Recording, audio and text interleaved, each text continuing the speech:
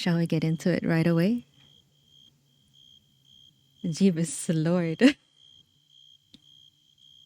you so much for your patience. That was Thank you for the sippers and get up and walk. Thank you. I did do a little stretch beforehand. Move into the room. Hello. Oh, it's so fast. I'm so not used to this fast transition, but here I am. Top tier quality, really? Thanks to Maid. Hold on, let me move my mic a little bit.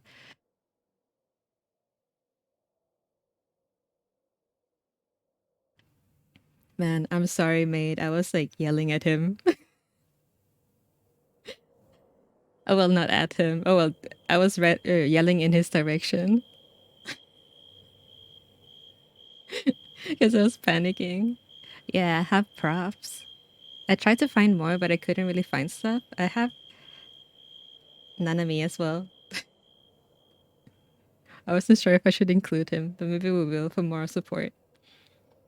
Yeah, I was panicking because I didn't want to import all of my audio sources from my other, from my old scenes. So I didn't want to just copy paste it, but then I went back to shake out what my usual setting is, and turns out somehow I don't have an audio source for my mic in my normal setup. So I was really confused. Cause how do I set it up? How did I set it up to begin with if there's no audio source? But I have a mic in the audio mixer. I have a mic in the audio mixer, so why is it not an audio source anywhere? And then I was like, okay, this should be fine. I should just add it as an audio source in this new one. And then I did, and I didn't. So there's like several. I'm using Elgato Wave, so there's several like audio sources. So I chose the one that I thought was the most obvious, which was just like mic in, right? So I clicked the mic in, and it was picking up like 1,000 million sounds in like all of Bangkok. I was like, oh no, you're gonna hear like everything.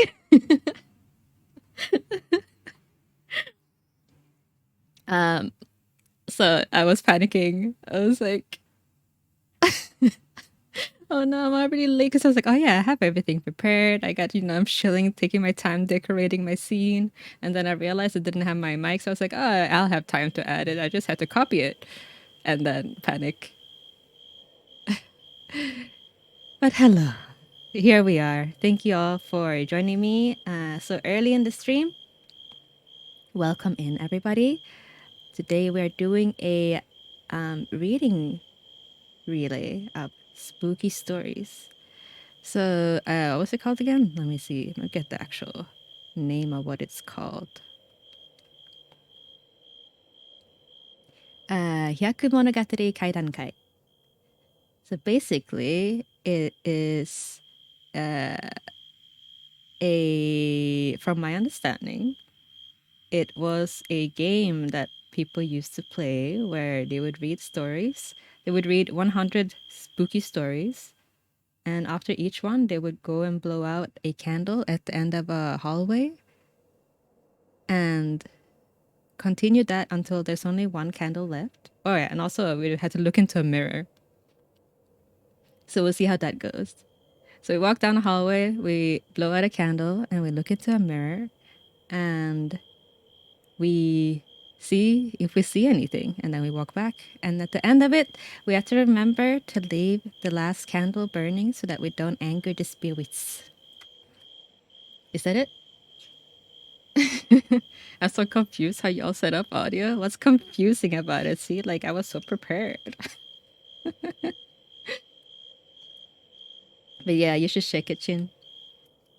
So we'll see. I mean, maybe it's, maybe it's a blessing in disguise because I refill my water. Maybe it's a blessing in disguise because I have to do this for 5 hours. So now I've already stalled for half an hour.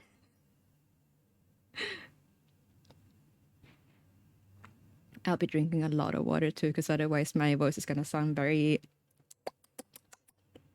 like that. Hello, Cake. Are you gonna read Tiyot to other foreign foes? Tiyot? What's that? I can't read the karaoke. Audio hell do be fun. Pro strat. I want to thank Pote and Epix for setting this up and for the invite, first of all. I was watching Jun do this last year, and she was reading stories that Rabbit had handed over to her. I have collected 11 stories today that we're gonna read, and some of them are actually Thai stories. I picked up one Swedish one as well, but it is it was I will say that it was way more difficult than I thought it would be to pick stories. Also made your messages a doubling. That new Thai horror movie, not other Northwestern movie though. I don't think I've heard of it.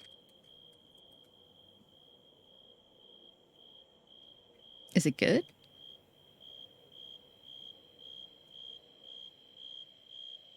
It looks so dark. You were cleaning the keyboard. It got 200 mil so far. Damn. Good luck on your work, Calcary. But yes, before we get started, I will be mostly just reading through the stories. I will not be stopping most of the time, unless there will be like, you know, a raid or something where we can take a little break to say hi, or you know, to drink. But the stories are pretty short, so they will be anywhere in between 10 to half an hour long. Then for the half an hour ones, we probably can do a little break in the middle, depending on. We'll see how it goes. The only time I ever read on stream was when I did the House of Fata Morgana, which was a visual novel. So yeah. Erika, hello, welcome, welcome. If you're a fan of Thai Ghost Radio, Tiyot is a famous ghost story from it. Oh, is it the one that the podcast that guy holds?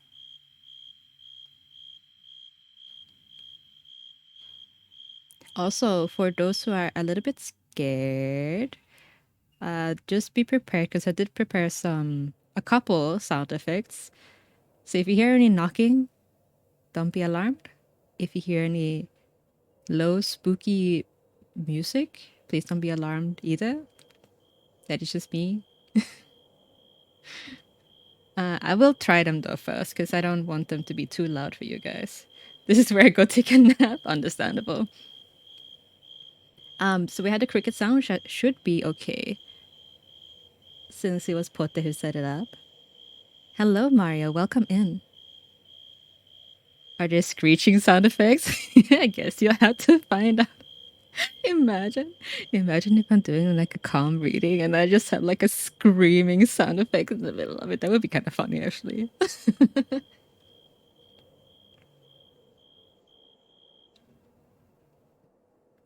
I'll also be drinking my coffee, so I'll be having a lot of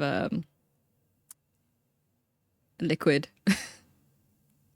in me at the end of this because I have to drink my coffee to stay awake, but then I had to drink water to not sound like I'm chewing gum.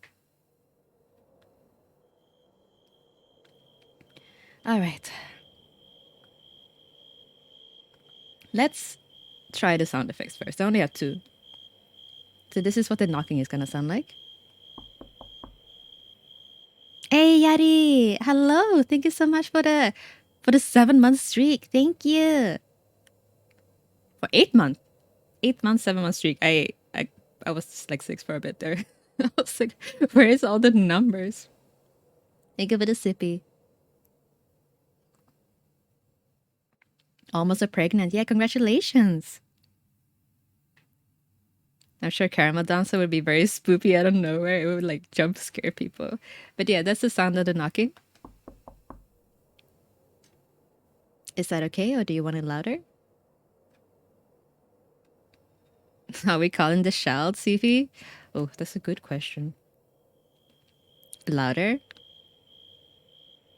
Didn't hear? Okay. I was scared it was gonna be too loud. Let me just raise up the general sound effect.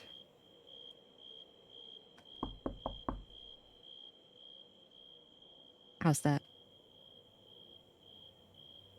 Louder? 200%. I don't want it to like blow somebody's eardrums out. Mom? Mom, I'm busy.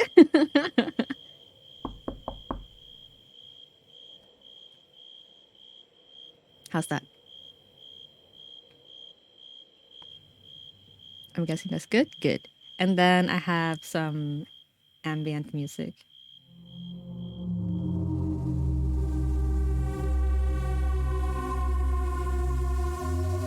How's this compared to my voice?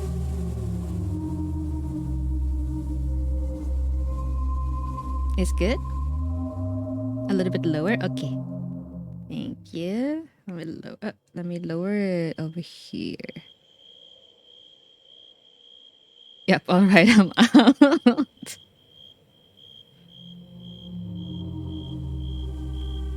Okay, testing, testing, testing, testing, testing, testing. Testing, testing, testing. Oh no, they're coming for you. Oh no, no, no. Clocks, hello, welcome. And also good night. Sleep well.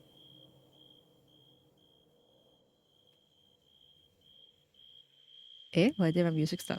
Oh, it's on a loop. I'm guessing this is better?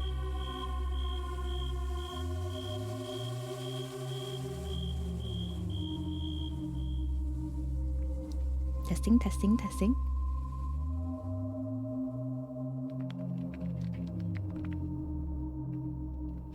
Hello, Blue. Welcome. Sounds good. Thank you. I don't know why I'm nervous. I'm just reading. I'm nervous about the ghosties. This sounds like so Silent Hill. I don't know exactly when I'm gonna use them because, well, some of the stories I've only read one time, and some of the stories I'm very familiar with, but I never read them out loud until for this event. When we have to try reading them out loud. But yeah, so I wouldn't say most of the stories are not that scary. I mean, how scary can a ghost story be when you're not reading it yourself, right? But yeah, we are going to start, I think. So, as mentioned before, when I'm reading the stories, I will be focusing on reading.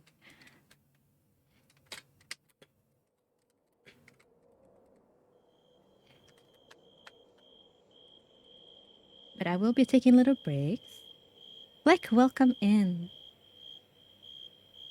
Also, my Thai pronunciation is very shit. So, for anybody who understands Thai in here, please, please forgive me. But also, I asked Maid how to pronounce this, right? And he read it wrong because I went to check later because I thought it was something else, and he said something that was not what I thought it was. And then I was like, "Is it really the?" And then I went to check, and it was not.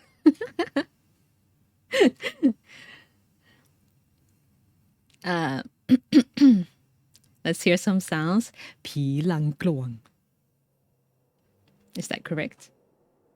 The hollow backed, the hollow, the hollow back ghost.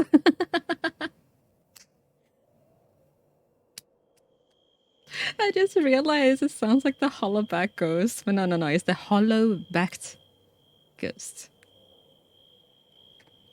So we're gonna start with a Taiwan. Another one we have. So the Thai ones I'm gonna read for those who know Thai ghosts is I'm gonna read Mae Nak, and I'm gonna read the a story about the Krasue, and that's it. Actually, no, I have another one that does not have a name. It's just a story about a an exchange student who came to study here in Bangkok, and they ran into some supernatural activity. But for now, we're gonna talk about Phi Lang Kluang, the hollaback ghost. Yeah, we're gonna talk about the hollaback ghost.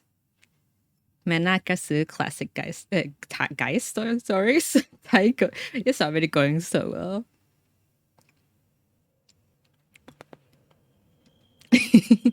I had to do the classics, you know. Oh yeah, and I do have the little notification so that every 20 minutes, I think, we will get the little nightbot message saying that I won't be reading chat as often.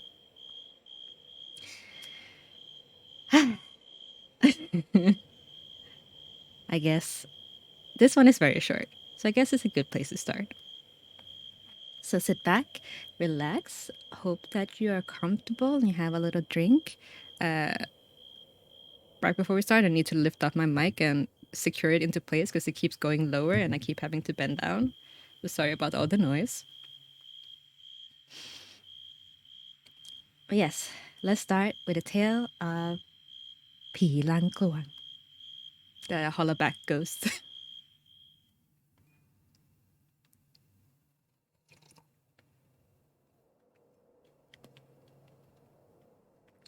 The beaches of Thailand are breathtakingly beautiful, but on these beaches lurk ghosts that are breathtakingly deadly. You must be aware of your surroundings, or you'll end up as the next victim.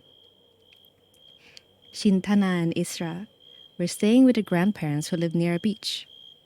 After dinner, the young women would head down to the shore to enjoy the sunset. Isra would take her sister by the hand and describe the beautiful colors in great detail, as her younger sister was visually impaired. They'd walk along the shoreline until it was dark, and then head home. It was on one of these evening strolls where Shintana and Isra first met him. Since it wasn't a tourist area of the island, the young ladies rarely saw other people. But that night, there was another teenager sitting alone against the rocks. It was already getting dark, but Isra couldn't resist heading over to say hello. As they approached him, Chintana recoiled. There was a foul odor, like overboiled cabbage. She screwed up her nose but didn't say anything. The stranger seemed quiet, reluctant to answer questions that Isra fired at him. After a few minutes, Chintana tugged at her sister's arm to ask to leave. As they walked away, he called out, "See you tomorrow." Chintana couldn't get a word in as her sister rambled on about the mysterious new friend. She was smitten, describing his soulful eyes and playful smile. When Isra finally took a breath, Chintana asked, "Didn't you notice the smell?" Isra was quick to suggest it must have been something in the water. But something felt off for Chintana. We don't even know his name, she thought. The following evening when Isra appeared, Chintana could smell the strawberry shampoo and the delicate musk perfume. Tears quietly filled her eyes. Isra was oblivious, her thoughts solely on the handsome stranger. But Chintana believed something bad was going to happen, and she didn't know if she was going to be able to stop it. As before, Chintana could smell something putrid before they even reached the rocks. Less like vegetables, and now more like a festering animal carcass. This time she pulled at her sister to halt. You must be able to smell that, she hissed. But Isra insisted that it was the sea and that Chintana was being overly sensitive.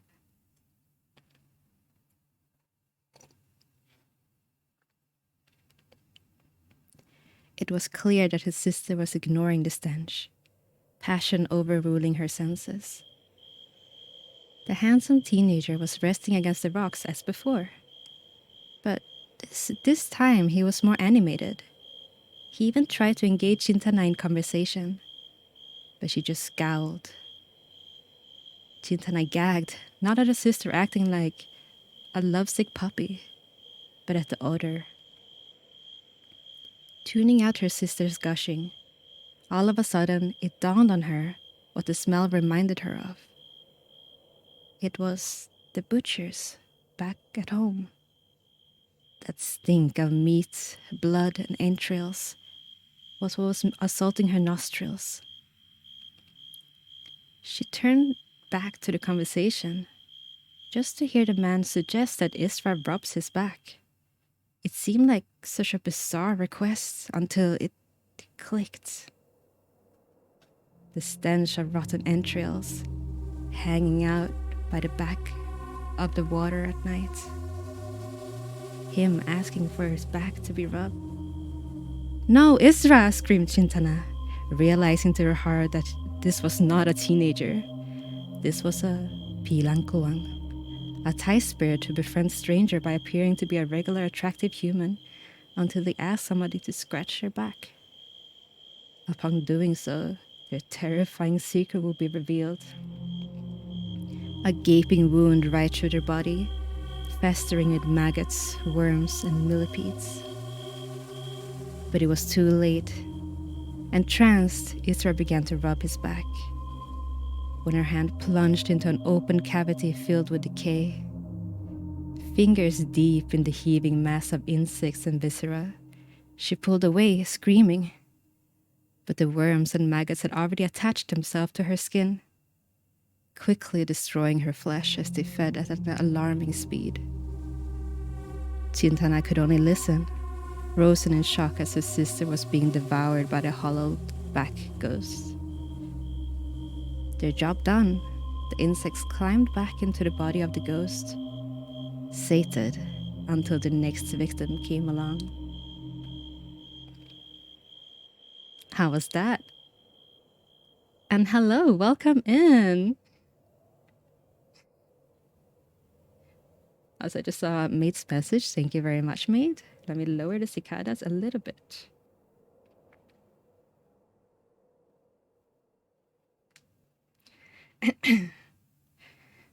Hello. I hope that was good. Great starter. Yeah, I thought Bugs always hits home run with scary stories. So we have one of those.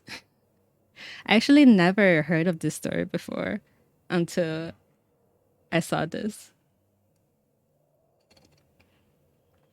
Thank you for the sippy, Ense.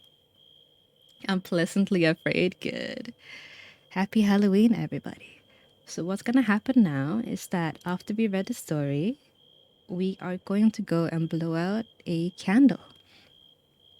And then we had to look into a mirror and see what happens. So this whole layout is done by Pote, which you will also be seeing reading later on in the relay. But she set this all up with streamer bots, so let's see what it looks like, and hopefully it works and nothing breaks. So yes, I'll take you guys along. All right. Oh, I forgot to add the chat to this. Well, you guys are supposed to be on the screen right now, so you can just use your imagination. Hello, Jones. Okay, let's see.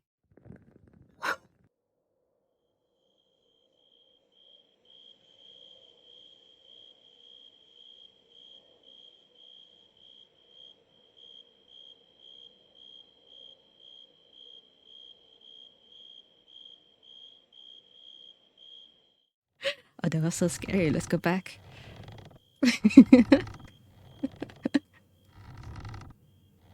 So I will say that I know lately I've been haunted by some smithies. So you might be able to see your own drawing in there if you gave me some drawings for my birthday. But yeah, immersion.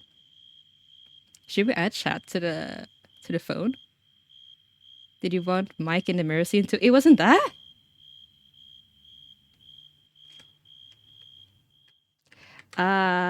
Well, So I don't use studio mode, so just close your eyes for a quick second.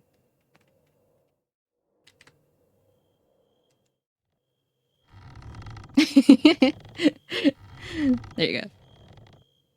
Now we're going back.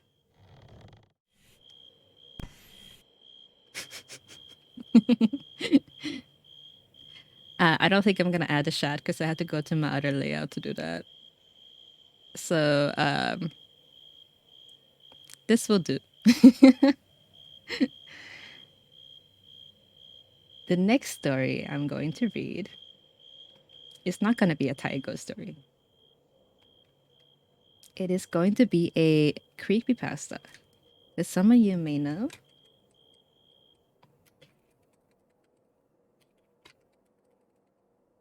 It's actually one of my worst fears. It's called Charles Bonnet syndrome. And those who know and those who read creepypasta will know what this is already. But for those who don't know, I will explain it when I start reading. So don't even worry about it. I do have to clear my phlegm a little bit because I still have some residue from being sick. So hold on, I'm muting myself.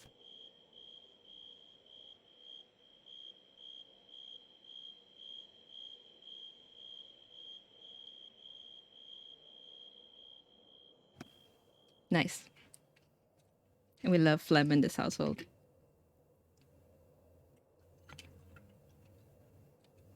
Creepypasta, yeah. So my stories are a mix of creepypastas, no sleep, and Thai ghost stories.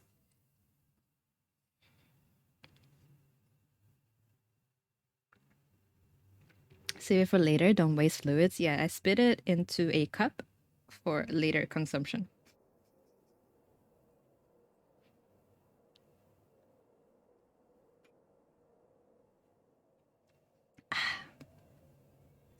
You? Yum. Hello, Patho. All right, I think I'm ready. But how was that story, guys? Have you ever heard any Thai ghost stories before? I'm guessing the Thai people would have. And if yes, what is your favorite one?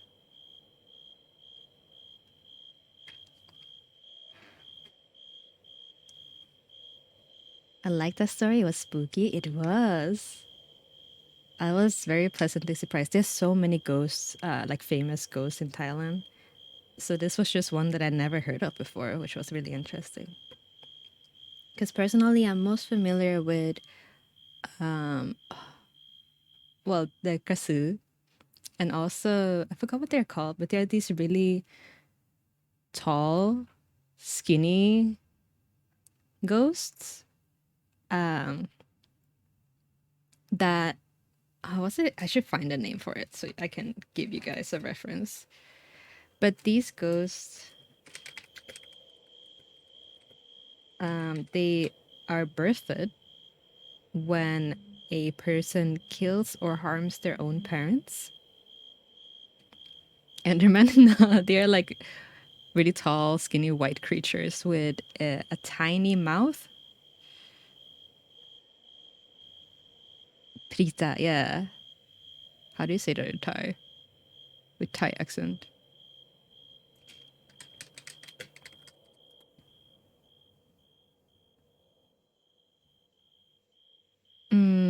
I can't see. Pret. Just pret. But yeah, those scared by just description. But yeah, they are birthed when they hurt or kill their parents. Pret. Oh, it is pret. And they hang out in the forest. And they have, so their feature is that they have this tiny mouth. And their mouth is only as big as a grain of rice. So they are cursed to be hungry for the rest of their afterlife. So sometimes when you go into the forest and you go close to a remote temple, you will see these little, because over here we do like offerings for ghosts, right? So that they can eat and stuff like that. So you will see specific offering altars for these ghosts, but they're up like on poles. So there will be like a little table on a pole that is up in the trees. Like they will be as tall as trees, right? And they feed them these specific Thai sweets that is just like tiny, like hair like strings of sugar. And because that's the only thing that they can eat, right? Because they have a tiny mouth. Also, hello, monster. There's a famous one that involves a club scout that scared the shit out of me. A club scout. Interesting. I would love to read that one. I would feed a ghost. Yeah, we have like little offering altars. Like, so in every building that we have here, we have, well, for people who like are Buddhist aligned, we have little areas where people who live in that building can give food and offerings to the ghost that owns the land. So over here, we believe that almost every single piece of land have a ghost because it's so old, right? Like surely there must be a ghost attached to basically every single piece of land. So instead of trying to get the ghost to leave, usually what they will do is that they will give them gifts and food so that that ghost or spirit will protect the building and the land and like bring fortune to the people who live there rather than like misfortune and like scare them and stuff like that. I do have a few ghost stories from the place I used to work at because a lot of stuff happened. But I can tell that at the end. Jun, hello, welcome. Happy Spoopoween. Bless your spirit houses. Yes. Thank you for the 25 months. We sure can talk about Thai version of hell. Oh my god, it's a mess. Spoopy Reese while I work? Don't mind if I yes. Hello, Mimty.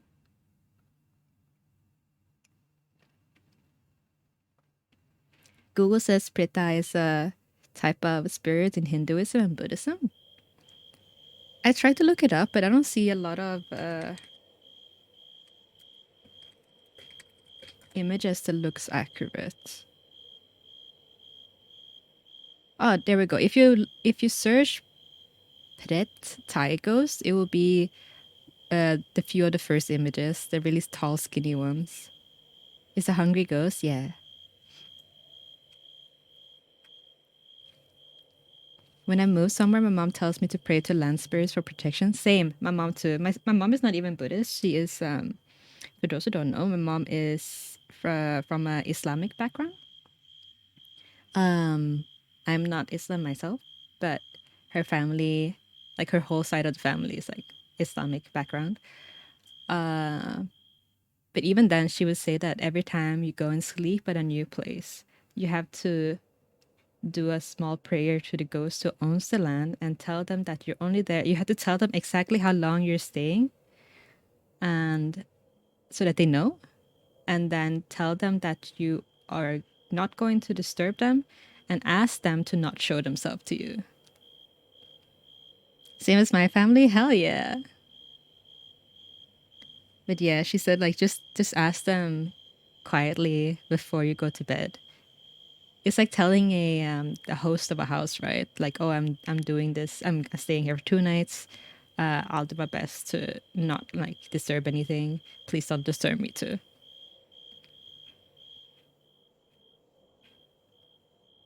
Like how some do for hotel rooms too. Yeah. She said like anywhere that you sleep, like any new place that you sleep in. It's the same if you want to take shells from beaches. Oh, interesting. Mother makes me bless the different houses we stay in. Oh, interesting. Okay. Let me see how long this one was supposed to be.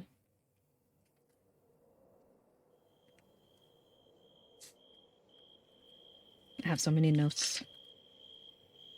Okay, this one is a long one. So we'll see if I take a little break in the middle.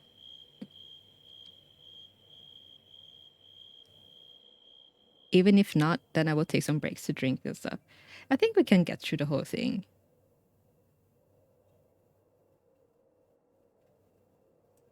I also have an Islamic background, and I was always told it was like letting whatever's already there to know that you're being polite. Yes, exactly. I guess it's just like a Southeast Asian thing, maybe. If you heard or see something suspicious at the wild night, do not look or mention it. It might follow. Yes. So we believe that if you do see something or hear something, do not acknowledge it, because usually the spirits are very lonely, and as soon as they will realize that somebody can see them, they will stick to that person. So if you see something, which is, I do have stories about that, not from me, because I do not have any sense, like ghostly supernatural sense at all, which I don't want. I would rather not see. I don't want to see anything. I don't want to hear anything. But I do have a lot of friends and people close to me who are very sensitive to this kind of stuff. And it's also very normal in Thailand for people to be sensitive to supernatural stuff. This is very interesting coming from a culture where ghosts don't exist. I bet. It's the same for me because, like, in Sweden, we don't really believe in ghosts. And even if we do, it's more like it's like people believe that if there is some like ghostly activities, you have to get rid of it as soon as possible. Like it's not something you want to even acknowledge, right? But I guess it's also to do with culture, right? Because Sweden, for example, is very individualistic. So you don't really take care of like, relatives that already passed away and stuff like that. But for Southeast Asian countries, it's very much like community, like everybody in your family. And it's very much, it takes a village to raise a child. So as soon as like a ghost appears, they're gonna be taken care of. Also, hello, Bean. Hello, welcome in. I do not have my notifications on, but I see you. And thank you so much for the raid. Welcome. Spiky, welcome in. How was your stream, guys? What were you doing? You're drawing some. Wait, I know what you were doing because I was looking. I'm stalking silently as usual. You're drawing some pumpkins. Some pumpkin people.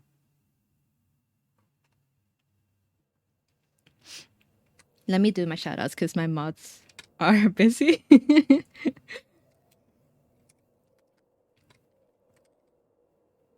I hope that you are well. Happy Halloween. Oh, thank you, Jin. Damn, look at her multitasking. Shout outs.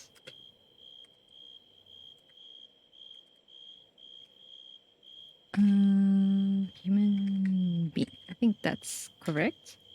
No. Man, hold on. Let me do a proper shout out. That correct? Yeah. Yeah, welcome in. We're doing some spooky story reading. I just finished reading a Thai ghost story, which was our first one. And now we're going to read our second one. I'm going to read 11 in total. And as you can see in the upper left-hand corner, we're going to read some creepypastas. So for anybody who came in with a raid, please make yourself comfortable. We're going to do a whole relay with this. So after this, I'm going to raid into Shin-sama, who you might see in chat.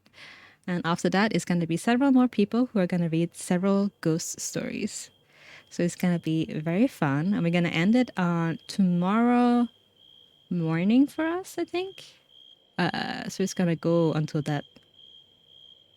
But me personally, I'm going to read until 7, I think it was 7 p.m. for me, which is 4 hours from now. So yes. Mana status spooky. Yes, we're doing spooky stream. All right, shall we start then? Let me have another sip of water. Let's get into the story, and then let's see what we'll see when we blow out another candle.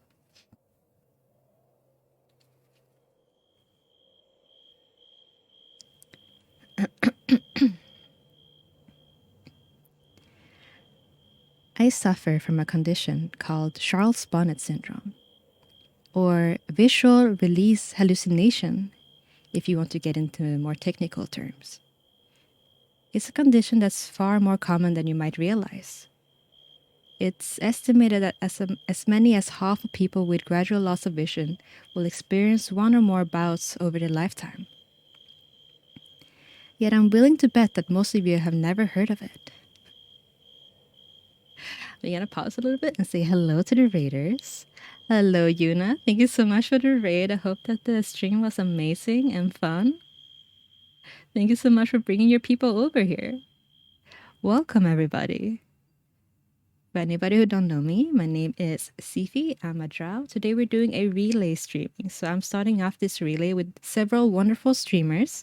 We're going to be reading creepy stories in a event called... In an event called Hyakumonogatari Kaidankai, aka a gathering of 100 supernatural tales.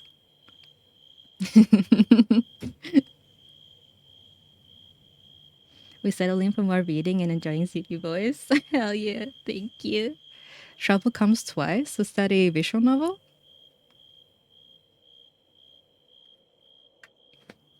Over here, we just finished reading one Thai ghost story. So now we're gonna go in for some creepypastas. It is. I hope it was fun.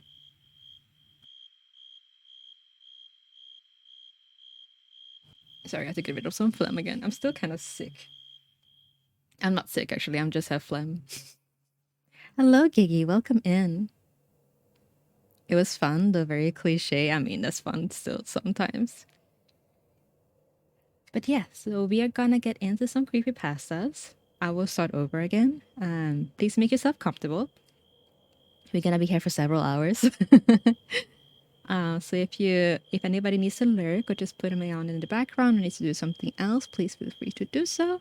And please take care of yourself. Have some drinks, have some food, have some rest after your stream. And that goes for Bean too, if you're still lurking in here. Please go rest up. Thank you so much for bringing your people over here. And let's get started with Charles Bonnet syndrome once again. I do need water, hold on.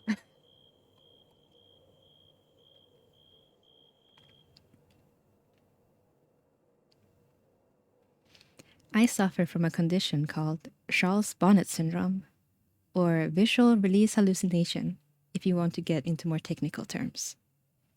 It's a condition that's far more common than you might realize. It's estimated that as many as half of the people with gradual loss of vision will experience one or more bouts over their lifetime.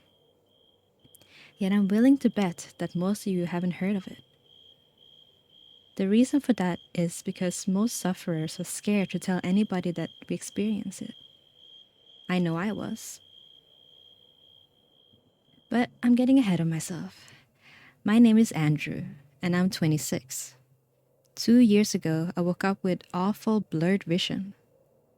Every single edge and detail clouded as if somebody had smeared Vaseline on a camera lens. It never got better. I was scared then, and got over to Dr. Harper's surgery as fast as I could, suddenly needing to take a cab rather than climb in the car I'd driven without incident ever since I bought it a few years prior. The doctor did some tests, asked me some questions. Have you been much thirstier lately? How often do you urinate? How would you describe your tiredness levels? And then gave me the diagnosis that changed my life forever. Diabetes, type 1. He explained that I would need to take some insulin shots with every meal, that eating the wrong food without monitoring my blood sugar could see me drop into a coma, or worse. Then he got to my eyes. Andrew, your diabetes has resulted in maculopathy. Do you know what that is? I shook my head dumbly, already reeling with shock of my diagnosis, and Dr. Harper went on. It's when the diabetes affects the blood vessels at the back of your eye, blocking them and causing them to leak into the macula, the central part of your retina that helps you perceive color and fine detail. When these blood vessels leak into the macula, it can cause significant damage. With a lump in my throat, I asked, Okay, so how do we make it better?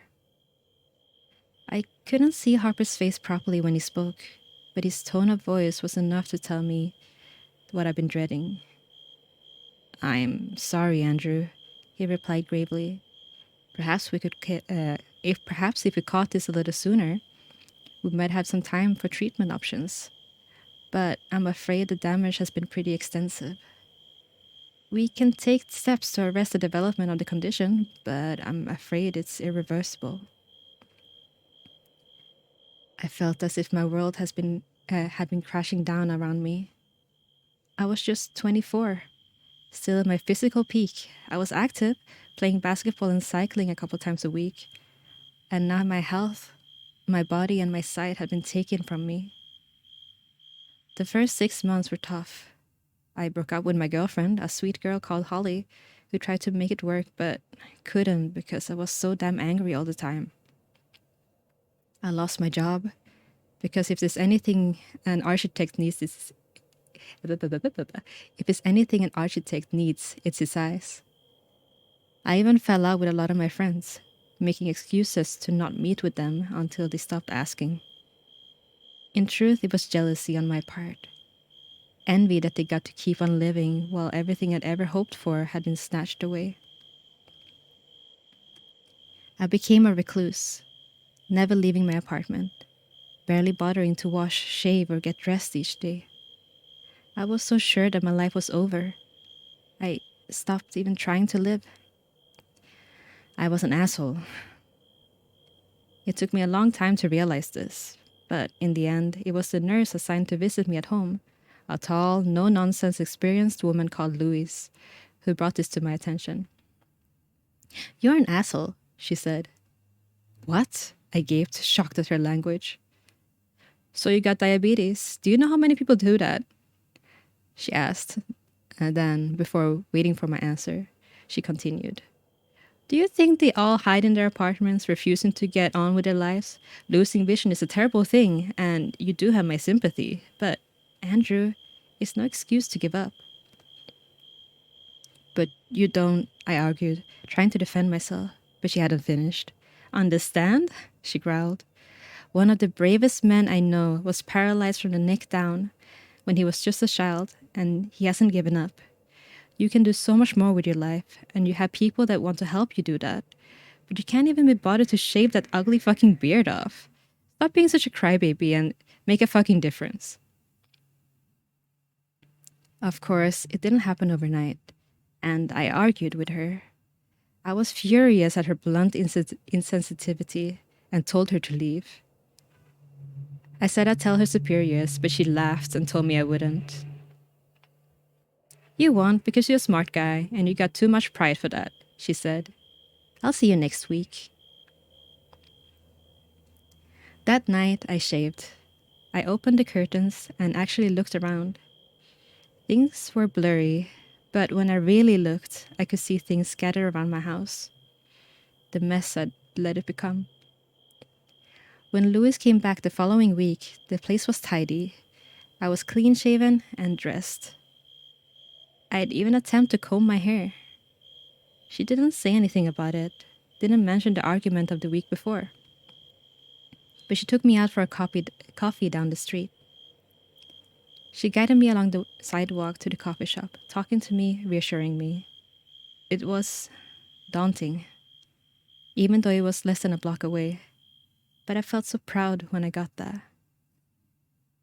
We talked, me and Louis, and I think I even laughed. Afterwards, she walked me home. Then, when she helped me back inside, she said, "It's nice to finally meet you at last, Aunt Andrew." That day was the beginning of my new life. I moved to a new apartment, a ground floor place, and joined a group of other young people with visual impairments.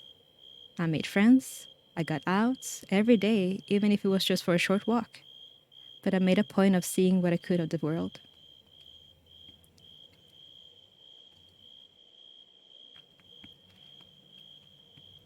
I bought what I could, but the Sawyers, the old couple that ran the local store, would bring my groceries by once a week. Clark's a gruff old coot, so he refuses to cuddle me, and he told me that he respects me for being like I am, for maintaining my independence, for not giving up. From a guy like him, that's one of the sweetest things I've ever heard. Things were going so well, and then, 1 year ago, it started. I walked into my living room, a mug of coffee in my hand. I saw a Victorian funeral carriage stood right there on my rug, complete with two huge, proud horses in full livery, adorned with long black plumes in their bridles. They stood perfectly still, while the driver, a small, bearded man in period costume and a top hat, fidgeted with the reins and peered at me expectantly. Bizarrely, they were far clearer than the usual blurry shapes that I could see. I damn near pissed my pants. I dropped the cup, spilling scalding hot coffee over my bare feet, jumping backwards with a cry of pain and alarm.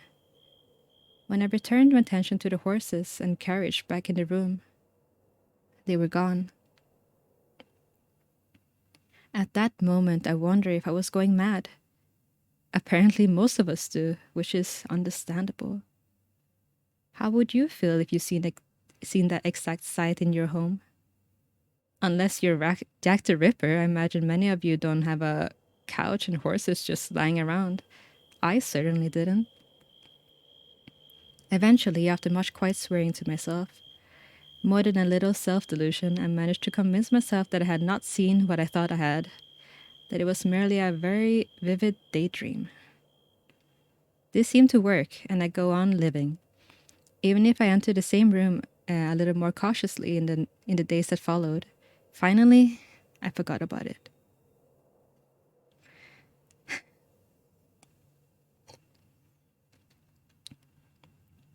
Two weeks later, I saw a giant, floating, swirling orange ball in my bathroom. I damn near pissed myself again. I stood staring at it, this bizarre, rotating, levitating globe that was a little larger than a beach ball hanging in mid-air over my tub, open-mouthed for a full 10 seconds, before finally screwing my eyelids tightly shut and whispering to myself, "That isn't that. That isn't that." After 5 seconds, I opened my eyes again, and it wasn't that. Have you ever had a cause to doubt your own sanity? To wonder whether what you perceive is truly there, or if your mind has betrayed you? Honestly, compared to the loss of my vision, the prospect of losing my wits was so much more terrifying. I had fought against adversity and took pride in the fact that I was just not a survivor, but somebody who was living his life. How could I do that if I was insane? I barely slept that night, and I remained jumpy for days afterwards. Any sign of movement or any unfamiliar shape would set my pulse racing, would cause me to doubt whether it was truly there. It was the toughest time I'd ever been through, worse than that time after our diagnosis with diabetes. At least when Dr. Harper told me about the diabetes one had a definite view prognosis, I was given the fact by a medical professional. My afflictions was physical, it had a name, and most importantly, had a treatment plan. This was something else. My mind had turned against me. My senses and perception of reality had become twisted and unreliable. It's only when you're in that position that you realize just how truly terrifying it is. Your senses and the way in which your brain interprets them, and your only true defenses against danger. You perceive danger and you avoid it, preventing your body from becoming harmed. But what happens when you can't trust your perception to alert you to dangers that are truly there? Louise picked up the problem first, noticing my skittish manner. She asked what was wrong, if I needed to talk about anything. But I told her no, I was fine. I just haven't been sleeping well. That last part was true. I hadn't been sleeping a wink. Just the very thought of being institutionalized, spending the rest of my days in a sedated blue pajamas-clad zombie in a white room with only the echoing cries of my fellow inmates for company, terrified me beyond measure. But what was the alternative? Live life as a risk to myself and others? Ultimately, I chose to ignore it. I reasoned that if I was able to function around other people without them realizing what was going on, that was good enough. A full month passed before the next incident. I really did think that maybe I'd put this whole mess behind me. With every passing day, my confidence had grown. So that Wednesday morning, I'd stepped out onto the sunny street feeling pretty carefree. Each Wednesday, I treat myself to a latte down at Joe's, the same coffee shop that I visit with Louis. It was a custom that gave me a great deal of pleasure, one that had seen me forge friendships with other regulars as well as staff, including Joe himself. As I made my way down the street, white stick in hand, I glanced about me, taking in the colors and shapes of the world around me.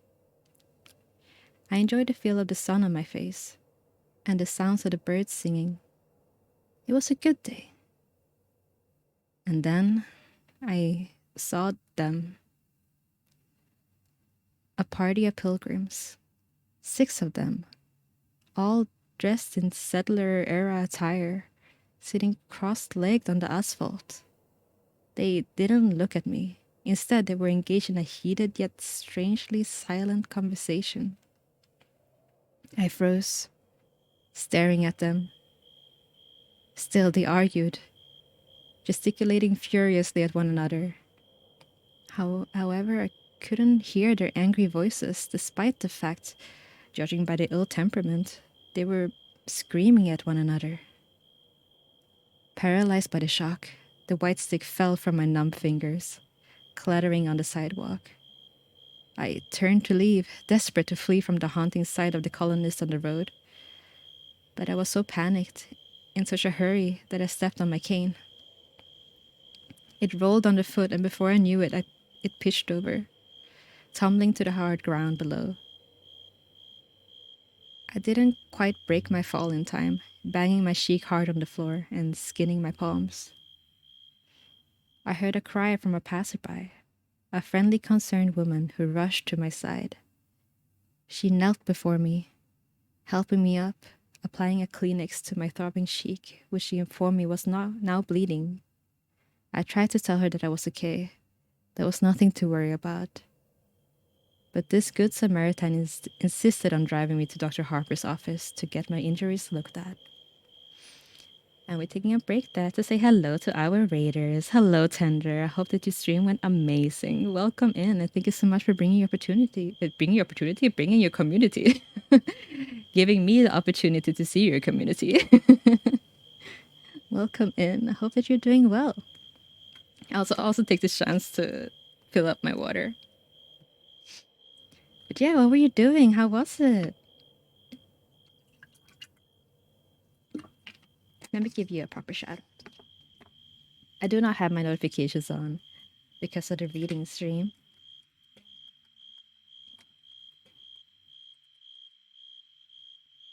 Oh, thank you, Jen. So fast. I think rays are broken. I do not have my notifications on.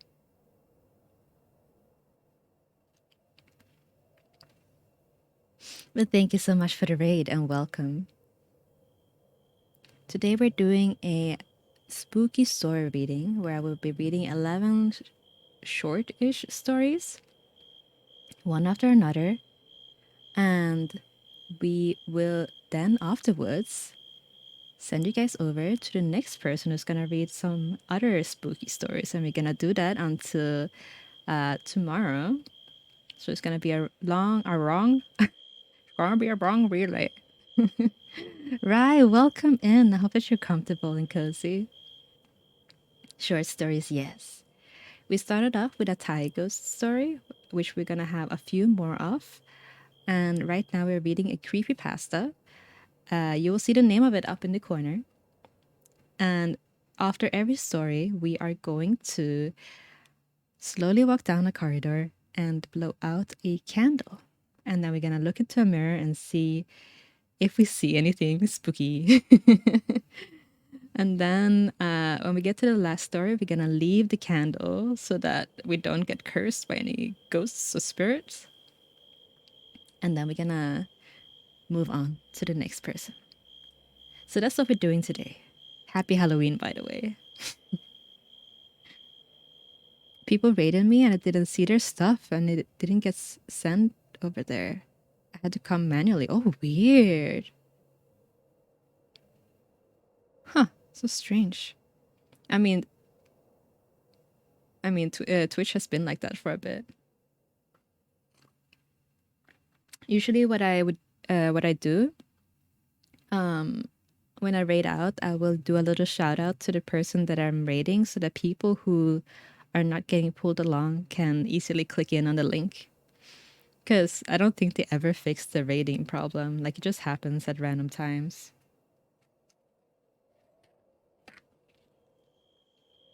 All right.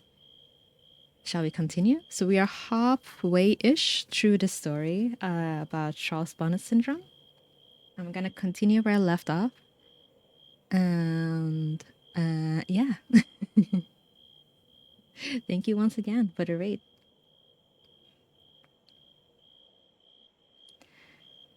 Now that I think back to it, I'm pretty sure that she knew my obvious distress was nothing to do with the fall. At the time I was embarrassed and angry, but now I realize I owe her a debt of gratitude. Without her intervention, I don't know how much longer this would have gone on before I cracked up and ended up in an asylum after breaking down through sheer stress. Andrew, why don't you tell me what happened? Dr. Harper asked, gently dabbing at my cheek with disinfectant. I explained that I'd just lost my balance and that no harm was done, but I think he saw through my feeble protestations to my underlying agitation. He didn't press or force the matter. He simply asked what might have caused my clumsiness, then asked how I'd been as of late. When I finished mumbling my way through the most non-committal answer I could muster, he placed a gentle, reassuring hand on my shoulder. Andrew, he repeated gently, why don't you tell me what happened? I burst into tears. I told him how scared I was, how I'd fought so hard for my independence and now I knew that it would be taken away from me. He listened patiently and then asked me to tell him why I ever thought that. I paused, then took a deep breath and thought about it. This was the point of no return, but really, what option did I have? So with tears running down my cheeks, I told Dr. Harper everything. I told him about the horses, the carriage, the orange globe, and the pilgrims. I told him how I've been living each day in fear, how I was terrified that I was losing my mind. Dr. Harper thought for a while, and then said, "Andrew, I don't think you're losing your mind." The sense of relief at that moment was so powerful it overwhelmed me, rendering me speechless. "You say that even though you've been seeing things, you never heard any noise from them? Have you detected any odors or experienced any other physical sensations, such as touching them?" I shook my head. "No." He patted my shoulder once again. "Andrew, have you heard of Charles Bonnet syndrome?" he asked. "Charles Bone who?" I asked, confused by the sudden unexpected turn of conversation. "Okay, let me explain," Dr. Harper said kindly.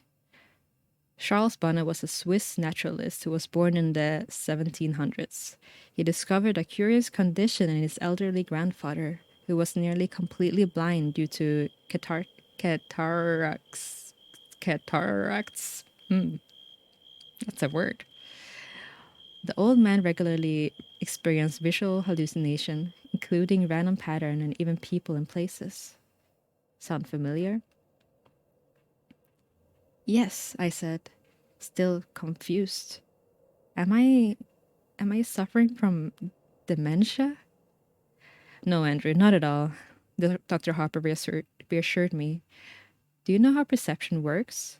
In layman's terms, your eyes take light in via the iris and the pupil, which is then processed via the retina and translated into electrical signals, which are decoded by the brain, which simply organizes these signals into a recognizable image.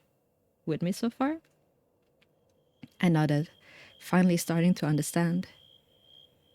When the retina becomes damaged, such as those who have undergone macular degeneration, those signals become warped and jumbled, Dr. Harper went on. The brain still receives them, so it does its job, translating them distorted signals into an image. It kind of fills in the gaps for you. Sometimes it fills these gaps with colors, patterns, creatures, and places that aren't present. And that is called Charles Bonnet syndrome. I nearly wept with relief. "So, I'm not mad," I cried. "Not at all," the doctor replied. "This is an entirely physical condition. Your mind is full working order. If you were suffering from any form of mental illness, your delusions wouldn't be limited to just one sense. You'd hear these interlopers, smell them, even feel them. This is a condition solely related to your eyes, not your brain." As I left Dr. Harper's office, I felt as if a weight had been lifted from my shoulders. Sure, my vision was still an issue, but now I knew that it was only a problem with my eyes, not my mind. I knew I could handle the situation. I was ready to face the world again. Since then, I've seen plenty of weird visions. I saw a huge waterfall in the park, complete with a hazy mist and butterflies flitting about it. I saw a Native American warrior, complete with a huge feather headdress, sitting on a stool at the counter in the coffee shop. I saw an intricate and quite impossible structure of scaffolding crisscrossing the entire front of my apartment block. Hell, on the 4th of July last year, I even saw a great swooping green dragon in the sky, twisting and cavorting through the air overhead. All looked utterly and completely real. Yet, now I knew they were simply a trick of the eye. They were no longer disturbing. In fact, I actually came to quite enjoy them, even looking at them as unique and entertaining little shows of works that only existed purely for my pleasure and nobody else's. I came to welcome them.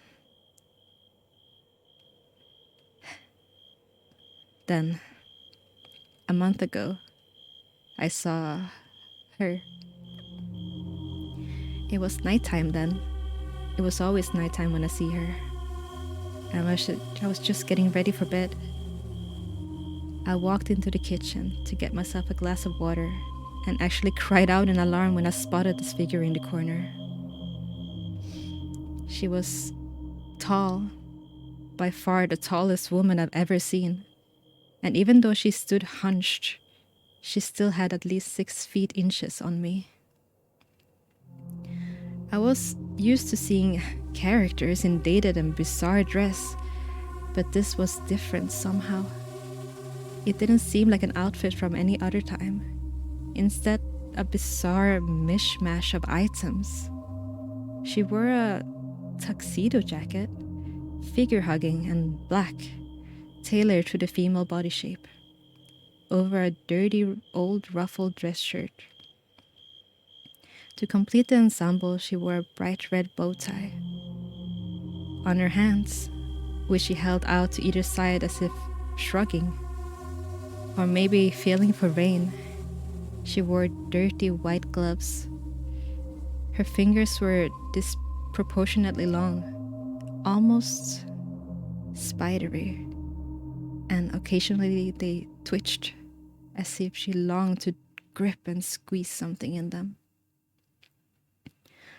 On her lower half, she wore shorts to the same crimson as her bow tie, over opaque black nylons. Her legs were long, attractive if the truth to be told, the legs of a dancer. She also wore red heels, the same hues as her shorts and bow tie, but they sparkled and shimmered, bringing to mind Judy Garland's ruby slippers from The Wizard of Oz. As strange as this ensemble was, I couldn't tear my eyes from her face. Most of it was obscured by a jaunty bowler hat, tipped and tilted to the side to hide her eyes and nose. But beneath the brim of her hat, I could see deathly pale skin of her face and a grin that sent shivers down my spine. It was wide, too wide, with entirely too many teeth. A smile is meant to be an expression of warmth. It's meant to be welcoming and benevolent. But the look of this woman's face oozed with malice. It felt much like the sort of glee I'd expect from seeing a snake as it corners a rat. However, the thing that startled me the most was that she had a third arm sprouting from her back, curled up over her head like a scorpion's tail. It was longer than any arm should be, and the hand only had 3 fingers, like a claw. It was pointed straight at me, and I swore in dismay and stumbled sideways. It seemed to track my movements. I stood staring at the creepy figure for a few seconds, trying to get my head around the situation. She just stood there in the corner, grinning back. Finally, I realized that it was just another of my hallucinations, and I breathed in an audible sigh of relief. One trick I picked up over the months of suffering from Charles Bonnet syndrome is that to break the line of vision towards whichever stimulus is causing my brain to interpret the images into the hallucination. Think of it like restarting a faulty computer, how refreshing the system debugs it. To this end, I close my eyes and count to 5. Then when I reopen them, the hallucination is gone. So, as I stared at the horrifying malformed figure in my kitchen, I knew that the image would go away. I simply had to close my eyes. I'll be honest here, when I counted to 5, I hesitated a little before opening my eyes. If I opened my eyes and she'd still stood there, smiling that wicked white smile at me, I think I might have had a heart attack. She wasn't, and I breathed another long sigh of relief, fetched my glass of water, and went back to bed. The tall woman haunted my thoughts on days after I saw her. She was different from the other visions I had. Somehow she felt more real. It was this agitation that my buddy Jason picks up when we met for lunch the following Friday. Jason was one of those friends I tried to drive away shortly after I lost my vision. Yet he refused to give up on me, continuing to get in touch week after week. Good friends are hard to come by, but great friends, the ones who will be by your side for life, are even rarer. Jason, God bless his kind heart, is one of the latter. You got to tell me what's going on, dude, he said as we sat down over pizza. What do you mean? I asked, trying to brush it off. You're so distracted. It's like you're looking for something in here all the time. You've eaten like one slice of pizza in the time they're taking me to eat four. So, I repeat, you got to tell me what's going on, Jason said, waving a slice of pizza around for emphasis. It's nothing, I replied, feeling a little stupid. I just had a hallucination a couple nights ago that really got to me. I thought you were cool with those now, he asked, putting the pizza slice down. Yeah, I am. I mean, I was, but this was different, I replied, resigned to talking about it. She scares me. She? Jason asked, his interest clearly piked. Tell me about it. So I did. I described the tall woman and how she had appeared to me. I explained that, unlike any other hallucination, she felt more real, and that she was the first to feature such a weird and unsettling mutation. Sure, I'd seen smaller versions of people in the past, a phenomenon referred to as Lilliputian by medical professionals. But the extra appendage and impossibly distorted face were something I had yet to encounter thus far. I think it was that, combined with the unnerving, expectant stance, that had me disturbed the most. So, Jason said after I finished, you said she had great legs? Shut up, asshole, I laughed, throwing my napkin at him. No, seriously, I get it, man, Jason replied, passing the napkin back to me. If I walked into a room and a giant mutant was waiting for me, it scared the shit out of me too. But you know what caused you to see this? It's like the coachman and that waterfall you saw. It's a condition that you know you have, and it's one that you know how to deal with, okay? I know, I replied. Thanks, man. You're right. I did feel better too, so I smiled at him and took a big bite of my pizza and changed the subject, asking him about the Psycho X, a conversation he was all too happy to dive into.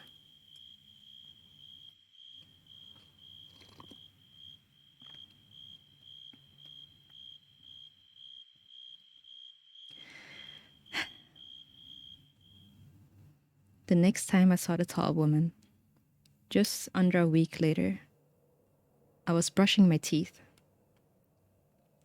I was stood at the wash basin, brushing away, when I spotted a figure in the mirror. She was out in the dark hallway, peeking around the door behind me.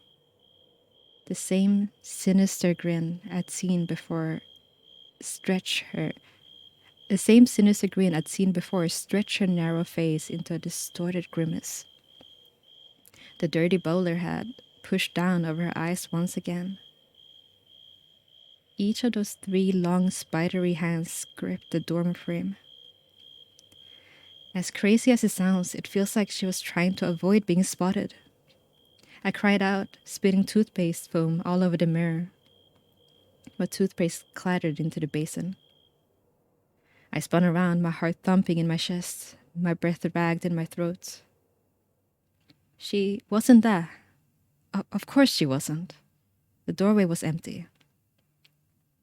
I tiptoed forward, hesitatingly, trying to look around the doorframe into the hallway without actually sticking my neck out into the shadowy confines.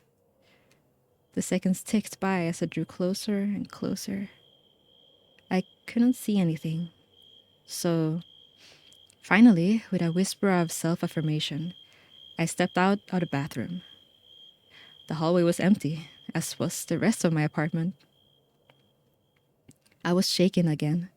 This was the first time I'd seen a hallucination in a reflection, and I wasn't even sure that I'd actually seen it.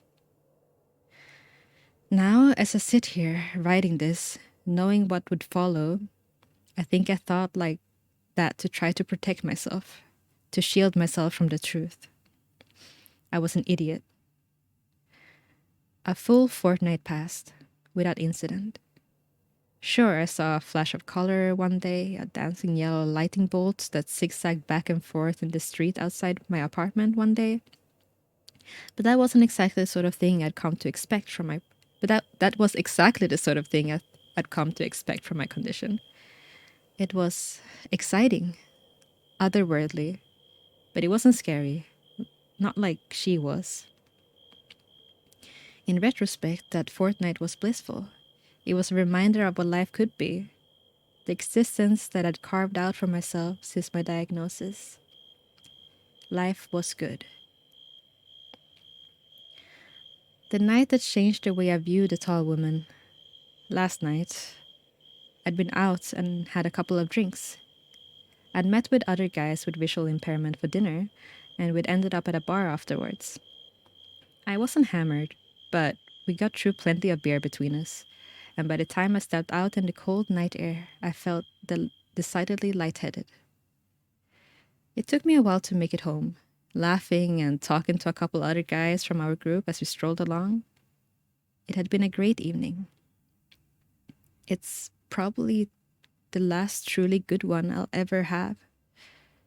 I bid the other guys good night, and fumbling with my keys, I let myself in. With swaying steps, I strolled into my hallway, slamming the door a little too loudly behind me. I took off my jacket, hung it on the hook by the door, and then hit the light switch. She was waiting at the end of the hallway, all three hands aloft into claws reaching for me. The same maddening malevolence grin on her face. I swore again louder than ever. I actually jumped back a step, recoiling from the impossibly tall and terrifying figure lying in wait in my own home. The tall woman didn't move. She just stood there, staring and smiling at me. I stared back, but I sure as hell didn't smile. Jesus Christ, I muttered under my breath. You know how you can feel a little paranoid after a few beers? That feeling of non-specific post-alcohol dread? Imagine that combined with a giant, grinning mutant woman suddenly appearing in your home. Suffice it to say, it was very, very, very uncool.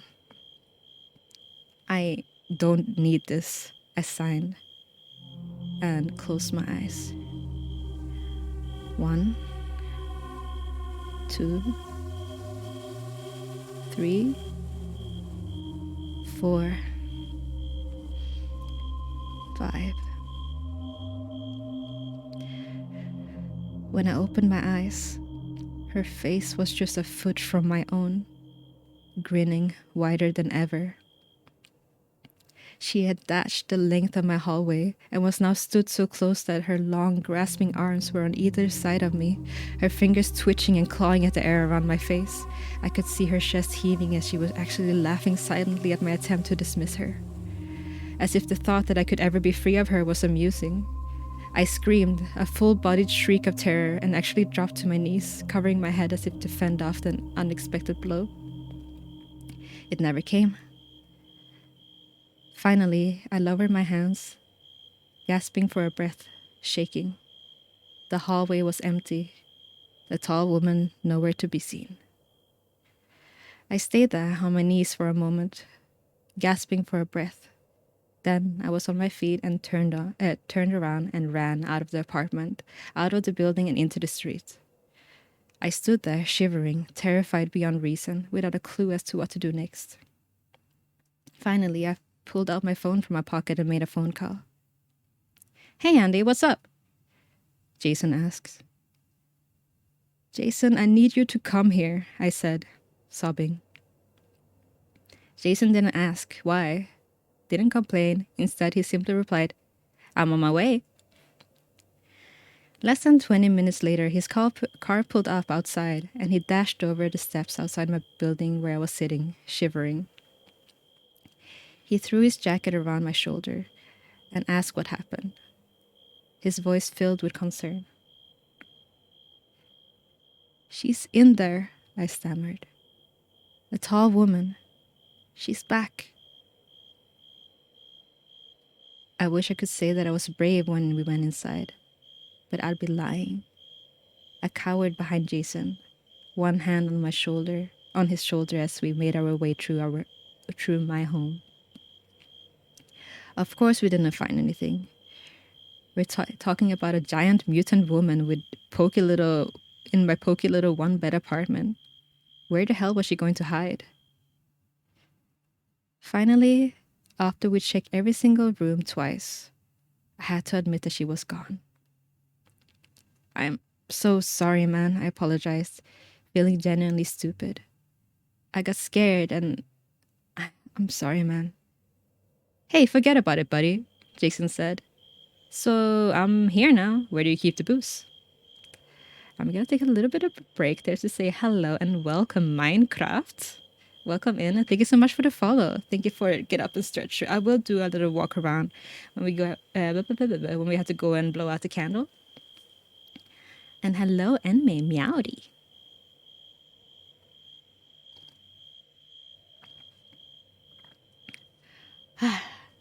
This one is like one of my worst fears, like not knowing if you're going crazy or not.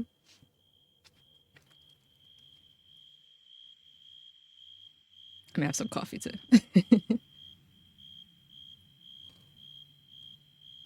So this one spooked me, but yes, tall lady.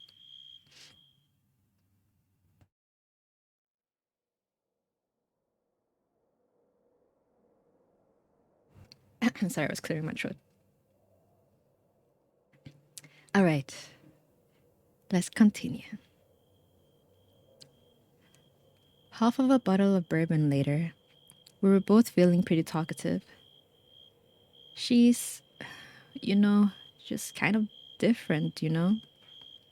I tried to explain. I get it, he said.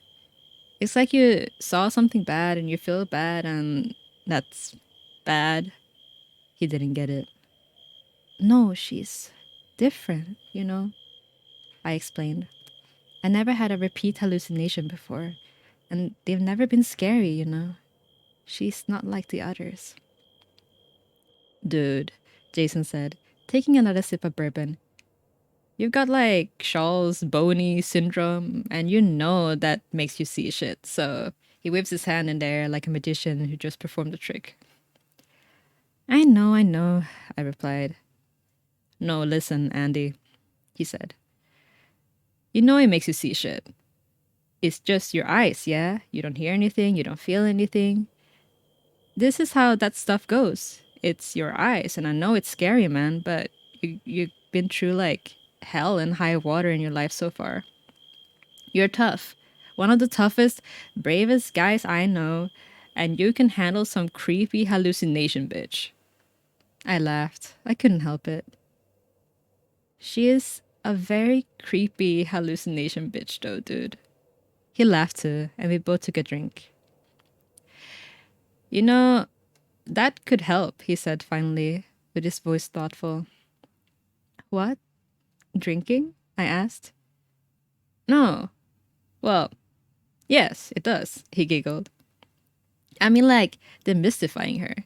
You should give her a name, something stupid, so she's not scary.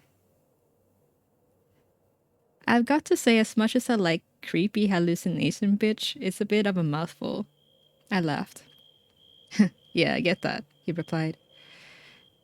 Suddenly, something came back to me. Something he said came back to me. How about Helen? I suggested.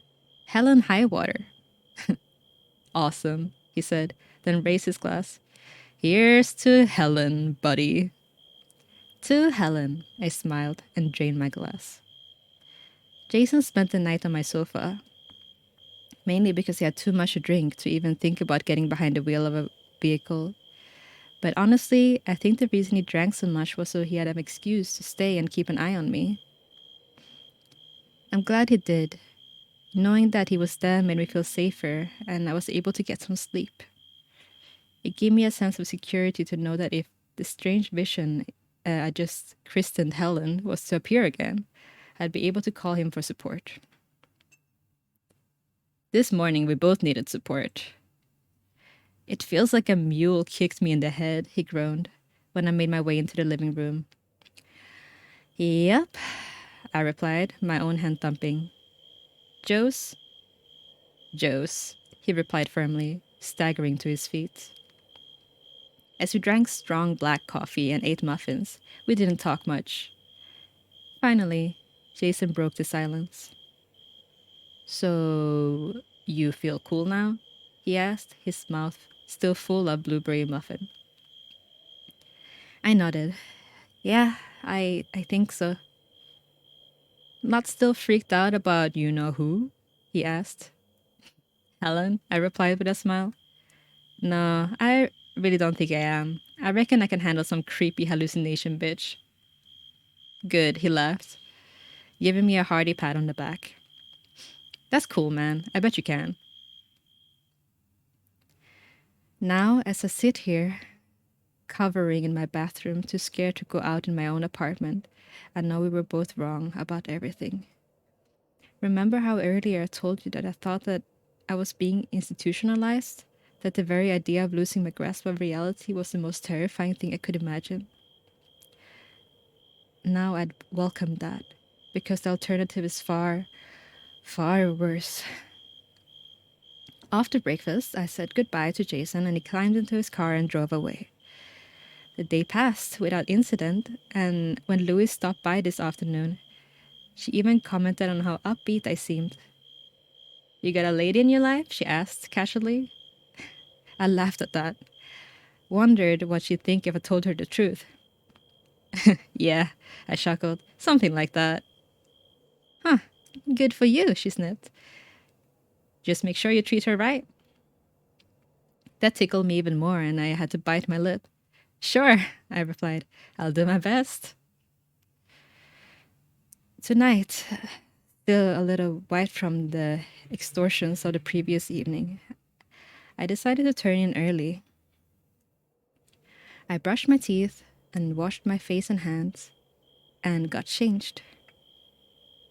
Finally, I fetched a glass of water and walked into my bedroom. I climbed into my bed and instantly felt so relaxed. Within mere seconds, I was ready for sleep.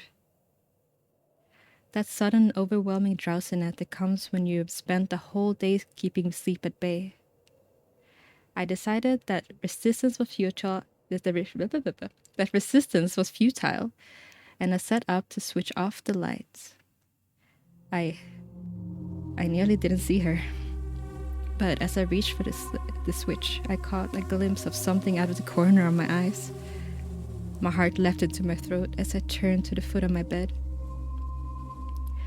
The tall woman was crouching there, her grinning face staring at me from just beyond my feet. So many teeth. Her long, slender fingers spread out over my blankets, twitching slightly as she gripped at the end of my bed.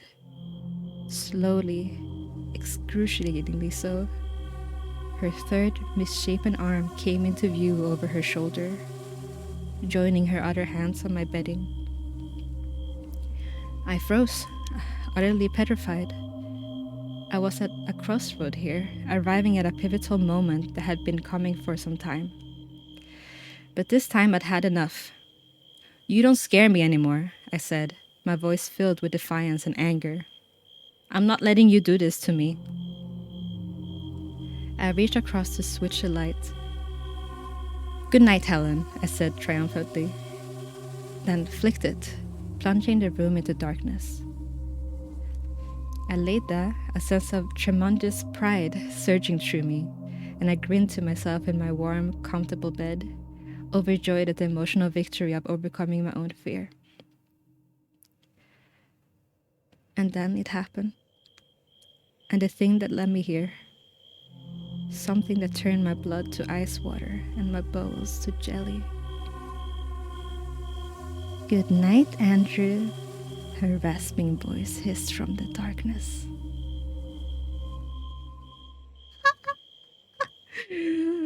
And that's it.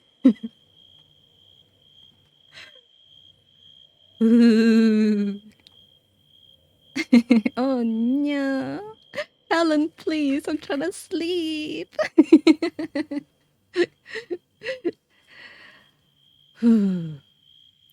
Man, that one really shook me to my core.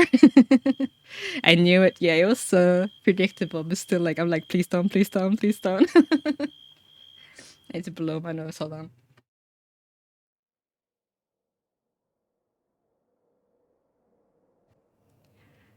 Oh man, I have goosebumps.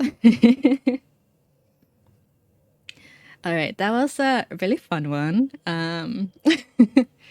I've read this one so many times. It's one of my all-time favorite creepypastas. What happened in the end? I stepped away for a second. You just gotta go watch the VOD. I'm sorry. We had to go and blow it out the candle.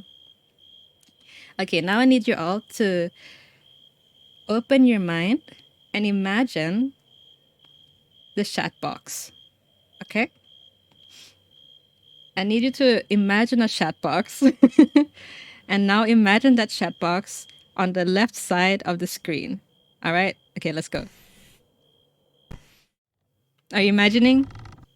Mind expansion. Yeah. Can you see it? You're using your imagination.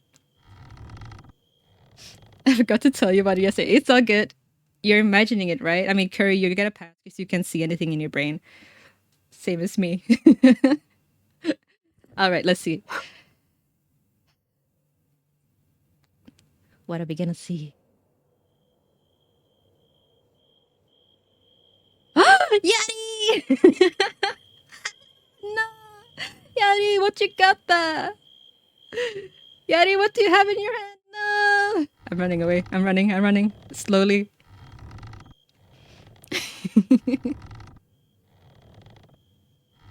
I'm escaping. Boo.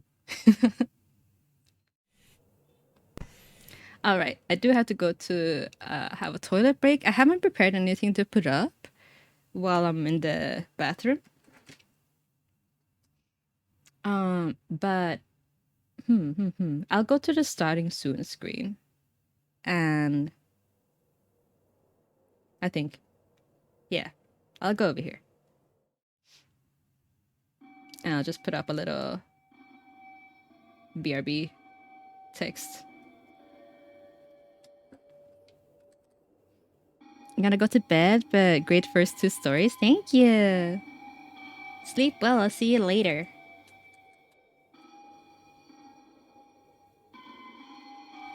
Okay, I go to the toilet. Bye.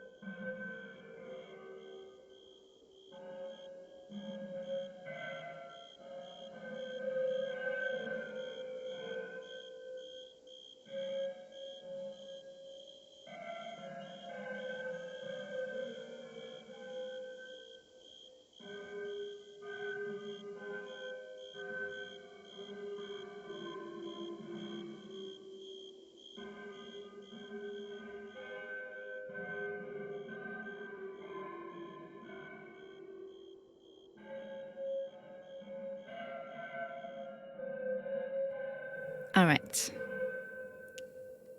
I am back.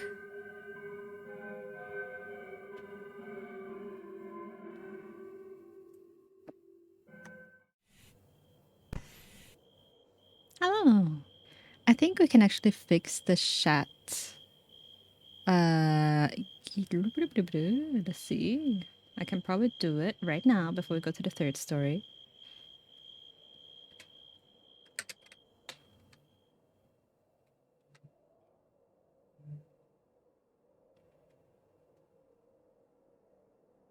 Okay.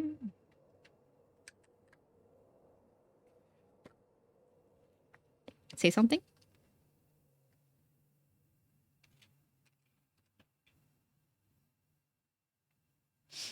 I guess this is also good because then everybody who goes after me will be able to shake this beforehand.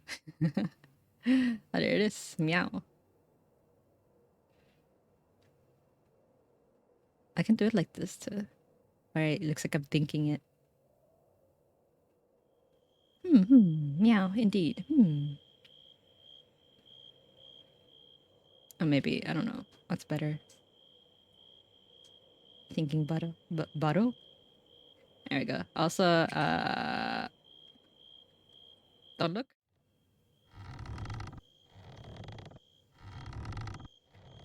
Don't look.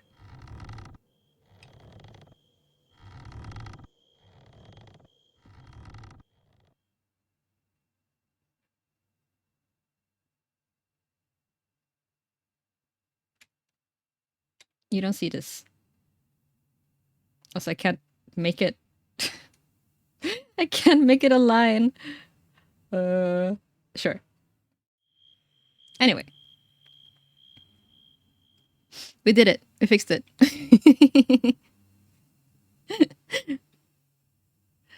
All right, that was our second story. So now we're gonna go into our third one. Are you spooked yet? Are you feeling the spirit of Halloween? Hungry? You should get some food. Pro streamer, yeah. Hungry, that's me thinking it. Hungry, Shiver me timbers. Ooh, shiver me timbers. Should move this down. Like that.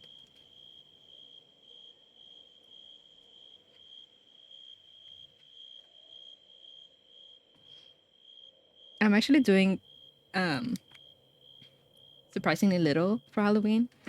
I think it's because I just came back from a trip. I just don't have the energy. But I love to dress up for Halloween and stuff. But this year we do have the ghost Sifi. And we have this amazing relay. And that's about it, honestly. I don't know what else I'm gonna be doing today. Probably just work. But I think that's okay. I feel like most places don't do like a lot of events anymore because of Corp, the Coco. But alright, let me put up the name of the next story. It's a pretty long name. It's like a, yes, the length of a Japanese light novel title.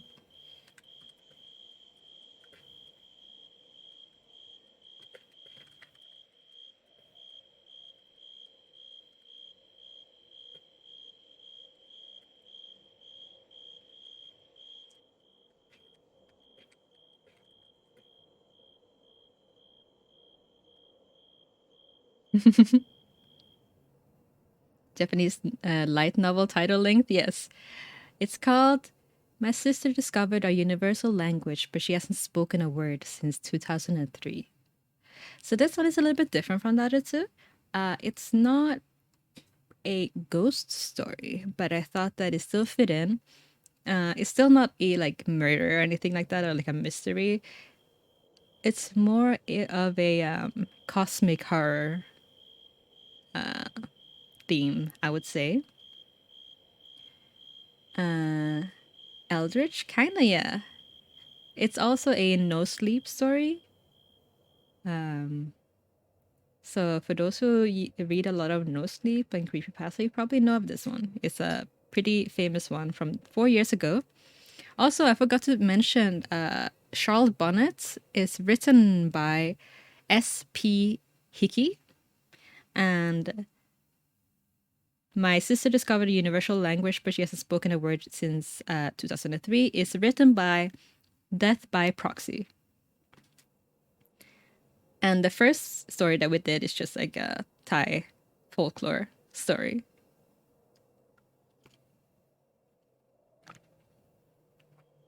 We have to give credit where credit is due.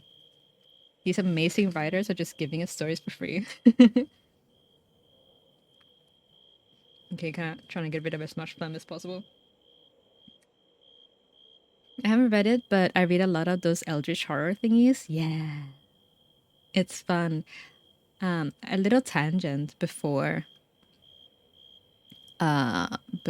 we continue. We're pretty good on time, actually. I thought that we had to that we probably had to stall more. Oh, no, yeah, stall more, but it's already 4. I guess it's also because I was half an hour late. With a tangent, I was going to read some of my like usual favorite spooky stories, but I realized when I actually went to look for stories that a lot of the stuff that I like are just full length novels, and I can't read that. And then when I try to look up short stories of like authors that I know, it wasn't really stuff that would work for stream. So it took me a while to land on creepypastas and no sleep, but I was worried that a lot of people would already know the stories. But I also do know that a lot of people don't read creepypastas and no sleep anymore. Like it's a very much like a older internet thing. So I'm glad that a lot of you guys haven't heard the ones that we have mentioned so far.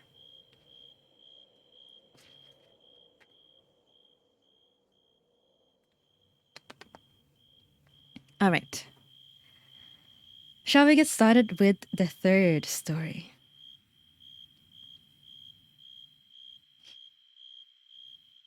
Okay, I think I am ready to.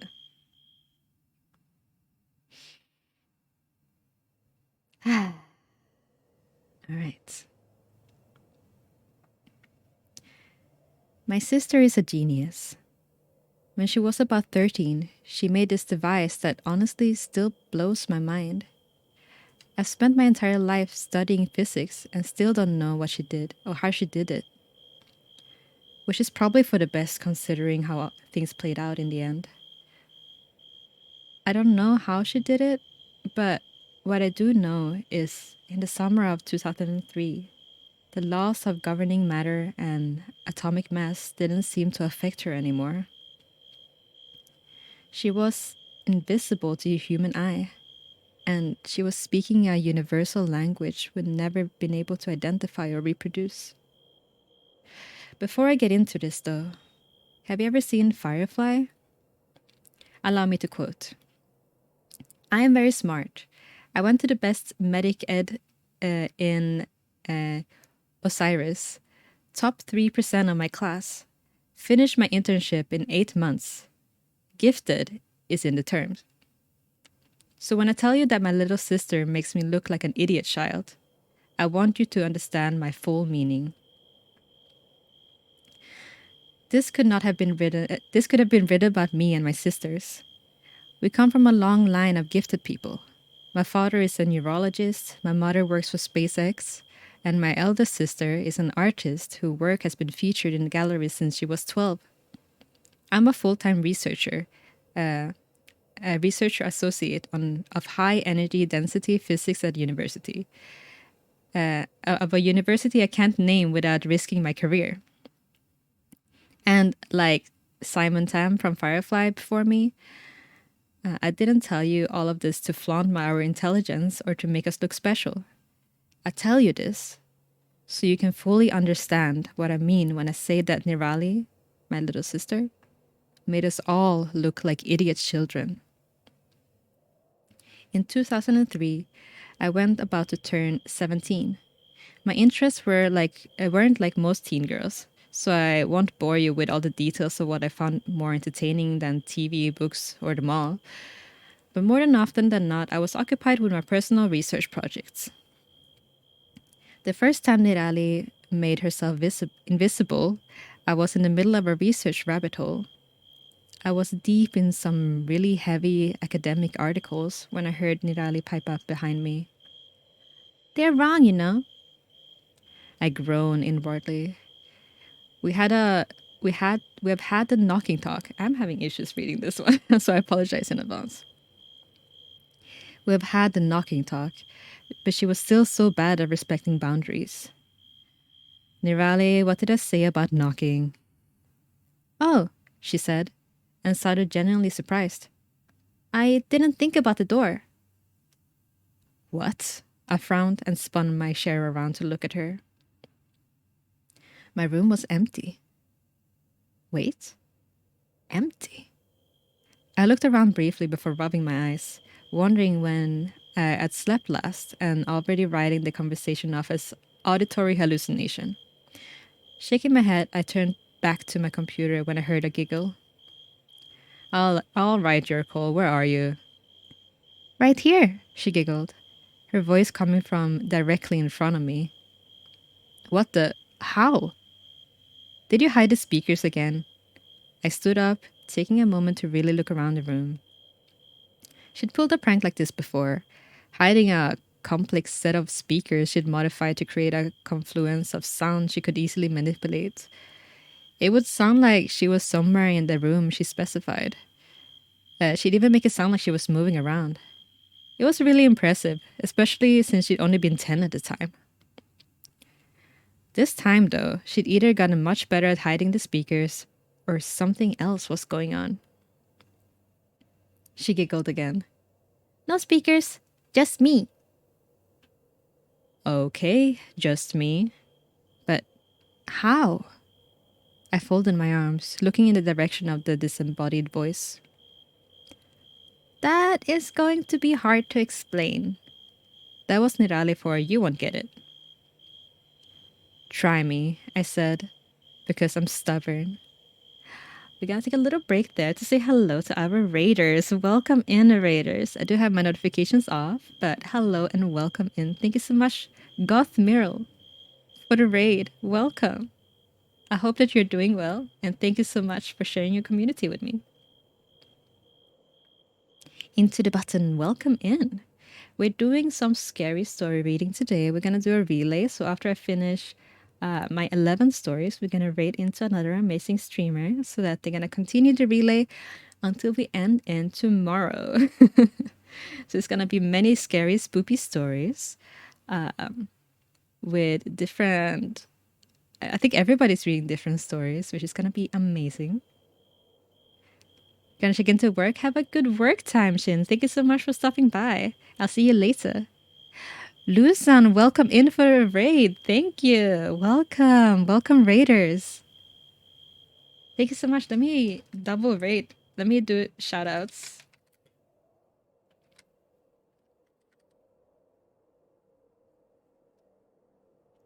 Did you guys stream together?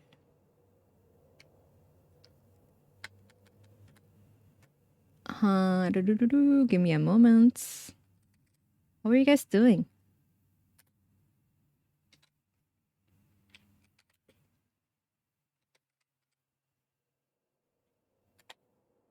There we go. You're playing Phasmo. Ooh, how was it? Have you guys played it before? Did you enjoy it? You would die. At least you had fun, right?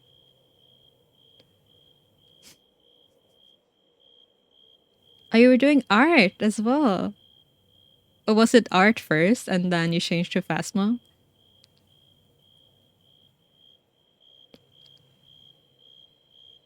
It was our first time, so we didn't know what we were doing.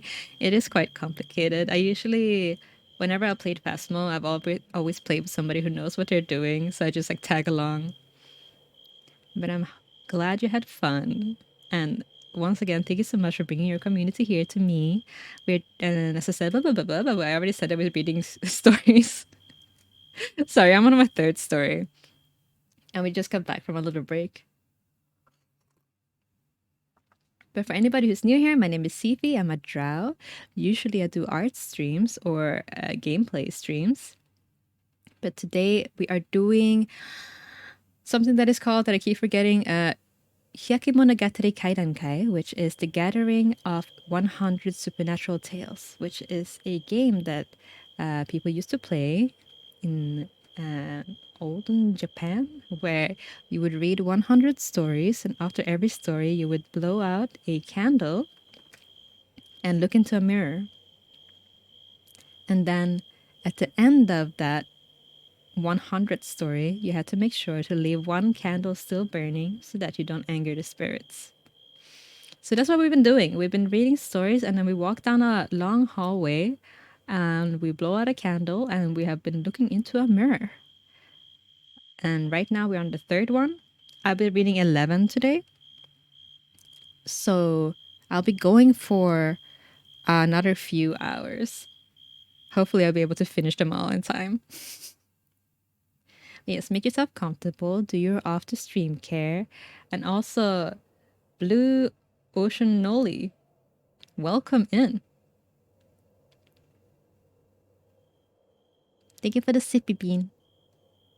I should take one sip of coffee and one sip of water so I don't forget my coffee completely.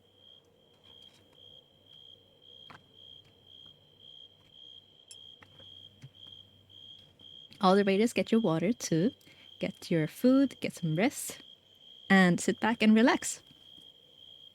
I just started on this story that you can see in the upper left-hand corner. It's gonna be a quite short one, if I remember correctly.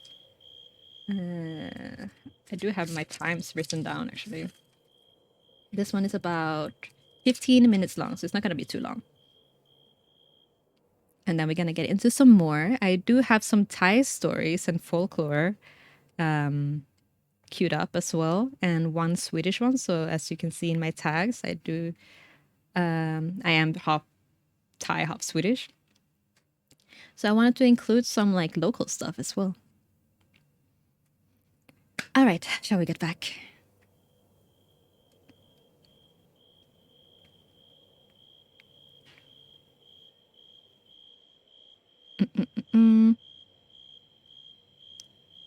All right.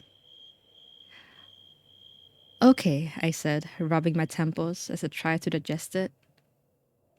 Oh no, it's not here yet. You won't get it. Try me, I said, because I'm stubborn. She did, and I didn't get it. I had the beginnings of a migraine chewing in my right eye by the time that she was done. Almost none of it made sense. There was something about atomic frequencies and post-dimensional drift and superliminal desynchronization, and something she dubbed the Planck supraterminal parallel. It was all over in my head. Welcome in, Omni. Welcome. Thank you so much for the raid. Happy Halloween. Let me give you a little shout out. Thank you for bringing your community over here. For everybody who's been sat in here, please make sure to check out all the raiders that we've had. And Omni, especially, we have like, I'm sure all you all know Omni already. But for anybody new here, please go check out Omni, amazing artist and amazing streamer. So please go check them out. Today we are doing some story reading. We're currently on our third one, which you can see in the upper hand corner. And yeah, once again, thank you. Make yourself comfortable, sit back, relax, and listen to these scary stories.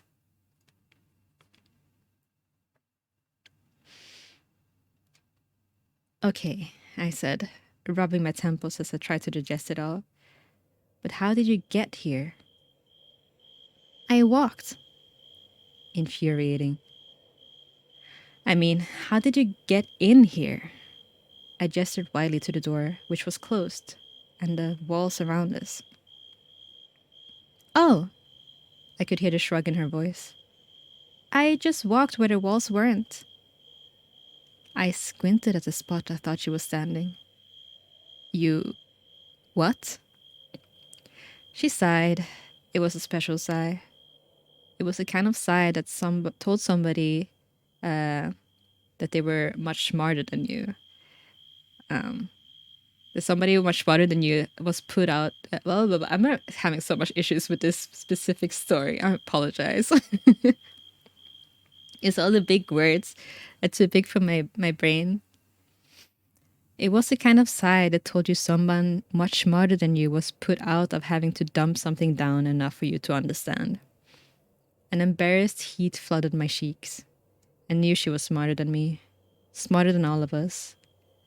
But it still made me feel like I'd failed simple math in front of Neil deGrasse Tyson and a puppy, and they were both disappointed. I walk where the walls weren't. The walls aren't everywhere, Divya. In fact, in most places, like realities, the walls aren't there at all. So I just walked in those places. I wanted to see the proof of this statement, though I knew she wouldn't been bothered to write them down except in scraps and incomplete snippets that only made sense to her. I also knew the proofs wouldn't make any more sense than her original response. Even so, it bothered me that I only understood what she meant in the vaguest, most conceptual way. It wasn't natural for me, that abstractness of thought that were the linear way of my brain making actual understanding impossible, and I hated it. Sana would have understood. Her brain worked that way, but not mine. I must have looked like I was struggling, and I was, because she continued. Where I am technically when and how. Everything is a Schrodinger's puzzles of is and isn't. All I have to do is observe the places where the state of something isn't and go there. This wasn't helping. I mean, it was. I got the basic concept of what she was saying, but in terms of practical application of physics, it was a mess of meaningless, sciencey buzzwords. Nothing she said had any foundation in known science. She could have told me, I ate ice cream upside down and chanted purple backwards 30 times and the walls turned into jello, but only as long as I looked at it from 45-degree angle, and it would have been much exactly the same scientifically sounding as she actually said. Yet she was the one who was invisible, so the limits of my understanding and the science itself had no bearing in her corporal existence. Do you still have a body? I mean, can you see you? Oh yeah, she said, her voice pitched higher in excitement. I look like 100 versions of me laid on top of each other. Looking at my hands and stuff is kind of trippy, but I'm here. Cool, I had no idea what to do with this information. She started giggling again. What now? I can't believe you haven't noticed yet. Noticed what? I couldn't keep the flash of irritation out of my voice. It wasn't easy to accept the premise of that she'd managed to trick physics into letting her pass through matter while being imperceptible to the human eye. But I've just had just about all the how much dumber than we really are you I could take for the day. What language am I speaking? I had to blink at that and think a moment. It's English, isn't it? She giggled again. Say something, I ordered in my most authoritative big sister voice.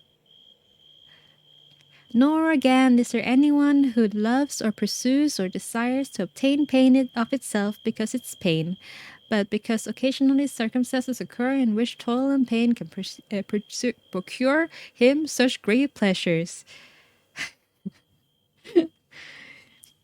If I concentrated, I could tell the words she was saying didn't quite match what I had apparently translating in my head. But I couldn't hear them for what they were, except Wait, is that the Lorem Ipsum translation from the Finibus Bonorum et Malorum? She giggled again. Yep, want me to try saying something in Hindi? Yeah, I said, a little stunned and more than a little curious. Go for it. May he in whose laps shine for the daughter of the mountain king who carries a celestial stream on his head, on whose brow rests a crescent moon, whose throat holds poison, whose beast is support of huge serpent, and who is adorned by the ashes on his body. May the chief of gods, the lord of all, and destroyer of the universe, the omnipresent Shiva, the moon-like Sankara, ever protect me. I frowned, torn between focusing on the words and trying to identify what she was quoting. I started mouthing some of the words as my mind ran back over them and gave a little rest the recognition settled in. Did you just quote the Ramshiritmanas invocation? Another giggle. But how? That didn't sound like Hindi at all. Fascinating, she said. It didn't feel like Hindi when I said it, but I was thinking of the Hindi words. How did it sound like to you? English, I guess. I mean, it didn't sound like anything, but I understood you in English. That's so cool. Can you actually hear something other than English? Kinda. I mean, almost. If I try, I can tell the sounds you're making don't match the meaning of the words. I'm not hearing, but understanding. But the meaning overrides everything else, so I can actually identify individual sounds or phrases. Do you think you could identify the physical linguistic if we went word by word? It may be processing of complete phrases prevents the identification of individual phenomenons. Phenomes. Phenomes. Oh my god. I shouldn't have chosen this one. Pause. This is such a big change from the first two, because I'm just like trying to read this and all the like my brain is just like switching around the different places of the words. Because it's written in such a way where it's like obviously allowing for the pretentiousness of the characters, right? Because we have these like the main characters of the a super scientist, and then her little sister is this like godlike mega brain, and they're speaking in like the most pretentious word choice that is way too big for my brain. But the story is very interesting, so I'm gonna continue. All right. Maybe, I said, shrugging, still trapped in awe of this aspect of her discovery. We could try it. She had me run through some general object identification to give me a chance to listen for the sounds she was trying and how they drifted from the words I knew, the words I was hearing, but I could only ever catch the ghosts of divergent beginnings and ends. She thought that was hilarious. I thought it was magical. She started making regular trips to my room in the States, usually after lights out and when our parents were at work. I don't blame her for sneaking. Sana wasn't into sciencey stuff, and if our parents knew what we've been up to, we've been grounded for life, especially since Nirali had already been banned from experimenting at home. The last one had required a lot of external help and several $1,000s to clean up. But someone had to try and catalog this universal lexicon, and this was the only way we had access to it. One night, as we lay awake on the floor naming objects, we tried to make individual sounds before, but without the intent of meaning behind them, there was no divergence. Nirali froze. I couldn't see her, of course, but something changed. She stilled to the point I worried she had phased through the floor, or something something was left with me here alone. But somehow I still felt her presence along with something sharp. An alien I couldn't identify. Nirali? I whispered, cold unease settling on me like snow. Shh. It was her, but so quiet I almost missed it. I felt the urgency behind it though, and hushed to wait in the silence with her. As the seconds ticked by, a prickling dread crawled across the room. It started at the edges, where the shadows were thickest, and spread outwards, tainting everything it touched, including me. My pulse quickened as a primal paranoia sank in. I knew it was just Nirali and me, but it felt like a predator was stalking the shadows, searching for us, and it was only our silence that kept it from pouncing. To keep the paranoia at bay, I focused on the warm red readout of the clock above my desk. The slowly changing numbers were soothing and hypnotic. They dulled the edges of my fears only until at some point between midnight and 2 a.m., I fell asleep. I only realized this was when Raleigh finally whispered my name, pulled me back to reality. Divya, wake up. I swam back to consciousness slowly, shaking off the half-formed discomfort of a dream I couldn't remember. It's gone now. What's gone? I rubbed my eyes. I rubbed the sleep from my eyes that still clogged my vision and blinked at the clock above my desk. So late. Had we really been laying on the floor for 2 hours? Nirali didn't answer.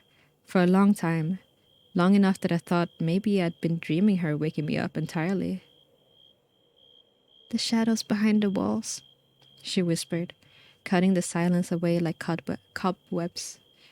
There was a weight to her words I couldn't describe that tickled the primal centers of my brain again. An ancient urge calling to me, telling me to hide. The what? I croaked, propping myself up on my elbows. But Nirali was gone. Not just quiet, there was a difference in the room when she left, and I could always sense it, even if she didn't say she was going. A few minutes later, she was at my bedroom door, actually knocking. The sound startled me, giving my heart a sudden workout with a spike of adrenaline.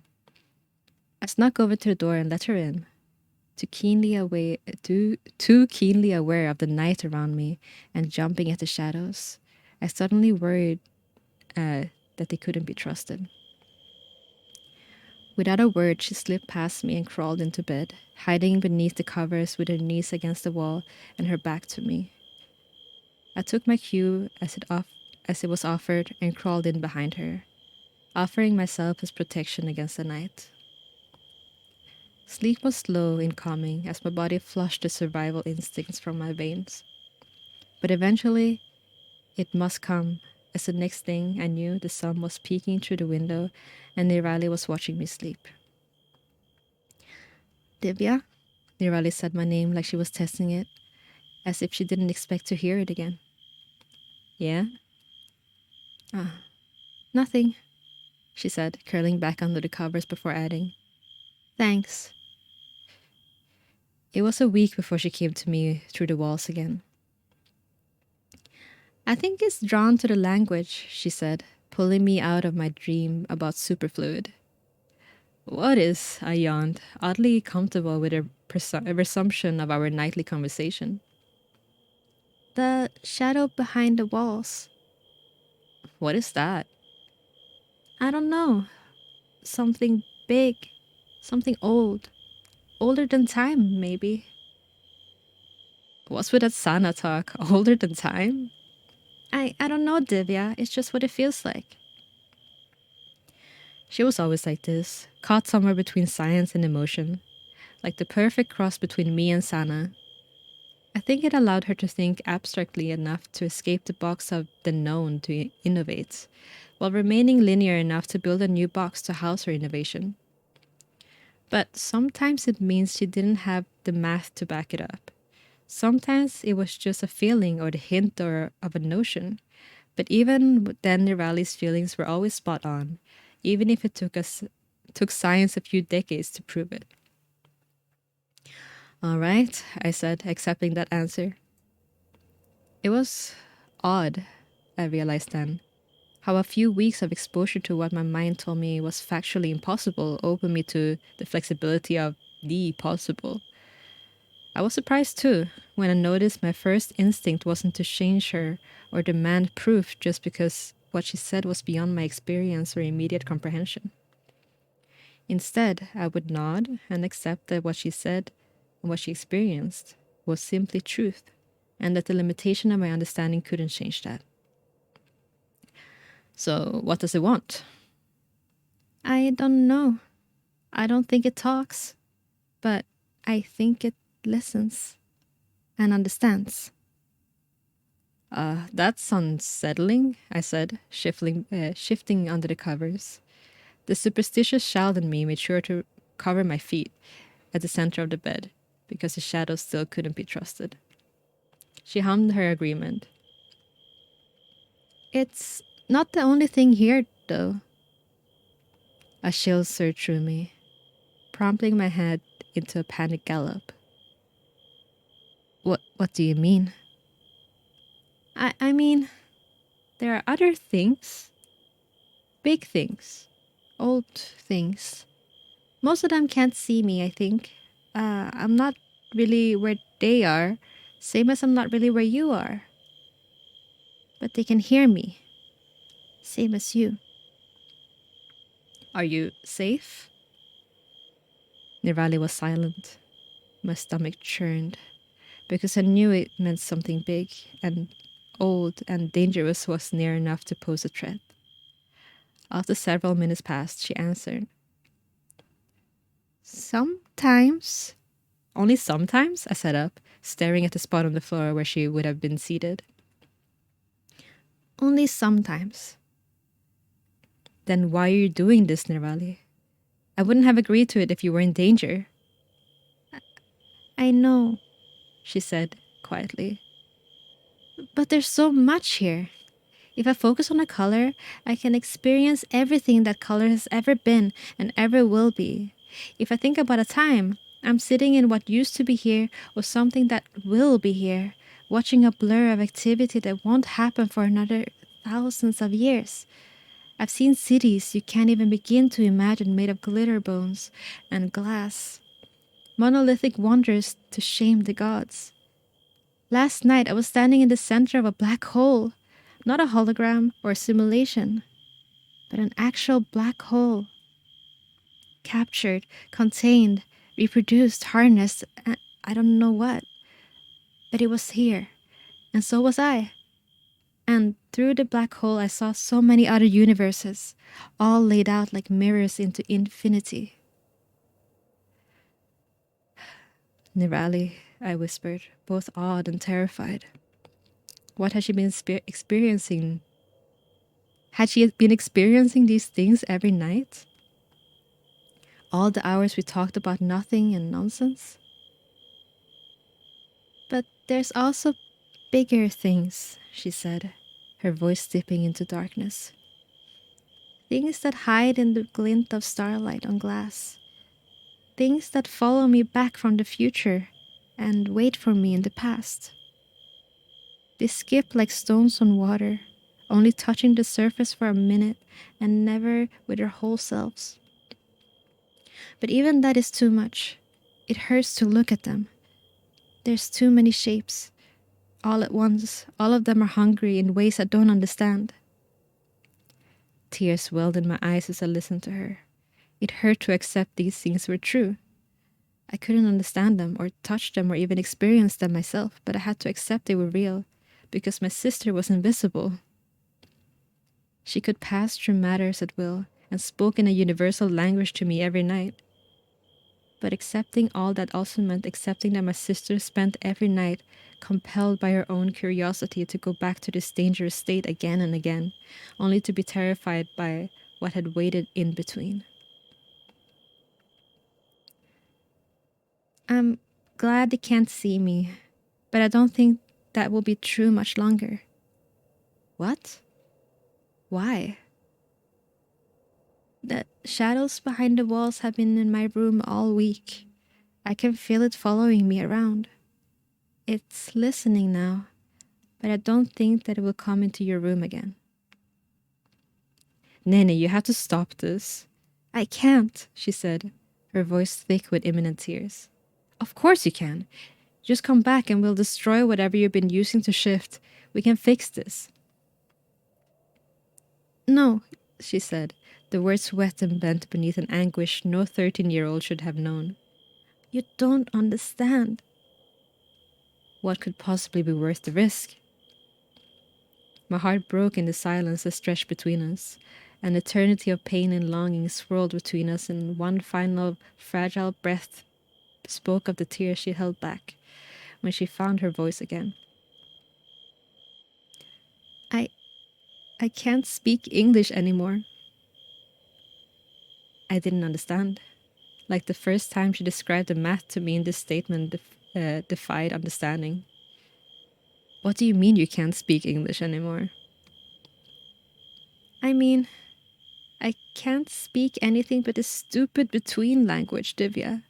I tried all week, but all that comes out now is this ugly mess of gurgles and scrapes and noises I don't recognize, and I'm too scared. I'm so scared. Because they can still hear me when I'm out here with you, and out there when I'm not invisible. And you and Sana and Mom and Dad aren't invisible, and none of us are safe when I'm out there. And the only time I can talk right is when I'm in here. When I'm here with you. My heart turned somersault in my stomach. I let this happen. I should have stopped her the day she showed me her stupid science-shattering trick. Nene, I whispered. All I wanted to do was hold her until everything was all right. You have to come back. I don't know what we'll do to fix this, but you can't stay there. I know, she said through a heavy veil of tears. I just didn't want to lose you. To lose us. You still have me. I'm your sister. But I want out there, not like this. I didn't have a good answer for her. We'll find a way to fix it, was all I could say, and we both knew it wasn't enough. We also knew that it had to be because we didn't have any other choice. I felt her presence fade, and a few minutes later there was a quiet knock on the door. Nirali stood on the other side, shaking as silent sobs racked her narrow frame.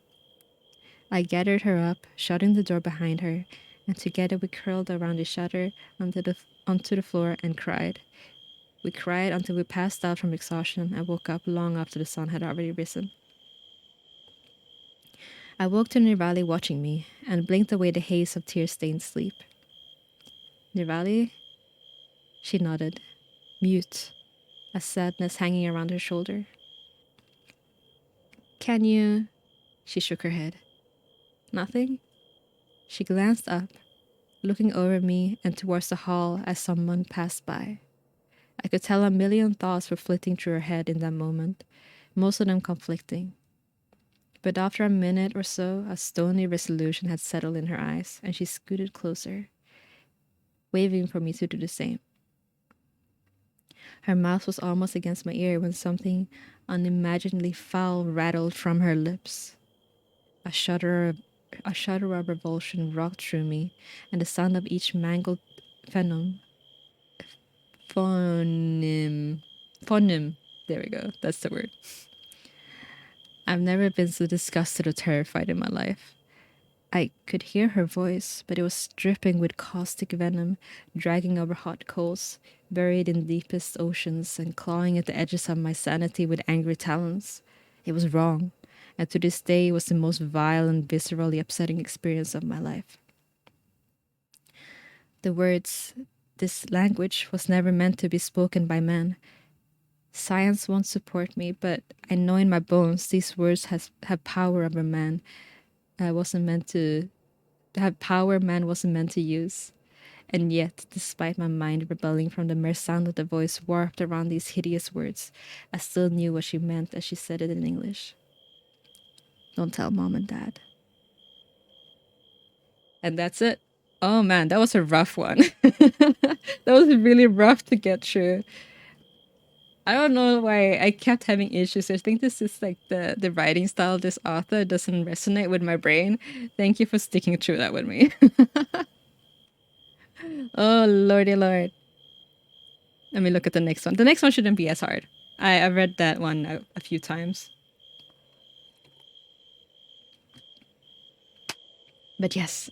So it is basically a story about a girl who breaks the laws of science and she goes into this otherworldly place because she just her brain is so big that she can just phase through existence and she forgets how to speak like a normal human being. And that is the story.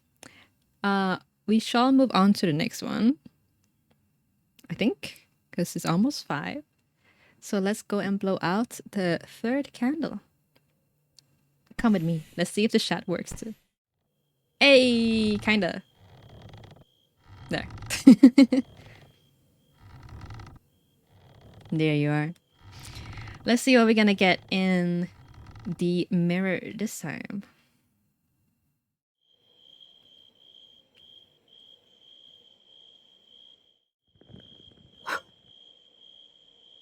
Holographic mixed reality phone. Alright. Who's there? Ah! Mario! Mario, what are you doing here? Are you facing through existence? Man. So buffed, yeah.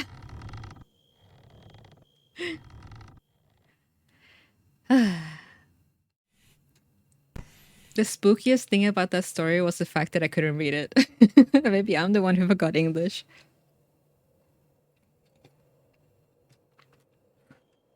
Let me fill my water. It's funny that we got both Yari and Mario, one after the other.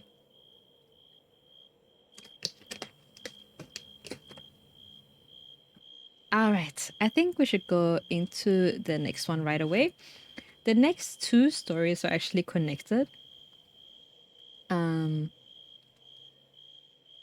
It is another no sleep.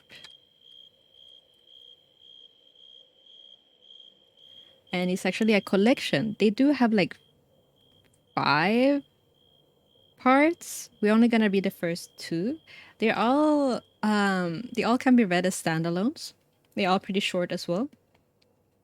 And they are written by 1000 Vultures on Reddit. So they wrote this quite a long time ago because I remember reading it when I was much younger. Yeah, this is from 12 years ago. It's a pretty famous collection of short stories from No Sleep. And yeah, it is once again a little bit different from the others that we read, which is, I mean, this one scares me, but it's not like one of the scariest one we have on the list. So if you're a person who's like bad with horror, this one could probably be all right. It's probably not that bad. Great teamwork from 1000 Vultures. Yeah, I have a 3-man group assignment. Is already hell.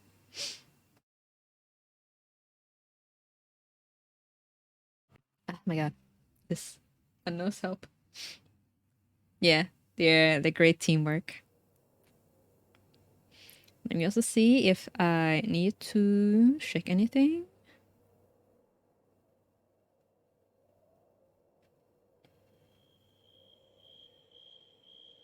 Okay.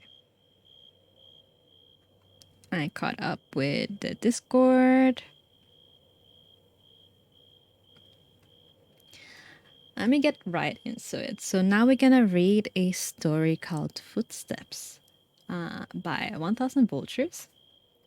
And this is a recollection of events from this fictional story, but they tell it in a way that is like first-hand experience. So please feel free to immerse yourself and imagine this as a real story, because it's the best way to experience it. All right, let's go. This is long, so I apologize for that. I've never had to tell this story with enough detail to actually explain it all the way, but it is true, and it happened when I was about 6 years old. In a quiet room, if you press your ear against a pillow, you can hear your own heartbeat. As a kid, the muffled rhythmic beats sounded like soft footsteps on a carpeted floor, and so as a kid, almost every night, just as I was about to drift to sleep, I would hear these footsteps, and I would be ripped back to consciousness, terrified. For my entire childhood, I lived with my mother in a fairly nice neighborhood that was in a transitional phase. People from lower economic backgrounds were gradually moving in, and my mother and I were two of those people. We lived in these kind of houses you see being transported in two pieces on the interstate, but my mom took good care of it. There were lots of woods surrounding the neighborhood that I would play in and explore during the day, but at night, things often as things often do to a kid, they took on a more sinister feeling. This coupled with the fact that, due to the nature of our house, there was a fairly large crawl space underneath, filled my mind with imaginary monstrous and inescapable scenarios which would consume my thoughts when I was awoken by these footsteps. I told my mom about the footsteps and she said I was just imagining things. I persisted enough that she blasted my ears with water from a turkey baster once just to placate me. But I thought, I thought they would help. Of course, it didn't. I welcome. Sorry, I looked over because I saw something move. Welcome and thank you so much for the follow.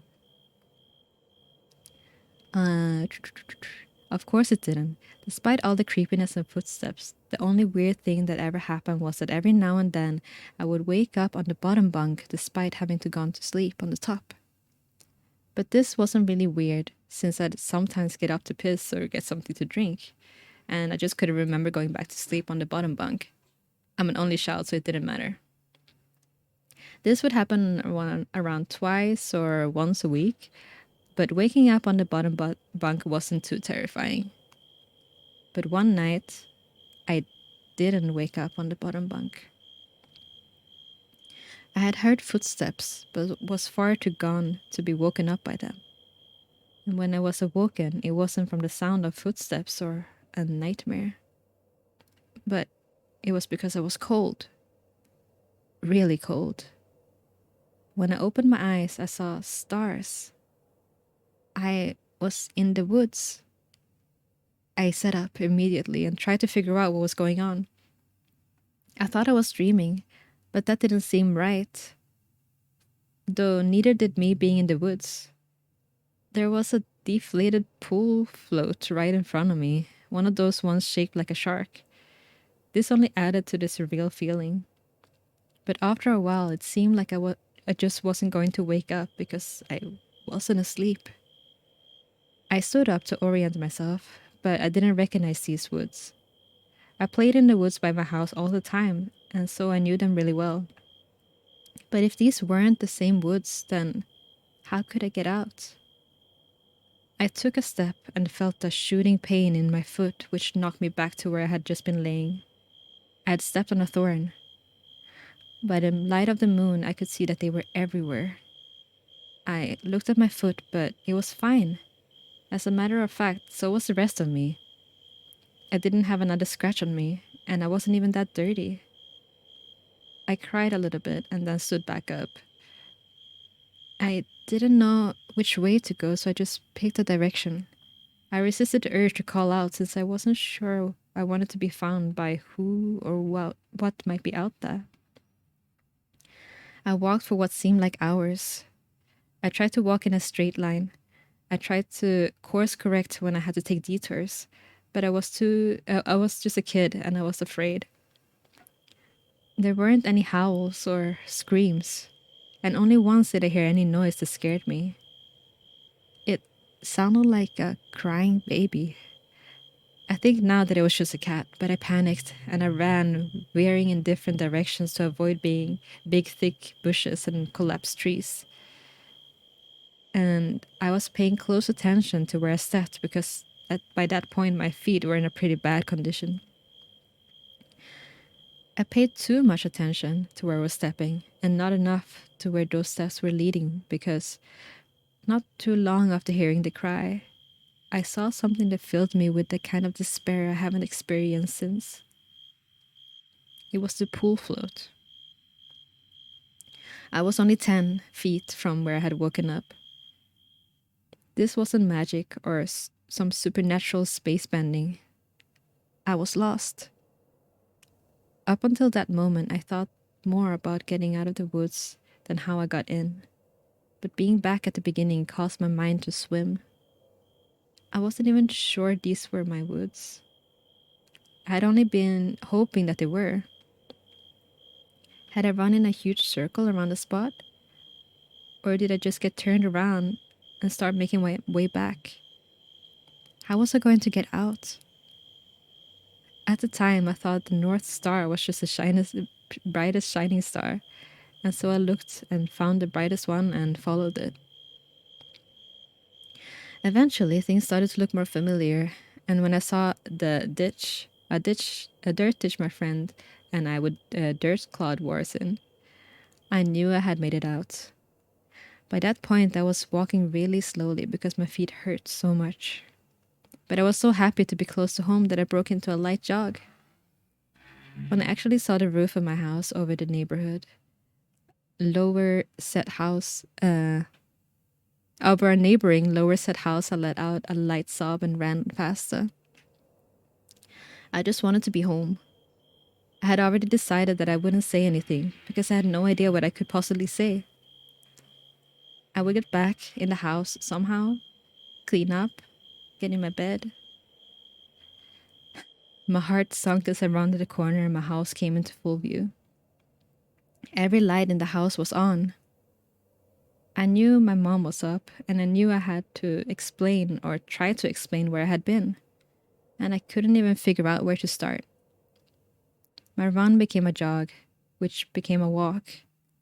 I saw her silhouette through the blinds, and I thought, although I was worried about how to explain things to her, that didn't matter to me at that point. I walked up to the couple of steps to the porch and put my hand on the doorknob and turned. Right before I pushed it open, two arms wrapped around me and pulled me back. I screamed as loud as I could, "Mom, help me! Please, Mom!" The feeling of being so close to being safe and then being physically pulled away from it filled me with some kind of dread that is, even after all these years, indescribable. The door had been torn away from opened, and a flash of hope shot through my heart. But it wasn't my mom. It was a man, and he was enormous.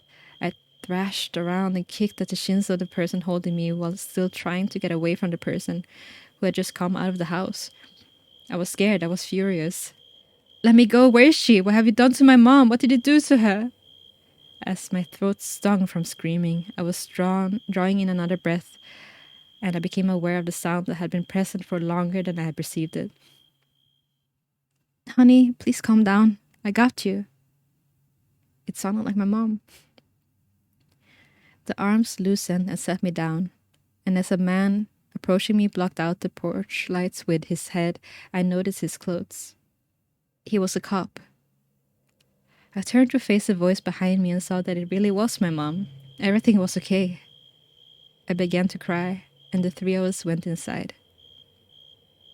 "I'm so glad you're home, sweetie. I was worried I'd never see you again." By that point, she was crying too. "I'm sorry. I don't know what happened. I just wanted to come home. I'm sorry." "It's okay. Just don't do that ever again. I'm not sure my shins would take it." A little laughter broke out through my sobs and I smiled a bit. "Well, I'm sorry for kicking you, but why you grab me like that?" "I was just afraid that you'd run away again." I was confused. "What do you mean?" We found a note on your pillow," she said, and pointed to the piece of paper the police officer had slid across the table. I picked it up and read it. It was a running away letter. It said that I was unhappy and never wanted to see her or any of my friends again. The police officer exchanged a few words with my mom on the porch while I stared at the letter. I didn't remember writing a letter. I didn't remember anything about this.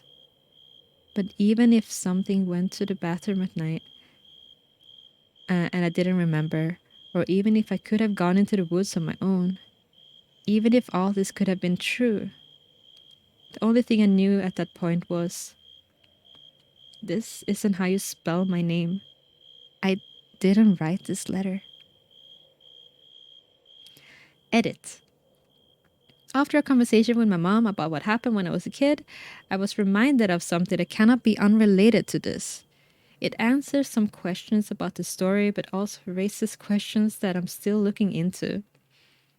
It also suggests that much of the things that I've been told about my life since I was a child wasn't true. You can find a new story over here, which we're gonna check out in a bit.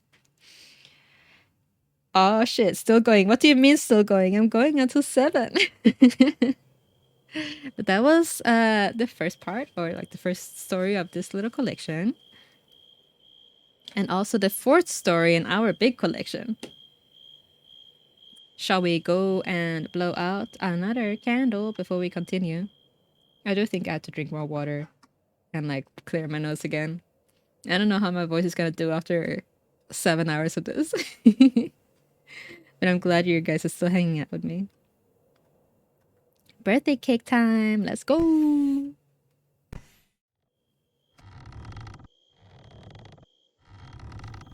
Let's see, let's see.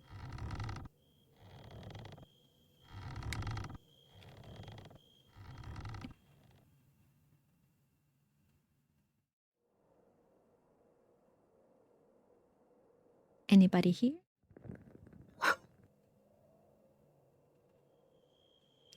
Who could it be this time? Let's see. Ah! Siphon!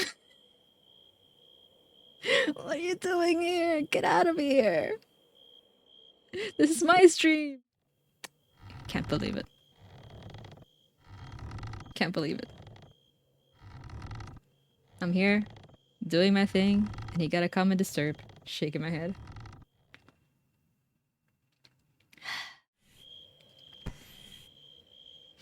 Alright.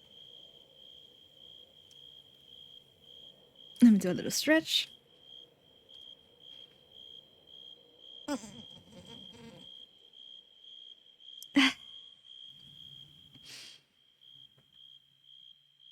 I think we can hop straight into the second part. It is a little bit longer, it looks like.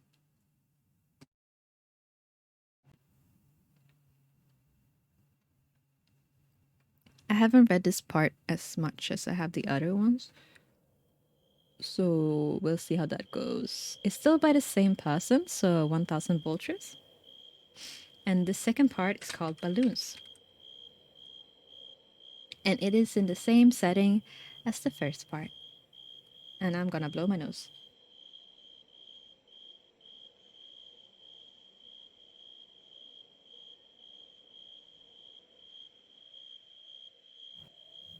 There.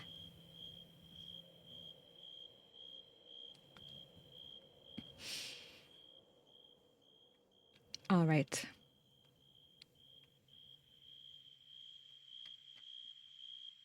Am I ready? No, I need more water.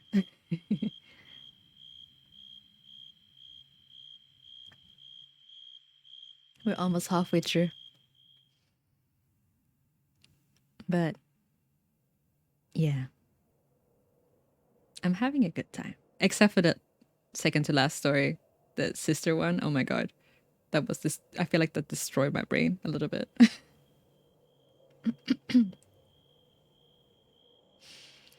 All right, let's get into it. Part 2.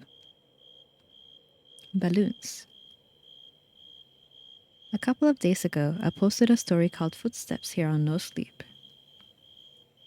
There were a number of questions that made me curious about certain details about my childhood, and so I spoke with my mother. Exasperated by my questions, she said, Why don't you just tell them about the goddamn balloons if they're so interested? As soon as she said that, I remembered so much of my childhood that I had forgotten. This story will provide some greater context for my previous story, which I think you had to read first. Though the order isn't of vital importance, reading the story first will put you in my place more effectively since I remember the events of footsteps first. If you have questions or anything, feel free to ask and I'll try to answer them. Also, both stories are long, so heads up. I'm just hesitant to leave out any detail that might be important.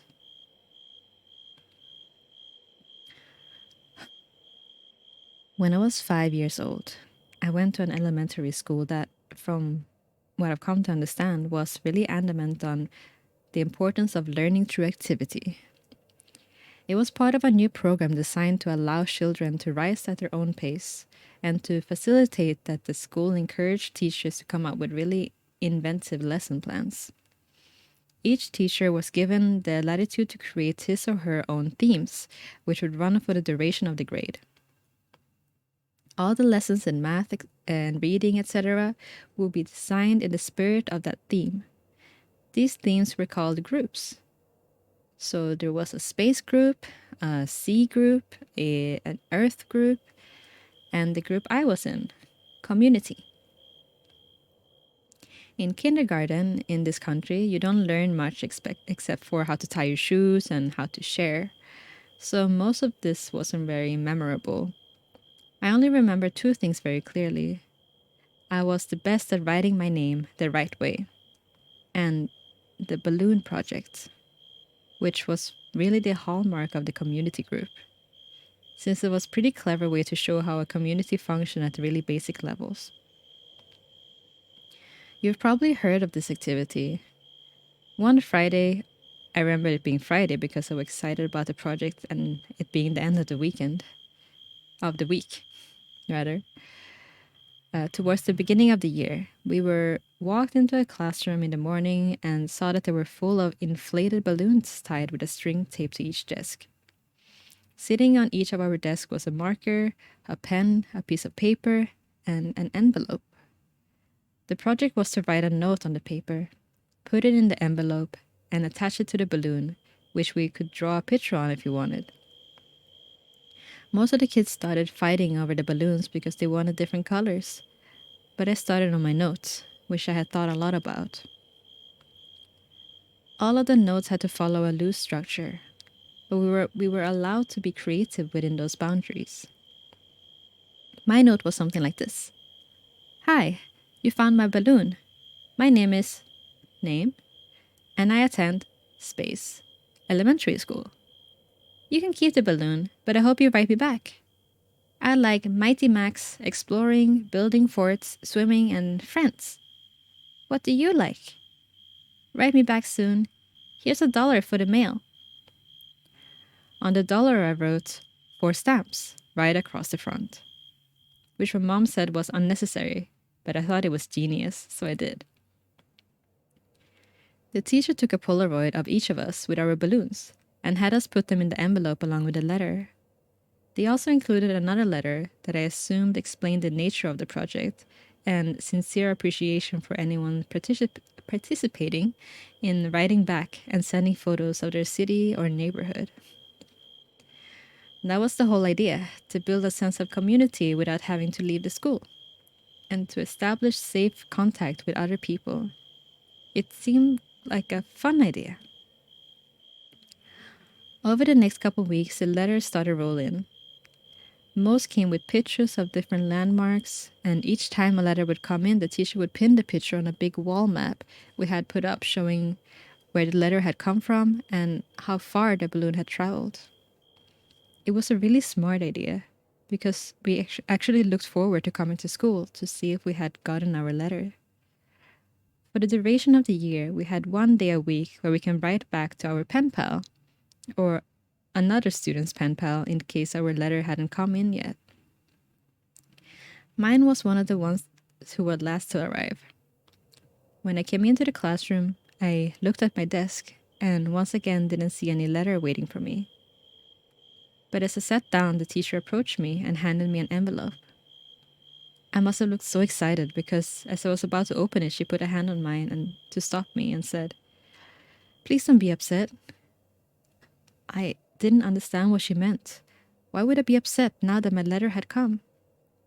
Initially, I was mystified that she would even know what was in the envelope. But now I realize that of course the teachers had screened the content to make sure there was nothing obscene. But at the same time, how could I be disappointed? When I opened the letter, I understood that there was no letter. The only thing in the envelope was a Polaroid, but I couldn't really make out what it was. It was like a patch of a desert, but it was too blurry to decipher. It appeared as if the camera had been moved while taking the picture. There was no return address, so I couldn't even write back if I wanted to. I was crushed. The school year pressed on, and the letter had stopped coming for nearly all other students. After all, you can only continue to write correspondence with a kindergartner for so long. Everyone, including myself, had lost interest in the letters almost completely. Then I got another envelope. My excitement was rejuvenated, and I reveled in the fact that I was still getting a letter when most of the other pen pals had abandoned their involvement. It made sense that I received another delivery. There had been nothing but a blurry picture in the first one, so it was probably to make up for that. But again, there was no letter at all. Just another picture. This one was more distinguishable, but I still didn't understand it. The photograph was angled up, catching the top corner of a building, and the rest of the image was distorted by a lens flare from the sun. Because the balloons didn't travel very far, and because they were all launched the same day, the board became a bit cluttered, and so the policy for the students still exchanging letters became that they can take the photographs home. My best friend Josh had the highest number of pictures taken home by the end of the year. His pen pal was really cooperative and sent him pictures from all around the neighborhood city. Josh took home, I think, 4 pictures. I took home nearly 50 pictures. The envelopes were all opened by the teacher, but after a while I stopped even looking at the pictures.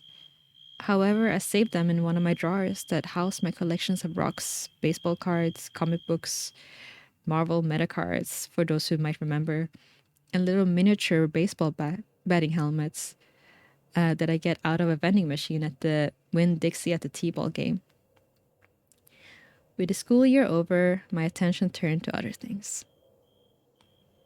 My mom had gotten me a small snow cone machine for Christmas that year, and Josh had really coveted it, so much that his parents bought him a slightly nicer one for his birthday, which was towards the end of the school year. That summer, we had the idea that we would set up a snow cone stand to make money. We thought we'd make a fortune selling snow cones at $1. Josh lived in a different neighborhood, but we eventually decided that my neighborhood would be better because there were a lot more people who cared for their lawns. The yards in the neighborhood were slightly bigger. We did this for about 5 weekends in a row until my mom told us that we had to stop. And I only recently came to understand why she did that. Welcome in, Wicked.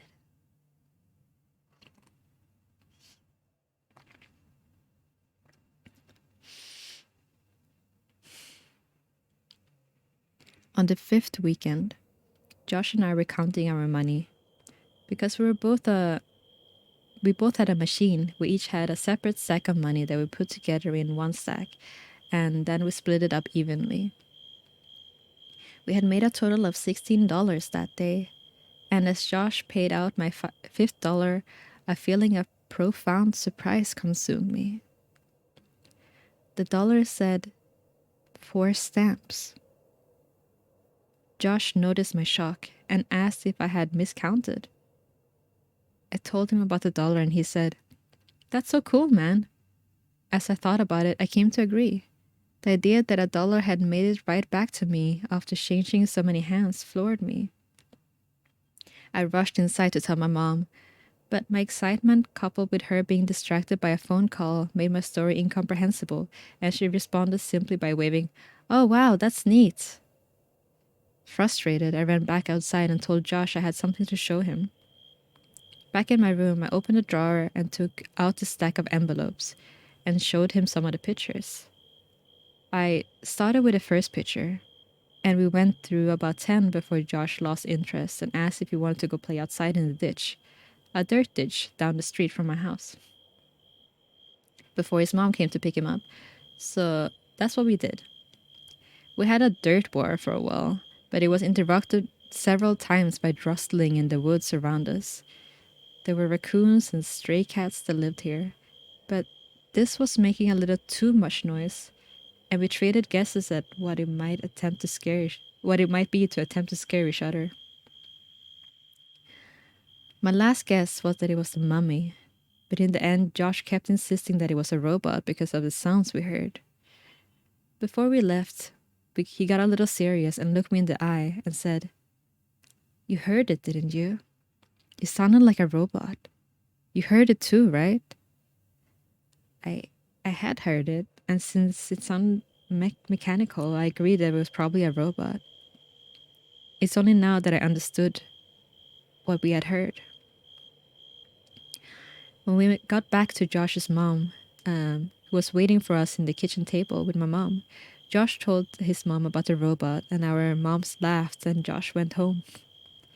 My mom and I ate dinner and then went to bed. I didn't stay in bed for long before I crept out and decided that, due to the day's event, I would revisit the envelope since now the whole affair seemed to be much more interesting. I took the first envelope and set it on the floor and set the blurry desert Polaroid on top of it. I laid the second envelope right next to it and placed the oddly angled Polaroid of the building top corner on top. I did this with each picture until they form a grid of about 5x10. I was always taught to be careful with things that I was collecting, even if I wasn't sure if it was valuable. I noticed that the picture gradually became more decipherable. There was a tree with a bird on it, and a speed sign, and a power line, a group of people walking in some building, and then I saw something that vexed me so powerfully that I can now, as I write this, distinctly remember feeling dizzy and capable of only a single repeating thought. Why am I in this picture? In this photograph of me, of the group of people entering the building, I saw myself holding hands with my mother in the very back of the crowd of people. We were at the very edge of the photo, but it was undeniably us. And as my eyes swam over the sea of Polaroid, I became increasingly anxious. It was a really odd feeling. It wasn't fear. It was the feeling you get when you're in trouble. I'm not sure why I was flooded with that feeling, but there as I sat floundering in the distinct sense that I had done something wrong. And this feeling only intensified as I looked at each of the rest of the photos after that, and the one that had so powerfully struck me. I was in every photo. None of them were close shots. None of them were only of me, but I was in every single one of the photos. Off to the side, in the back, bottom of the frame. Some of them only had the tiniest part of my face, captured at the edge of the photo. But nonetheless, I was there. I was always there. I didn't know what to do. My mind works in funny ways as kids. But there was a large part of me that was afraid of getting in trouble simply for still being up. Since I was already had a looming feeling of having done something wrong, I decided to wait until tomorrow. The next day, my mom was off work and spent most of the morning cleaning up around the house. I watched cartoons, I imagined, and waited until I thought it was a good time to show her the Polaroids. When she went out to get the mail, I grabbed a couple of the pictures and put them on the table in front of me, and as I sat waiting for her to come back. When returning, she was already opening the mail and threw some junk mail into the trash can as I said, "Mom, can you come here for a second? I have these pictures. Just wait for me a minute, honey. I need to mark these on the calendar." Hold on, I need to blow my nose.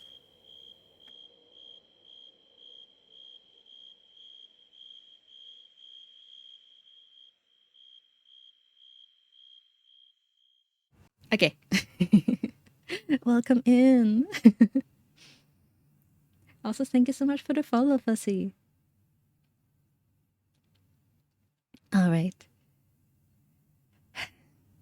After a few minutes, she came and stood beside me and asked me what I needed. I could hear her shuffling with the mail behind me, but I just looked at the Polaroids and told her about them. As I explained more and pointed at the pictures, her frequent uh-huh and okay decreased, and she was suddenly completely quiet and only making a little noise with the mail. The next noise I heard from her sounded as she was trying to catch her breath in a room that had no air left. At last, her struggling gasps were conquered, and she simply dropped the remaining mail on the table and ran to the kitchen to get the phone. "Mom, I'm sorry, I didn't know about this. Don't be mad at me." With the phone pressed to her ear, she was walking, running back and forth, shouting into it. I nervously fiddled with the mail sitting next to my Polaroids. The top envelope had something sticking out of it, and I thoughtlessly and anxiously pulled on it until it came out. It was another Polaroid. Confused, I thought that somehow one of my Polaroids had slipped into the stack, and when she threw the mail down.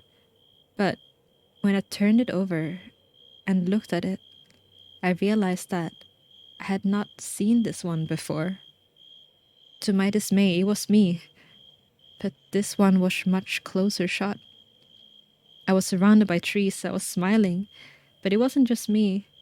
I noticed Josh was there too. This was us from yesterday.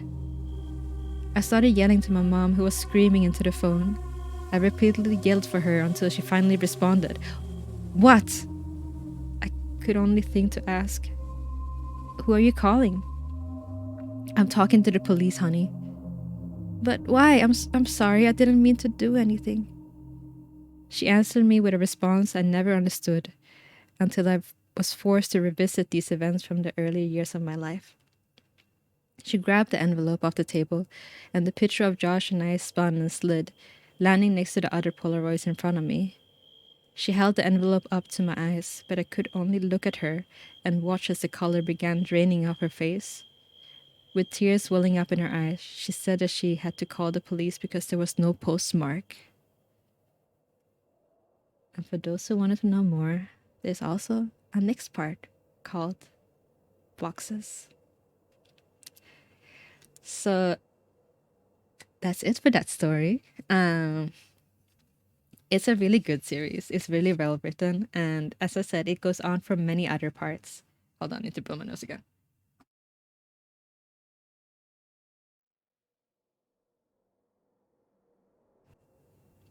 More? Aren't you scared?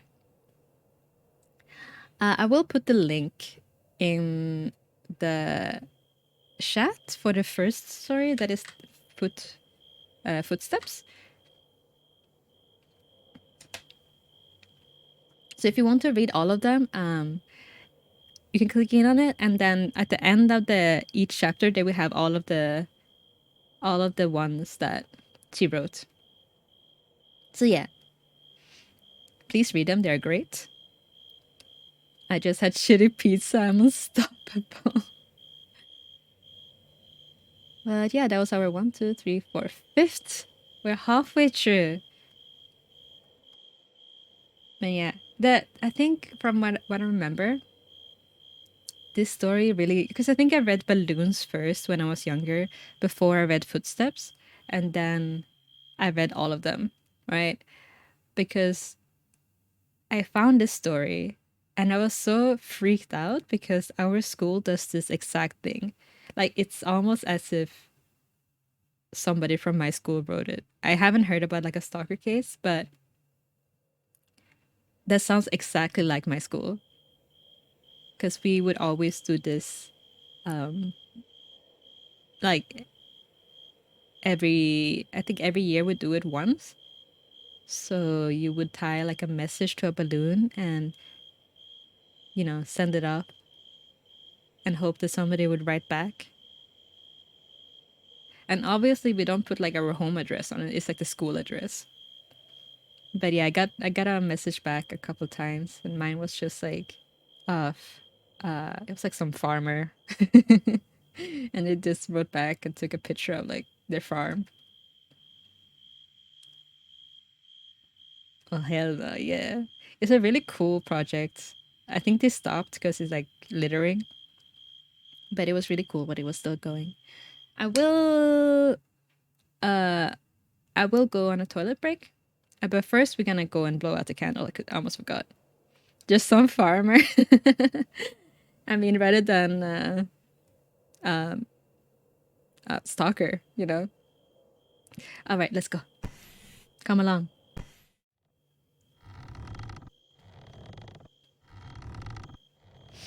Walk a lonely road.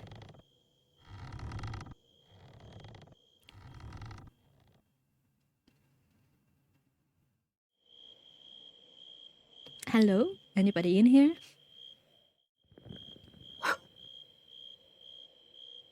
Let's see.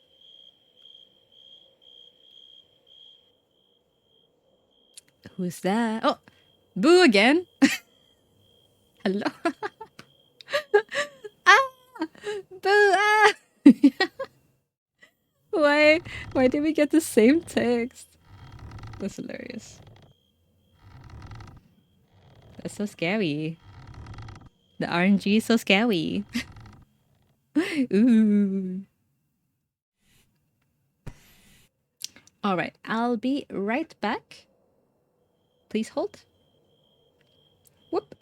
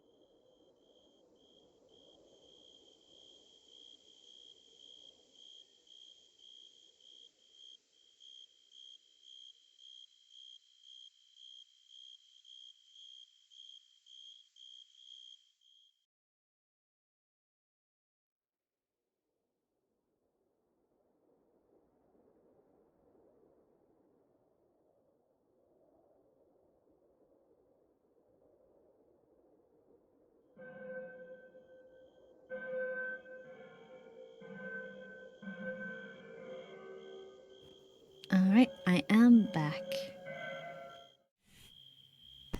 Erika, thank you so much for the resub. Thank you for the 3 months. CP Subway, nice timing to shop, please.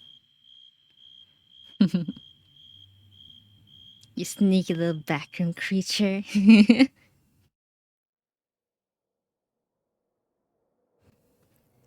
Alright. What is the next one? Ooh, this one. Alright. Alright. Another creepy pasta? Actually, no, another no sleep.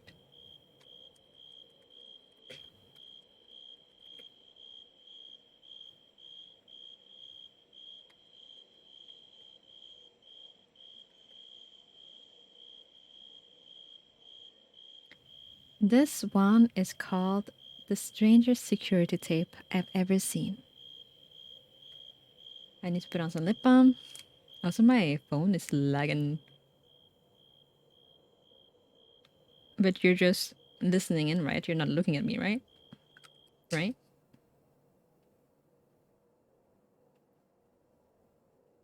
Damn. Why is it so laggy? Actually, let me see if I can refresh it.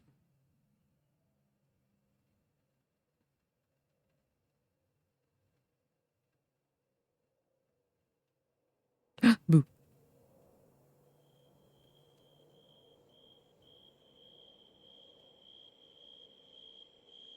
Scary disappearing. Oh, spooky. So spooky.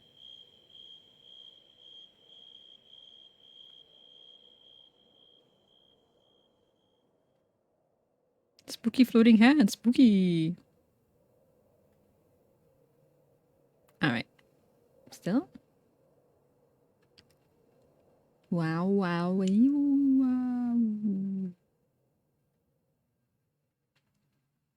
I think it's okay. Better than before, maybe? Yes. Alright. I think we're good on time as well. Halfway through, and we're halfway through the time. So let's continue.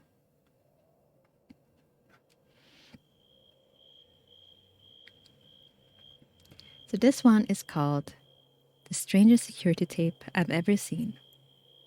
And it is written by a deleted user, so I am not able to give credit properly. But if you look up the story, you'll be able to find the original post on r/no sleep. Oh my lord, maybe it's my phone overheating. Let me unplug it. Hopefully it helps. Damn.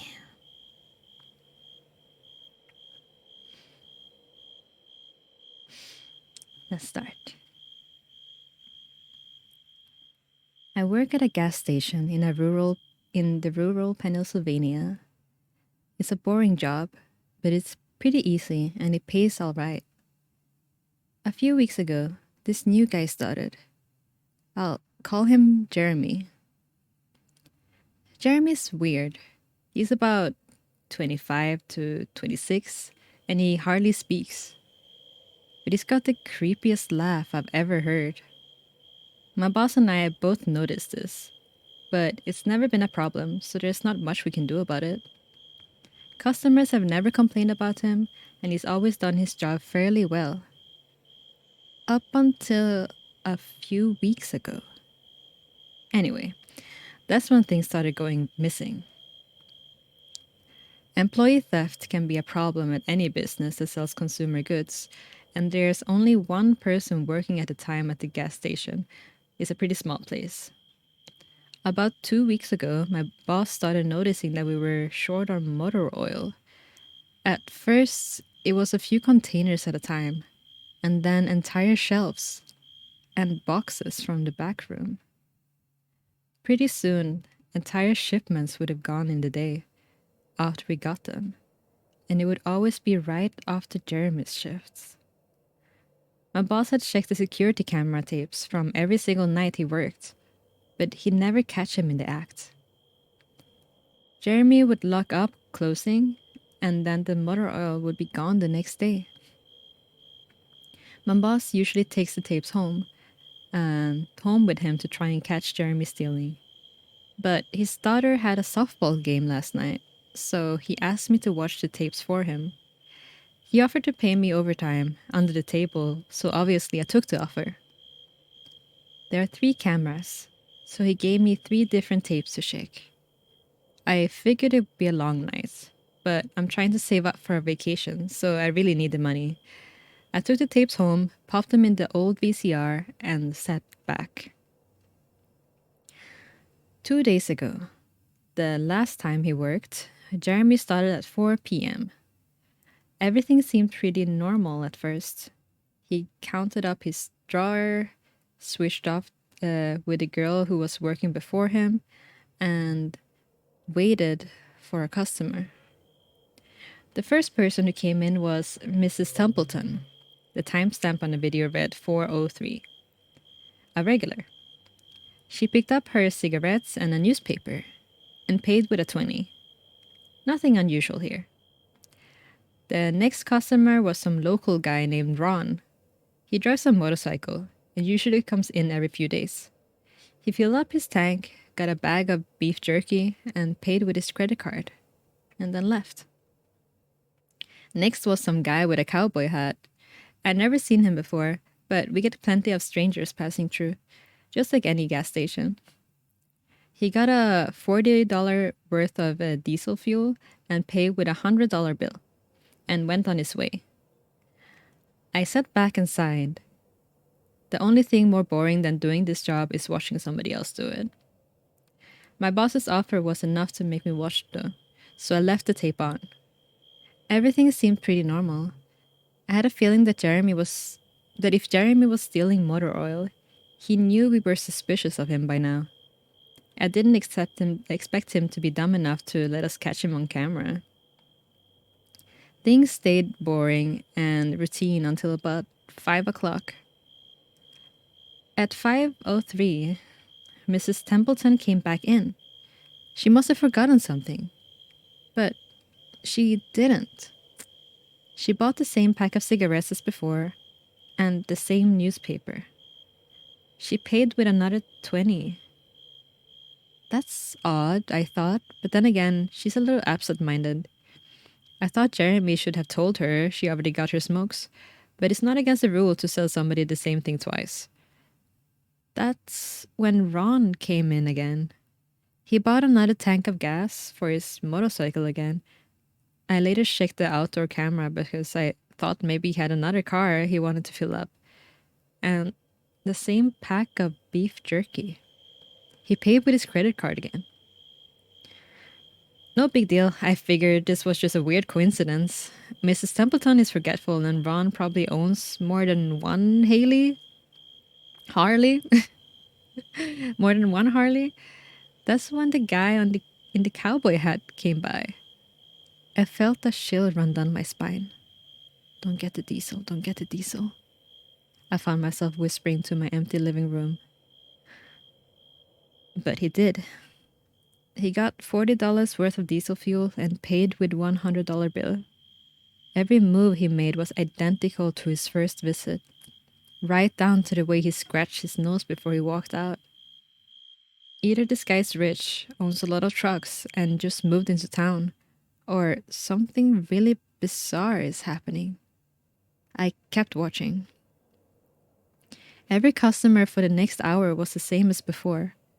Every single one. I was seriously freaked out. And then at 6:03, Mrs. Templeton walked back in. She bought her cigarettes and the newspaper again and paid with a 20 again. I thought I was going to lose it. I only watched another half an hour before I started fast forwarding through the rest. It was all the same. Every customer would come in and at the exact same times, exactly 1 hour apart. Now I know what you're thinking. That sneaky motherfucker Jeremy had messed with the tapes.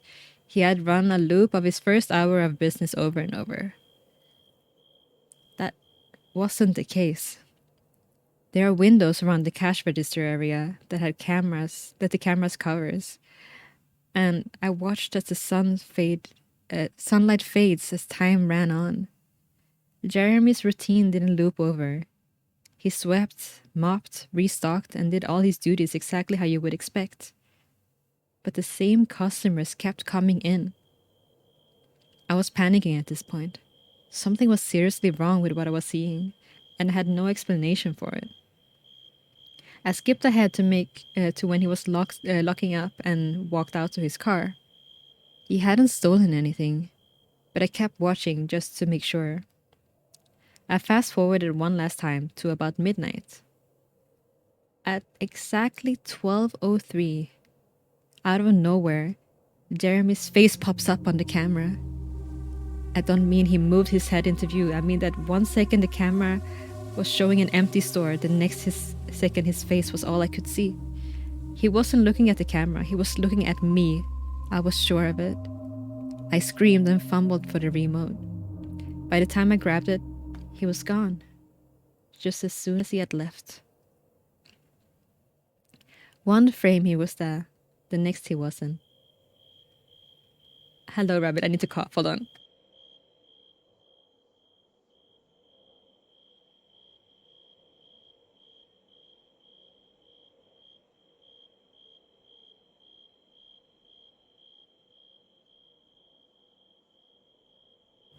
Hello. I think I inhaled what I was like. I inhaled like some spit or something. Hello, Rabbit, good morning.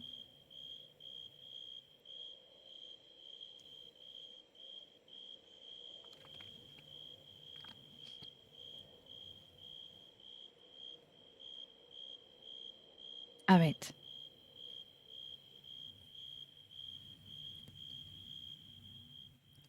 One frame he was there, the next he wasn't. My hands were shaking like crazy, but I popped in another tape. The other indoor camera shows the back area by the register, and I would be able to see how he got up to the camera like that. I skipped ahead to 12:03, but there was nothing. I would have been able to see him standing on a chair or something in this tape, but he wasn't there. I didn't see him enter the store at all after he left. It's like he wasn't really there. He doesn't know the security code, and no alarms were triggered that night after he locked up. What I did see, however, was that at 12:03, the motor oil vanished from the shelf. All of it. Same as Jeremy's face. 1 second he was there, and the next he wasn't. I turned the tape off and went to bed, but I didn't get a wink of sleep. My body was exhausted, and my mind was racing. That tape was undoubtedly the creepiest, most disturbing thing I've ever seen in my life. I work in a few hours. My boss asked me to bring the tapes back in and let him know what I found.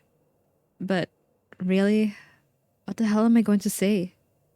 Jeremy works the night shift tonight, directly after me, and the plan is for my boss to come in just before I leave and confront him with me, as I'm supposed to be the one who caught him stealing. I had no idea what I was gonna do. I suppose I'll have to show my boss the tapes, but I don't want to watch them with him. I never want to see something like that again. I can't get the image of Jeremy just smiling directly into the camera out of my mind. It was the creepiest look I've ever seen on another human being's face. Anyway, I'm going to try to get some last minute sleep before I have to go in and deal with this. I'll let you guys know what happens.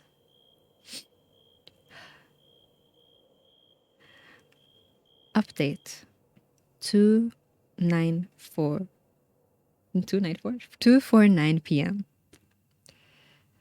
Updating from my phone. Apologies in advance for errors. My boss just finished watching the last of the tapes, and I told him what to expect. But you really can't prepare someone for something like that. He's scared shitless. I still am too. And Jeremy is due to come in at 4. We got a little over an hour to get our shit together, but neither of us knows what to say to him. Is he just a fucked up guy who likes to steal motor oil and scare the shit out of people? Or is he something else? I don't know if this is crazy, but does anybody think he could have anything to do with a time loop? My boss said he never noticed anything like that in other tapes, but the way he popped up in this one made me think he knew I was watching. It's like he wanted me to see what he could do, like he was showing off or something. The way he smiled into the camera was like a little kid showing you a sandcastle he did just built or something. I don't know. I probably sound crazy. I sure felt that part. I'm going to talk to my boss some more. We had to calm ourselves down and figure out how to handle this. I'll update again tonight, but I have a really bad feeling about this and how it's going to play out.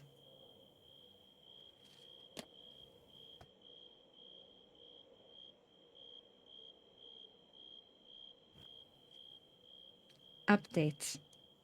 4:33 p.m. No sign of Jeremy. Tried calling him, but his phone has been disconnected. We're calling the police. Update. 5:33 p.m. No sign of Jeremy. Tried calling him, but his phone has been disconnected. We're calling the police. Update. 6:33 p.m. No sign of Jeremy. Tried calling him, but his phone has been disconnected.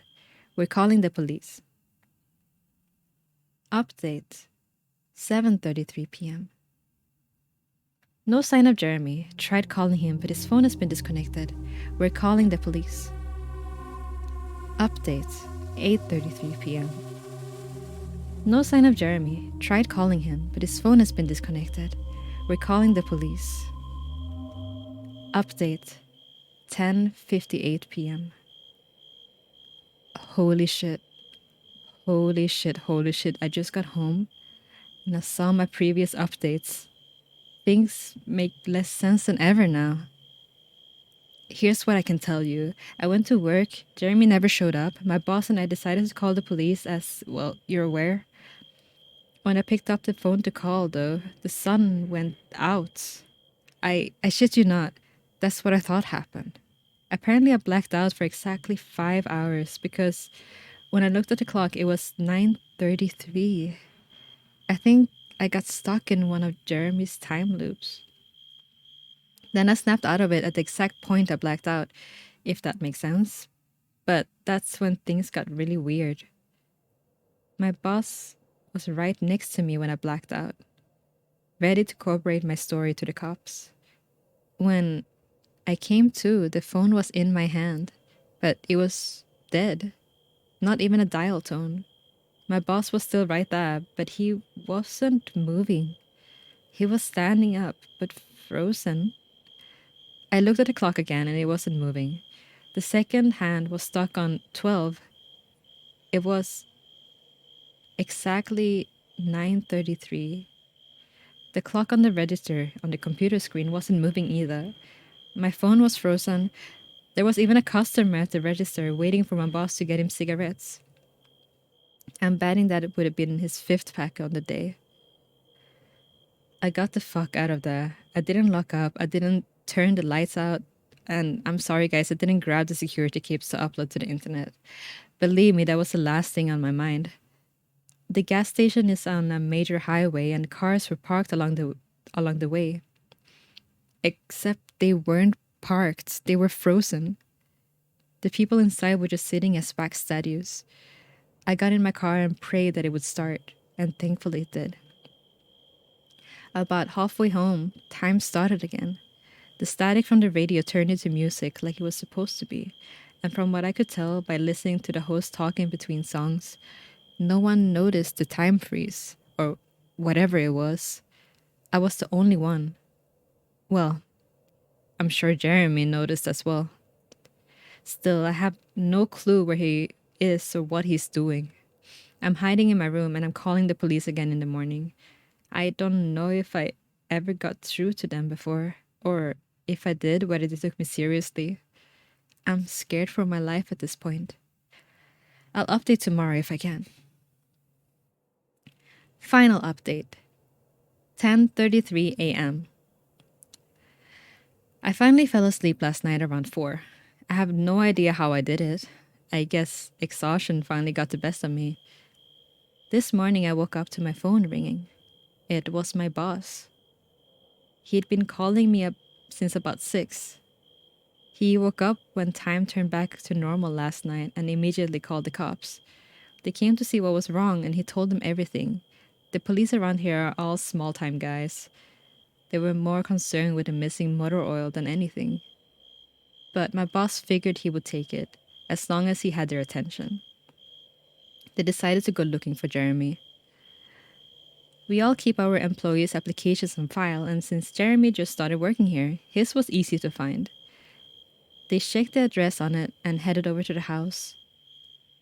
You're not gonna believe what they found. The address Jeremy listed on his application was an empty lot. Or at least now it is. There used to be a house there, but it burned down in the 1993.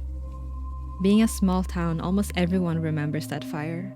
A family of 4 used to live there way back when. Rumors had it that they had an estranged son who they never really talked about. But I can say for sure that it's true. But I can't say for sure if it's true. What I can say is true is that after an insurance investigation, the fire was ruled as arson. The entire house was soaked in oil and torched with a Molotov cocktail. The entire family was sleeping when it happened. None of them survived. They never caught the guy who did it. Rumors has it that when they tried to contact the estranged son, no one could find him. Anyway, my boss called me and told me this, and I freaked out.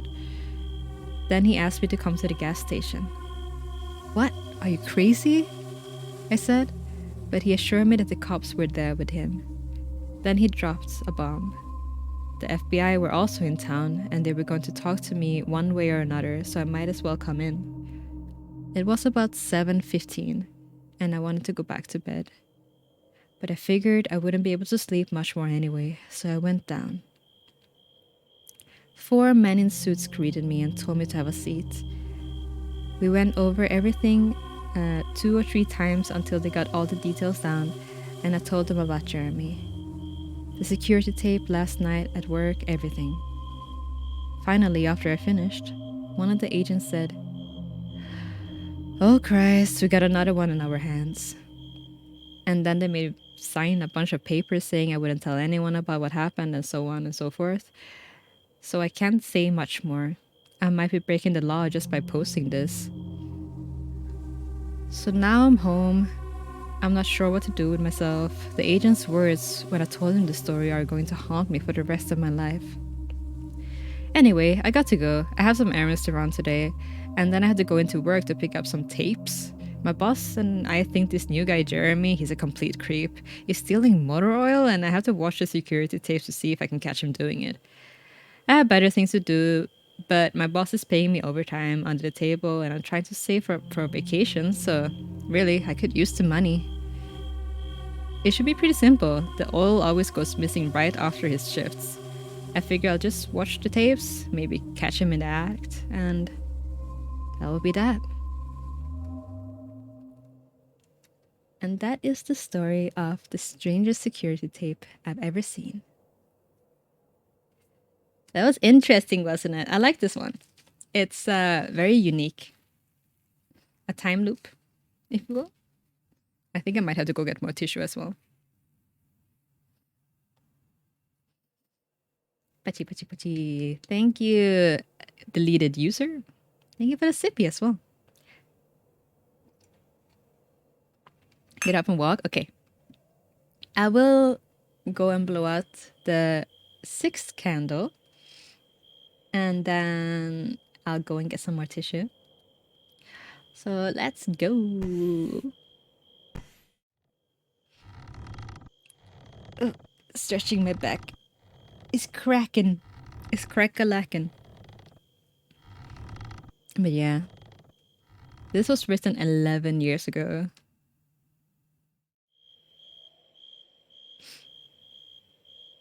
Alright, are you guys ready for the mirror?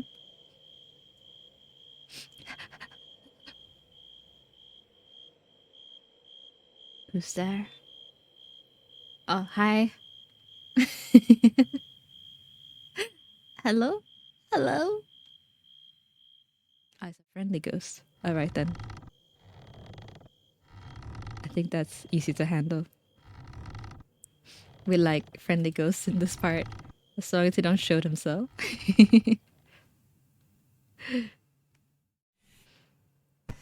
All right, I won't put you on the BRB screen because I'm just gonna go literally get another roll of tissue and stretch as well.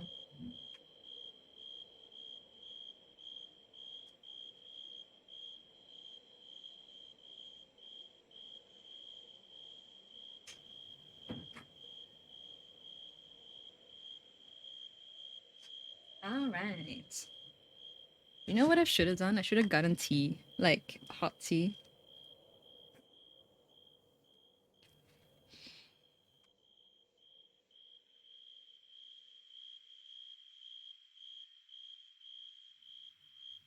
So that I could soothe my throat.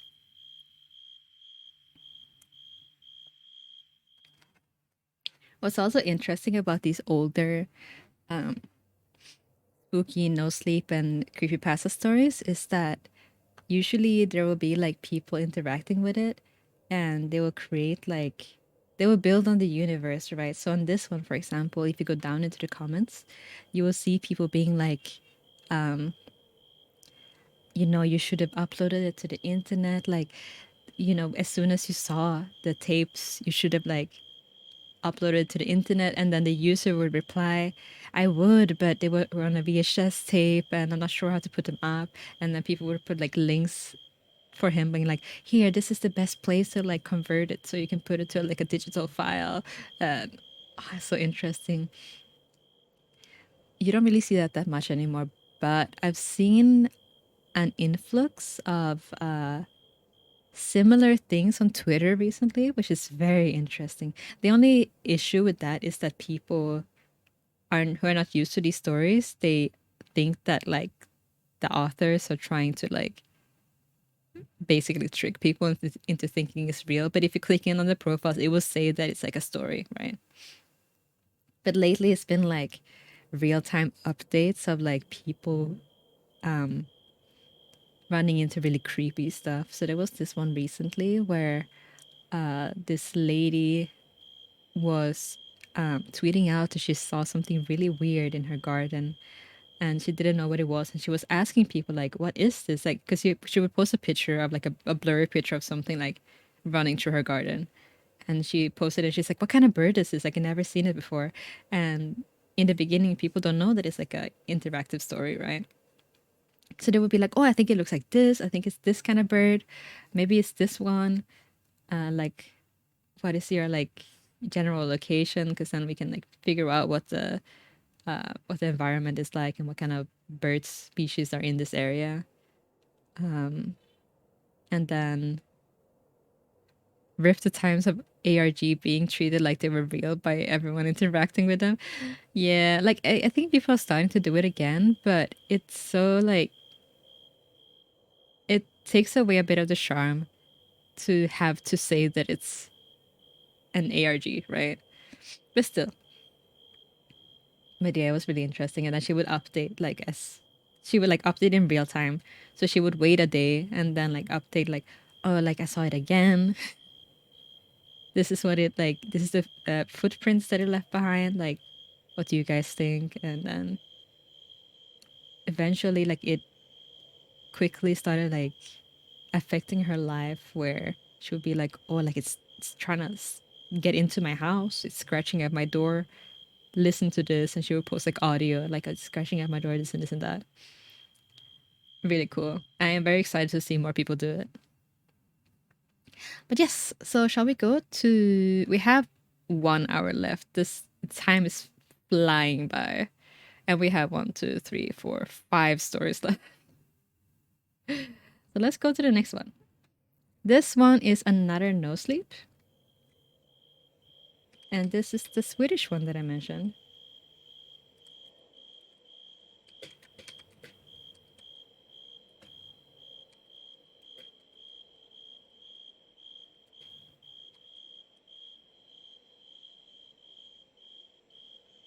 All right. So a lot of the latest one are not as creepy as it refers to, but I thought we would start strong and end strong. So I have my favorites towards the end. And we got some like, casual, like spoopy ones in the middle. This is one of them. Like, even though it is a folklore kind of adjacent, it is still not as creepy as like a Thai ghost, I would say. But trigger warning first. This one includes some mild child abuse topic, not directly, but it's mention of it. Kind of, it's about children and forests, basically. So yeah, just putting that out there. This one is also quite long, similar length to the Charles Bonnet one. So yes, let me have a little sip and then let's get into it.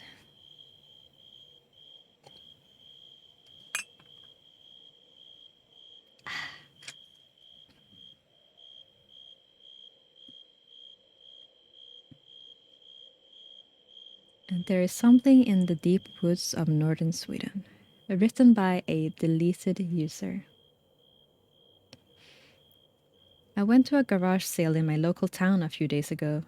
I live in Sweden, and so secondhand shops and car boots sales are very common, at least in the countryside. Often I end up browsing the stalls without really intending to buy anything.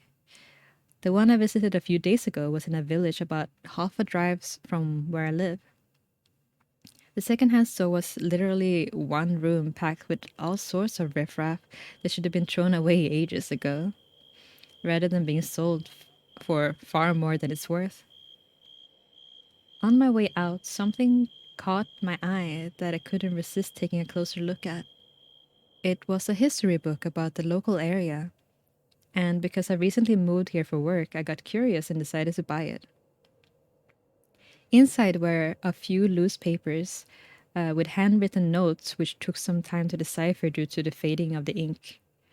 I don't know who it belongs to or if the story on the pages were true, but I thought maybe you guys would be interested in hearing about it. So this is where he starts to read a story that he found in the secondhand store.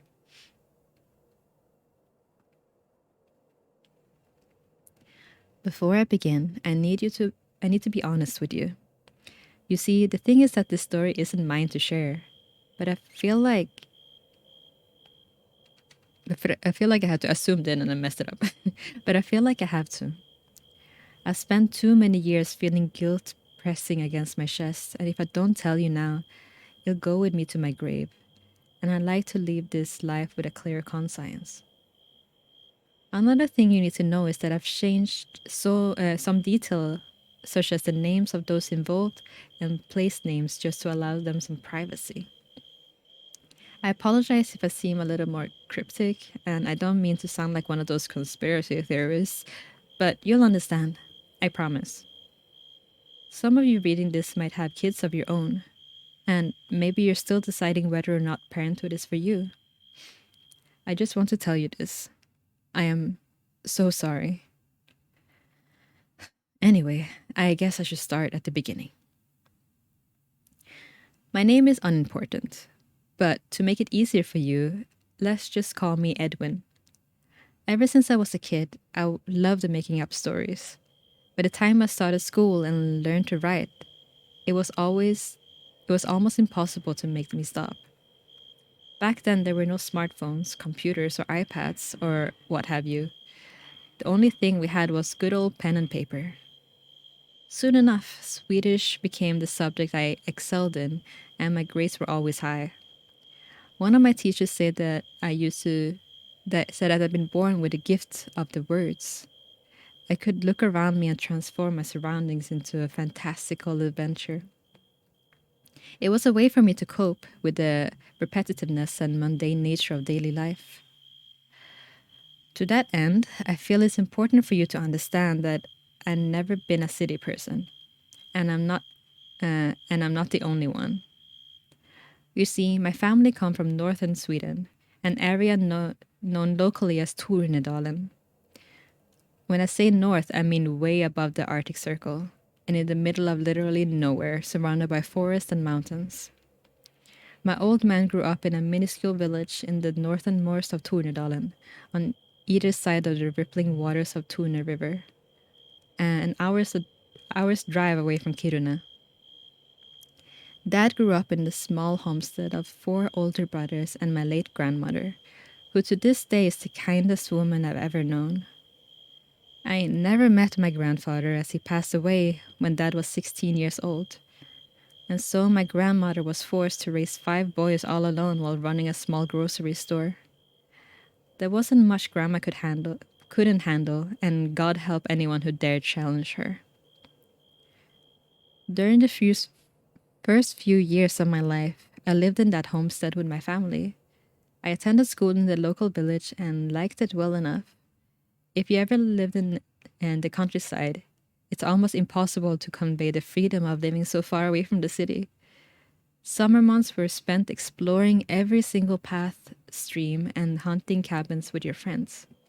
The eternal light from the midnight sun and turned the whole world into our playground, and we stayed awake until we simply were too tired to keep our eyes open.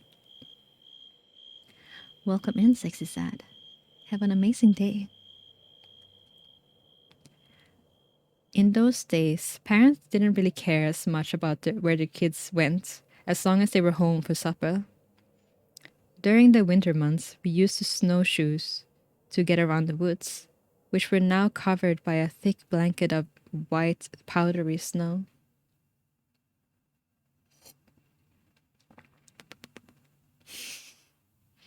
If we were lucky, and if it was cold enough, you might catch a glimpse of the green shimmering from the northern lights dancing in the sky. I remember my grandmother once telling me that according to folklore, people believed the lights were souls dancing on their way to the afterlife. At some point in the 60s, Dad and I moved to Stockholm, where there were better job opportunities. We both missed living in the north, so every school holiday was spent in a small village by the river. We spent those holidays fishing, both ice and normal fishing, hiking trips, overnight stays in old hunting cabins. Some of my fondest memories from those days were when we followed old ski tracks, placed the reindeer skins on the snow, and then lay there for hours enjoying the warm sunlight of early spring. We often sat in comfortable silence, without feeling the need to say much. But sometimes, just as first colors of twilight approached, Dad would tell me ghost stories, even though I was way too young. Summer holidays seemed endless, and I often explored every single corner of the village with my old friends.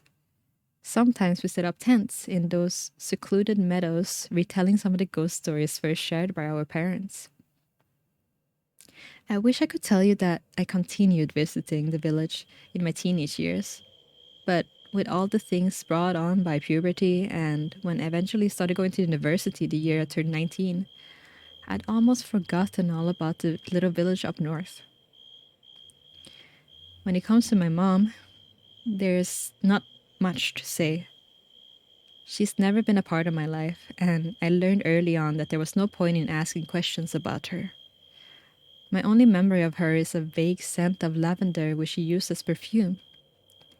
If I'm completely honest, I'm not even sure I know her name.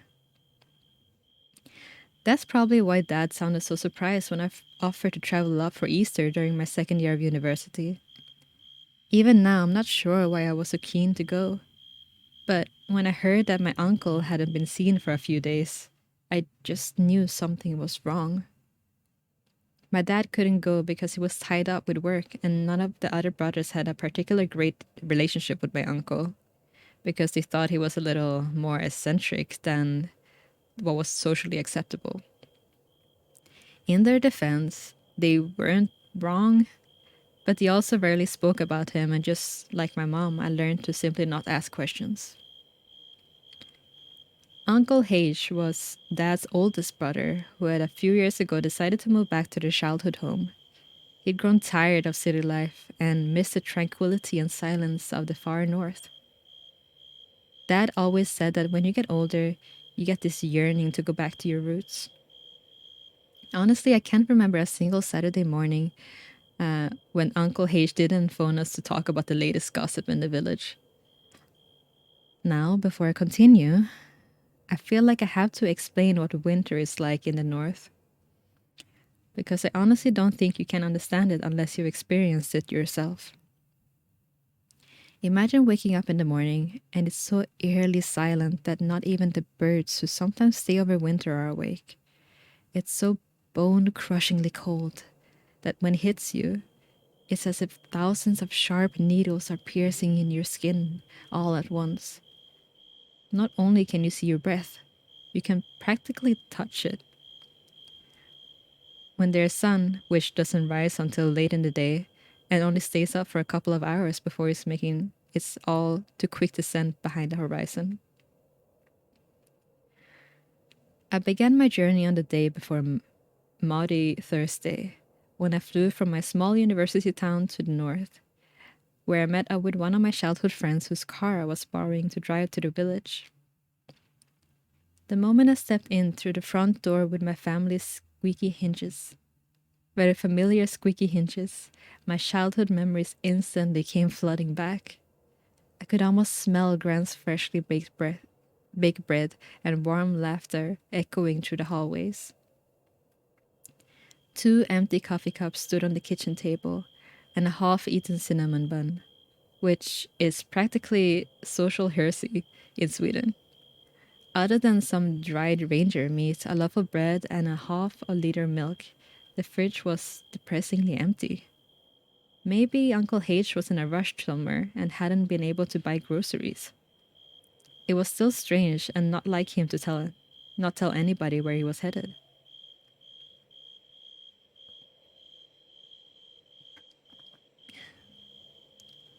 At that point, I realized that it was both late and too dark to go out and look for Uncle H.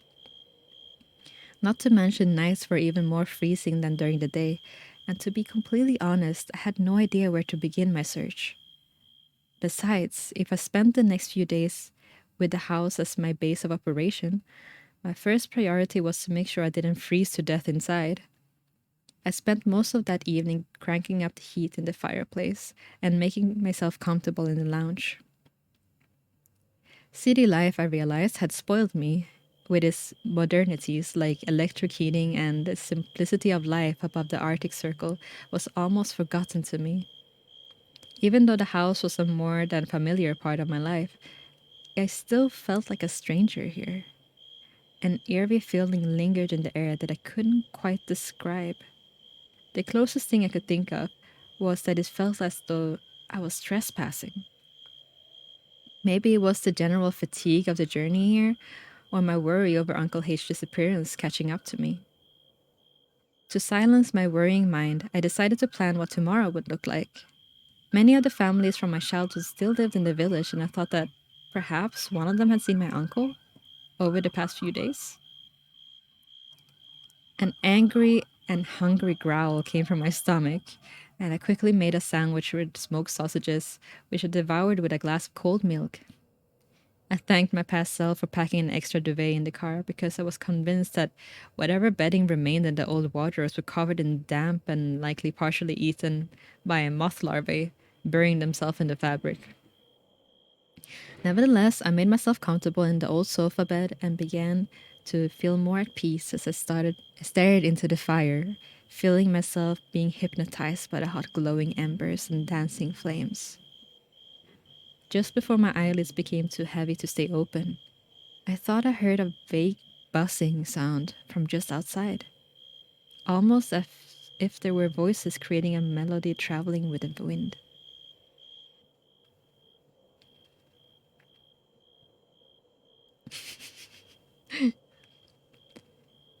Let me clear my nose. Hold on.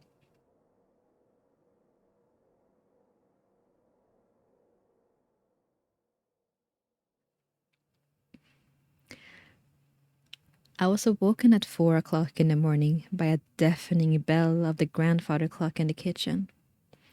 Cursing myself for forgetting its loudness, I decided there was no point in going back to sleep. So I made myself a cup of coffee and flicked through an old local newspaper. I'm not sure what made me look out the window, but I almost choked on the coffee when I saw a crouching silhouette at the edge of the forest, trudging through the snow towards the house.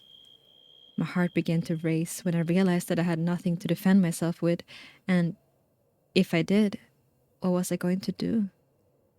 It was only when the figure got closer to the house that I realized that more distinct feature of the shape. It was my uncle.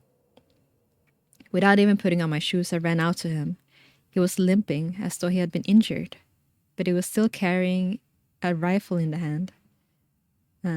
But his jacket was covered in blood. Even though he looked right at me, his look in his eyes was distant. "What the hell happened?" I asked. But my uncle only muttered something in Finnish that I couldn't understand. There was no need for a doctor to tell me that he was in shock.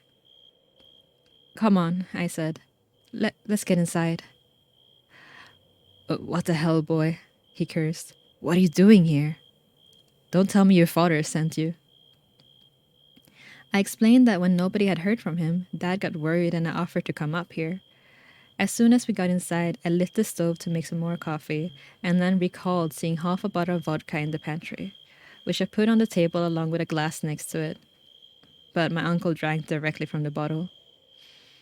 A few moments later, I poured 2 cups of strong black coffee, and for a while we just sat there in silence. I wonder if I should call an ambulance, but then my uncle told me what happened. Uncle H explained that he'd been visiting a relative on the other side of the river as per usual. It got a little later than planned, and at some point in the middle of the night, he decided to make his way home through the woods like he so often did. Snowshoes made it easy to make your way across the massive amounts of snow covering the ground, and whatever alcohol remained in his system kept him warm. Even though my uncle had trekked through those woods ever since he was a little boy, a strong feeling of unease crept up on his back and made his hair stand on the back of his neck. By the light of the moonlight, he thought that there were shadows moving towards him, accompanied by a strange buzzing sound in the wind. And then he saw them. Dozens, if not hundreds of children whose faces were unnaturally pale and their eyes were entirely hollow. The creatures dragged themselves up from the snow and made the most unnatural sound my uncle had ever heard. It was deafening and heartbreaking all at the same time, and he was overcome by emotion that he could not name. A bony hand grabbed his ankle, and another opened the mouth, which turned into a massive, gaping black hole. My uncle told me that he'd never run so fast in his life. Uncle H didn't say much the next day. Mostly he just wondered how long I was planning to stay, and I told him I'd be around for a few days. He seemed pleased that he would not be alone over Easter. However, when I told him that I was going to call my dad to let him know everything was alright, my uncle made me swear to not recount what he had told me. He said that it was probably for the better if it stayed between us, seeing as the rest of our family already thought him a little strange. I gave him my word, and so when my dad wondered what happened, I simply told him that my uncle got lost in the forest on his way home. Dad muttered something about stubborn old men, but didn't ask any more questions. After I hung up, I turned to my uncle who sat at the kitchen table and stared out the window. My mouth hung open as I struggled to form the words, even though the questions were clear in my mind. I know you don't believe me, boy, my uncle said, as if he'd read my mind. But surely you've heard the stories? Those about people who get lost in the woods and never make it back because they've been taken by the mealing. I wish I understood what he meant, but then a vague memory resurfaced somewhere in the back of my mind. Uncle H nodded at the chair and I sat down, nervous about what I was going to hear. A part of me didn't want to dismiss his experience, but I didn't want to believe in ghosts or ghouls. Then he told me something that to this day I wish I'd never heard.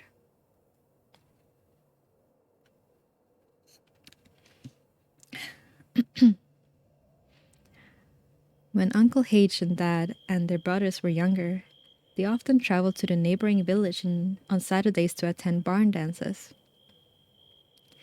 Sometimes girls from larger cities would attend the dances, and if you were lucky, you might get a dance, a phone number, and a promise to meet again. That's where Dad saw her for the first time. Uncle H said that if there ever was a moment where he believed in love at first sight, that, that was it. He recalled exactly how the look in my dad's eyes changed, and when my uncle followed Dad's gaze, he noticed a girl he'd never seen there before. Her long blonde curly hair glimmered in the light, and she wore a green knee-length dress. Uncle H thought she might have been there with some friends, but she was standing away from the other girls, as if she was avoiding them. After a while, Dad eventually plucked up the courage to speak with her, and when they danced, he was enchanted. Afterwards, everything happened so quickly, and the only thing Dad would talk about was his new love. Uncle H explained that he and the brothers just assumed that it was yet another crush that would fade, like it always did. But this time they were wrong. Uncle H told me that my mother loved my father as much as he loved her, but she was carrying a terrible secret. In small communities like the ones up north, rumors spread like wildfire. Keeping anything to yourself is pretty much impossible, and my mom knew she didn't have much time. Being pregnant with a child that wasn't my dad's and that was born in secret could make life incredibly difficult as a family. My dad would have struggled to find decent work, which he would have needed to support the new family. So, after the birth of my half sibling, my mom knew what she had to do. It's not difficult to hike into the forest and bury a child so that nobody finds out about it. Women in these parts have been doing that for hundreds, if not thousands of years. Who knows how many unloved and illegitimate children are buried in these woods of the north? On the surface, my parents had a happy marriage, and a year after their wedding, I was born. According to my uncle, Dad had never been so happy as the first time he held me in my arms, just as enchanted as the first time he had seen my mom. There was never any doubt that my mom loved me with her whole heart, but Uncle H also knew that she still carried with her the grief of burying her first child. You could see it in her eyes and how she sometimes stared out the window into the forest. One late winter's night, she never came home. My dad was hysterical and looked everywhere without any results. The whole village made a joint effort to find her, and after a few hours, a body was found in the forest. The strange thing was, instead of being frozen, it was almost completely charcoaled, as if it had been devoured by a natural fire. The worst part of it all, though, was the shape of what had once been a child in the body's arms. My dad never spoke about what happened. He never met another woman. Even though Uncle H and the others told him to move on with his life, get married again and give me a chance to grow up with a mother, Dad refused and moved away from the village in the north to the city of the south where he could hide his grief in the exhaust fumes and sweat from the ever-growing masses of the city. Far, far away from the woods of the north. I'm writing this down out of pure selfishness and to ease the burden that has been weighing me in my heart for years. Most of you won't believe me, and that's fair enough, I suppose. My cousins remain blissfully ignorant of our family's secret. These days, they have kids and even grandkids. Sometimes, just like I did when I was younger, they spend school holidays in the village in the north. I can't help but sometimes wonder, they might have heard that same melodic buzzing in the wind just before going to bed at night. And that is the story of There's Something in the Deep Woods of Northern Sweden. As I said, it's not super creepy. It's very sad, and it's even sadder that this is very much based on truth, where probably still to this day and back in the day, it was very easy for a woman to hide a killed child in the forest. But yes, that was it. So 1, 2, 3, 4, 5, 6, 7. That's our 7th. Yes, 7. So let's go blow out another candle before we continue.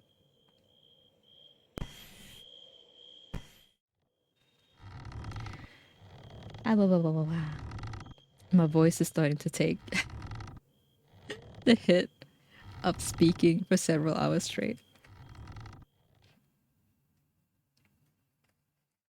Let's see what it is this time. Thank you, Rika. Ina, welcome in. Okay, who could it be? Show yourself. Ah! He's so dapper.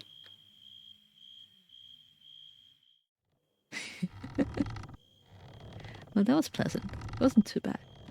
It's a friendly spirit, I think.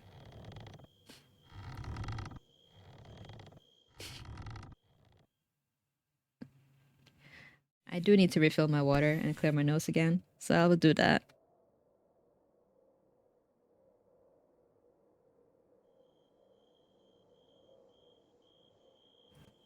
Alright. I've almost drank a whole... How big is this bottle? How much is in this bottle? A liter? A liter of water? I've been drinking a lot of water to try to ease the phlegm in my throat.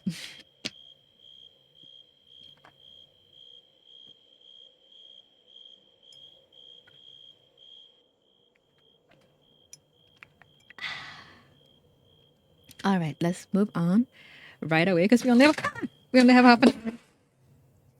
I dropped my keyboard. Help.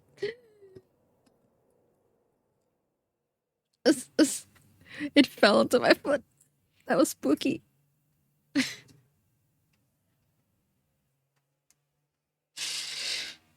Oh my god.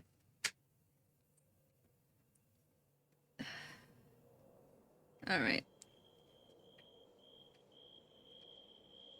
The spirits are angry. Good feet, please. Keyboard down, keyboard down. Why did this fall from my desk? Maybe it was that dapper spirit. Maybe he wasn't friendly after all. Okay, let me secure it more. Okay, I think that's good. But I will have to fix it completely after the stream. So let me just put it here first. Alright.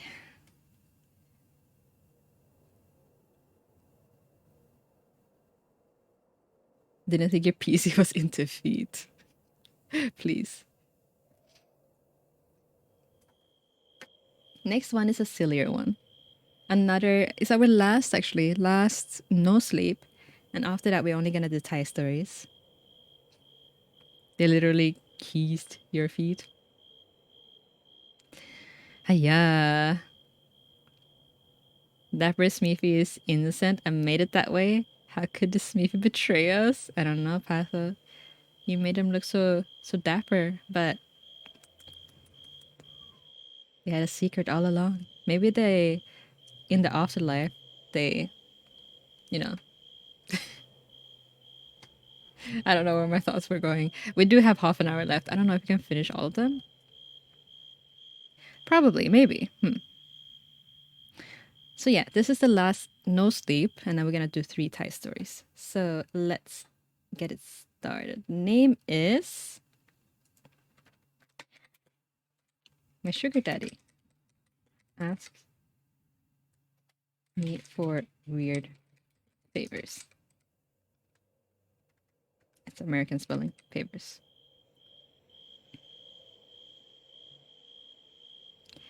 So this is My Sugar Daddy Asked Me for Weird Favors by EAPATBT. TBP, even, is the author name. Do you think you were paying your taxes? All right. His Tinder profile says he was 45, but he looked to be in his early 30s at most. Looking for a sugar baby. $700 a week, no sex. It sounded too good to be true, but as a broke university student, I was willing to take my chances. I swiped right, and Tinder let me know he was a match. His message came seconds later. Hey there, sweetheart, smiley face. I cringed at the word. I hated it. But $700 was $700.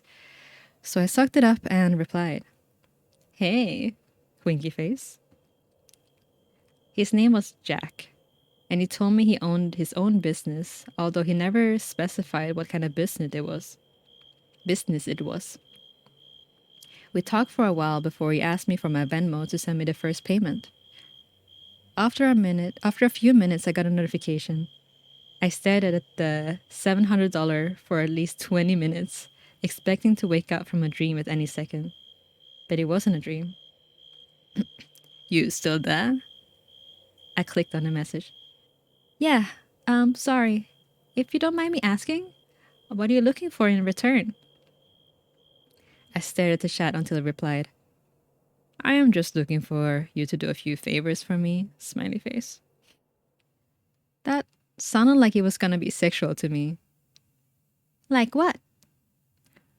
For example, the first thing I need you to do is pick up a delivery for me. That sounded innocent enough, but I was still expecting there to be some kind of twist. $700 to pick up a package? Come on, even I wasn't that naive. From the post office or something? No, I'll send you the address, but I'd rather not do this through Tinder. You got Kick? Or can you give me your number? Kick? What was this? 2011? I decided to give him my number instead, and he texted me the address immediately, followed by the address to his house, where I would have dropped the package off.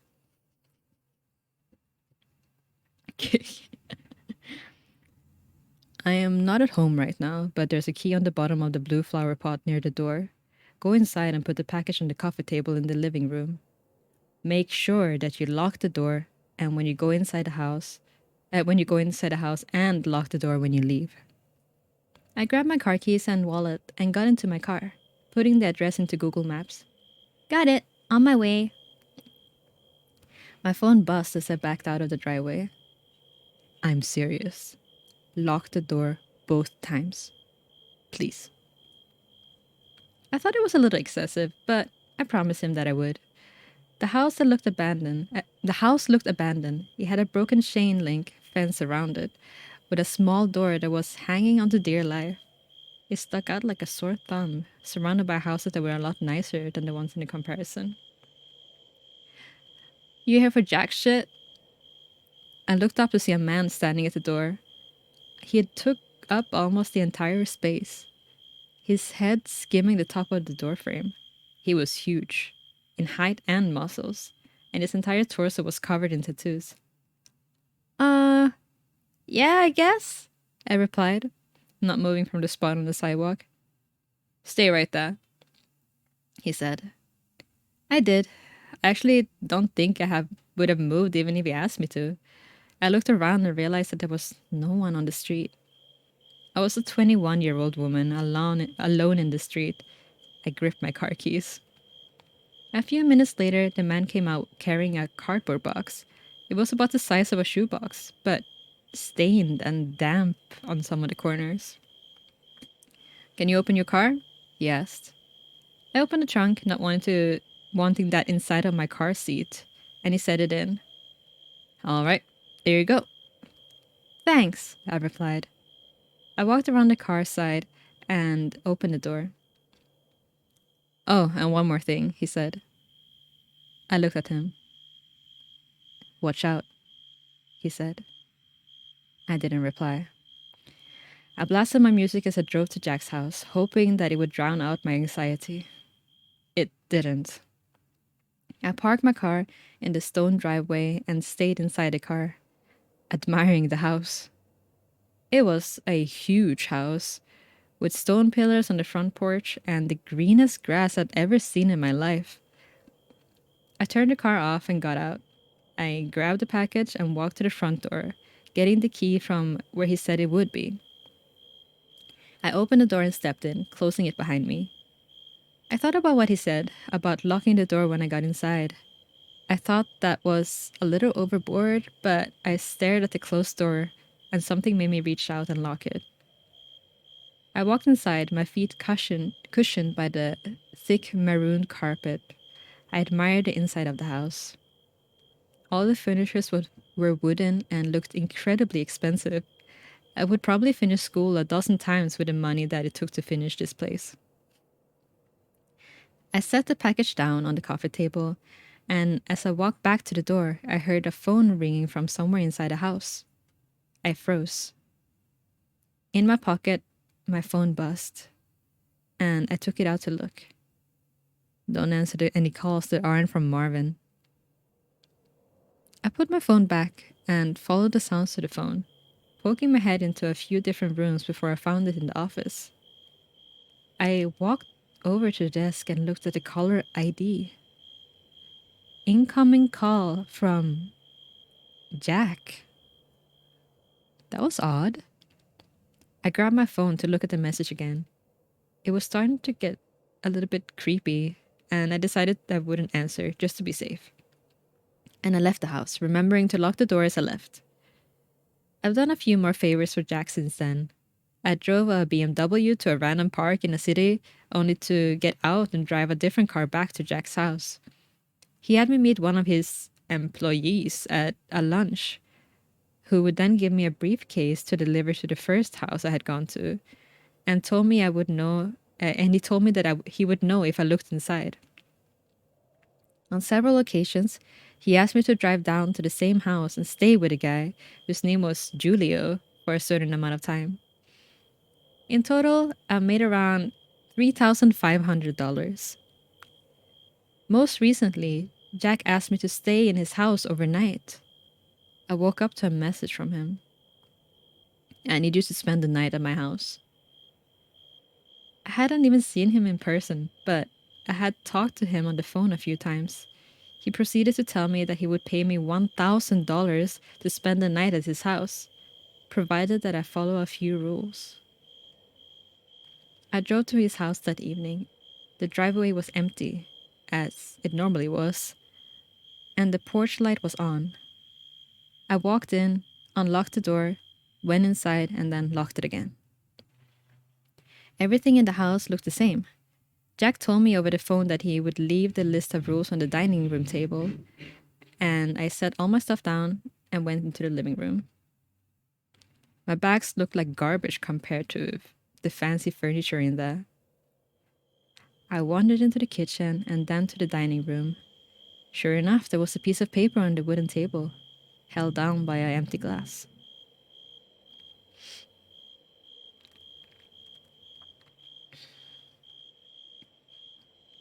Let me clear my nose.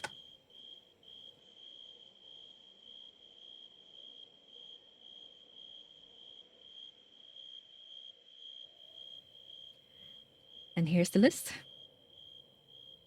So make sure you remember it. Lock the doors when you come in. Only answer calls from Marvin. Don't turn on any faucets between 9 p.m. and 11 p.m. Don't open the door for anyone, no matter who they say they are, after 10 p.m. If the door to the closet at the end of the hall is open, sleep in the library. If closed, sleep in one of the bedrooms. The gardener comes at midnight. If he starts knocking on the windows, hide. Turn the TV on and let it play on static through the night. Do not forget to do this.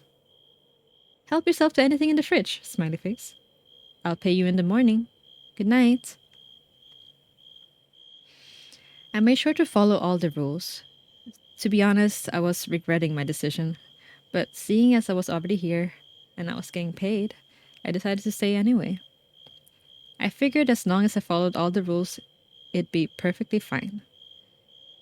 Still, it felt a little odd. What was this, a haunted house?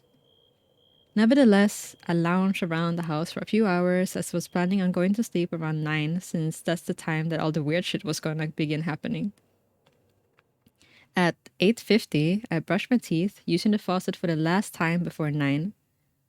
I checked the closet in the hallway. Upon seeing that it was open, I moved my stuff into the library and got ready to sleep on the couch. I locked the doors. I locked all doors in case and laid on the couch, scrolling through my phone. I hadn't gotten any messages from Jack, and I started to think up scenarios and reason as to why he had such a strict, peculiar set of rules in his house.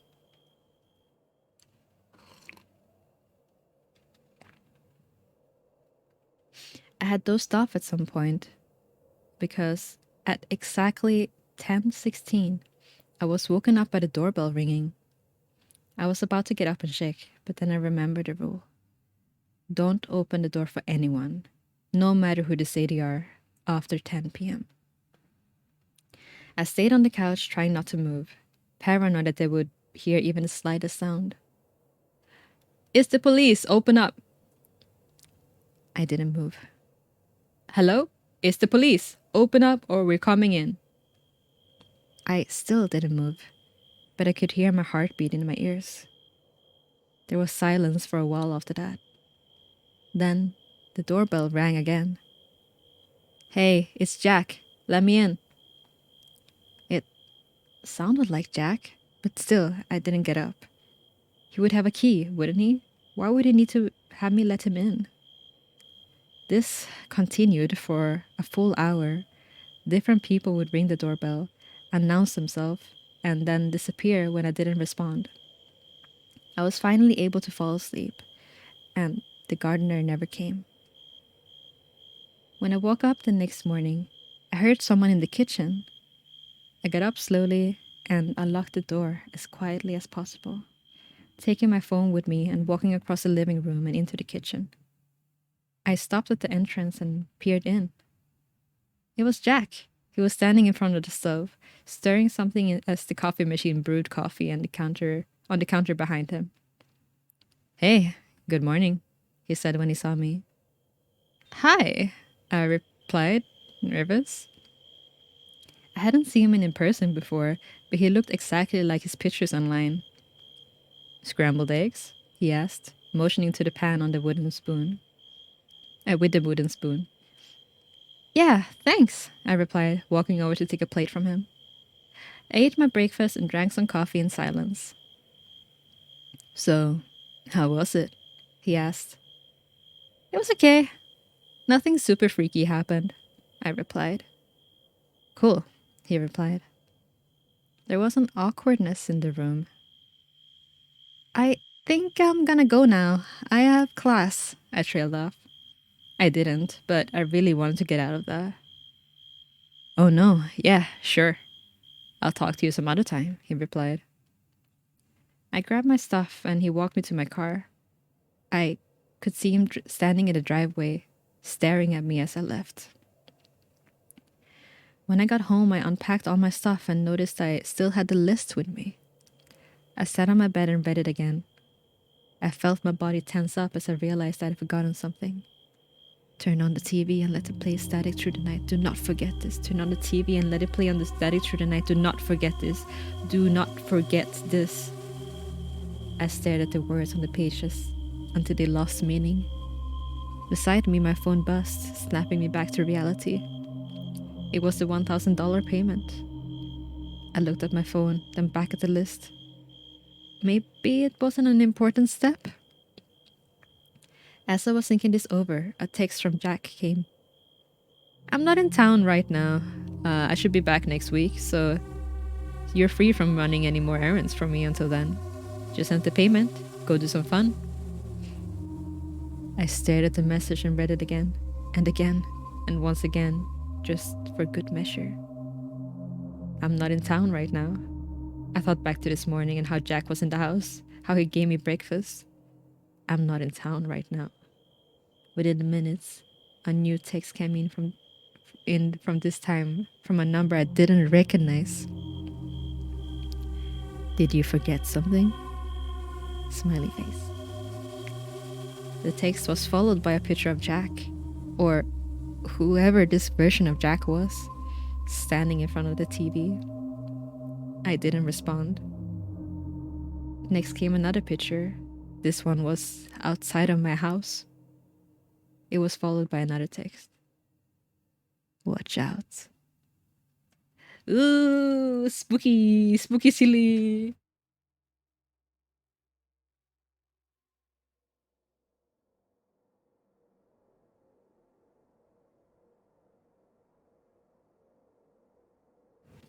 My nose is so runny. I have my aircon on really high, but it's because my phone is overheating. Girl, you had one job for $1,000. I know, right? Okay, I think 8th story. We have 10 minutes left. Also, good morning, Epics. We slept for such a short time. I think if it's okay with you, Shin, I will try to get through the stories. They're not very long. Most of these are pretty short. It's only 3 more. What a part to wake up to. All right, let's go to the 8th candle. Take your time. Thank you. But yeah, the next one, the next 3 ones are all Thai stories. This shouldn't be too long. Hello? Anyone there? Look at the candles. Slowly disappearing.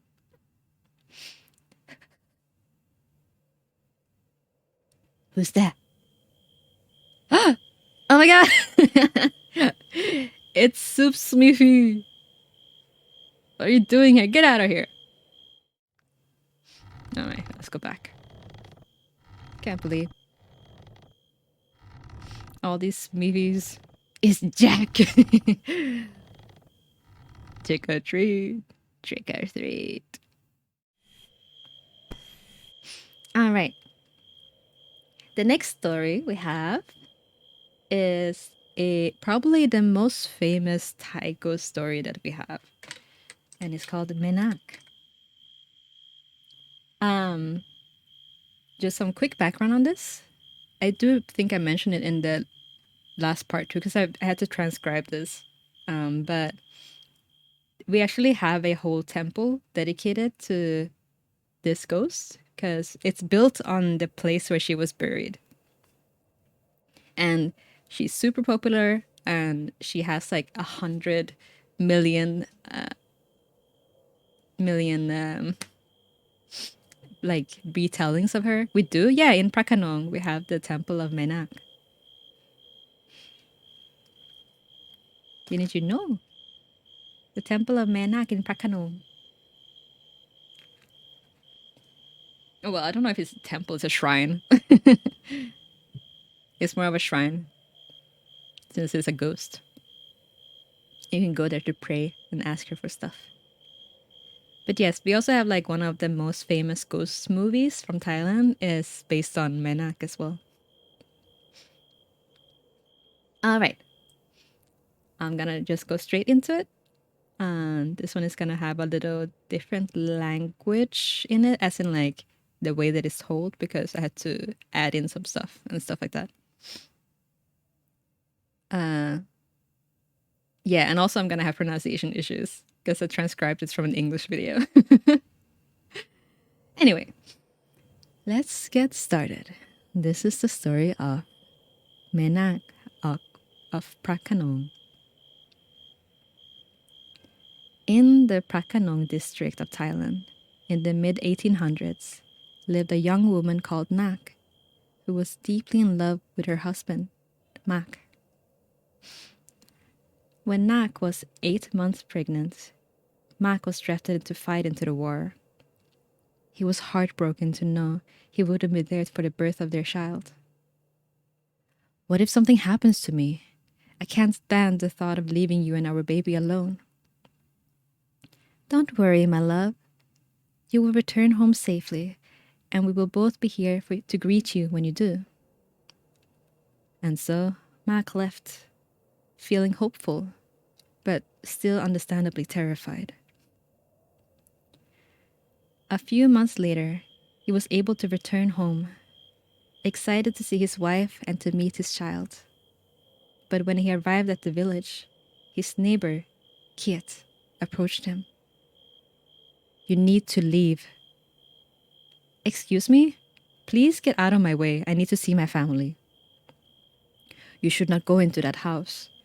You do not know of the terrible things that have happened while you were away. Kiet looked nervously to the side before continuing. Your wife, she's not what you think she is. It's better for both of you if you leave.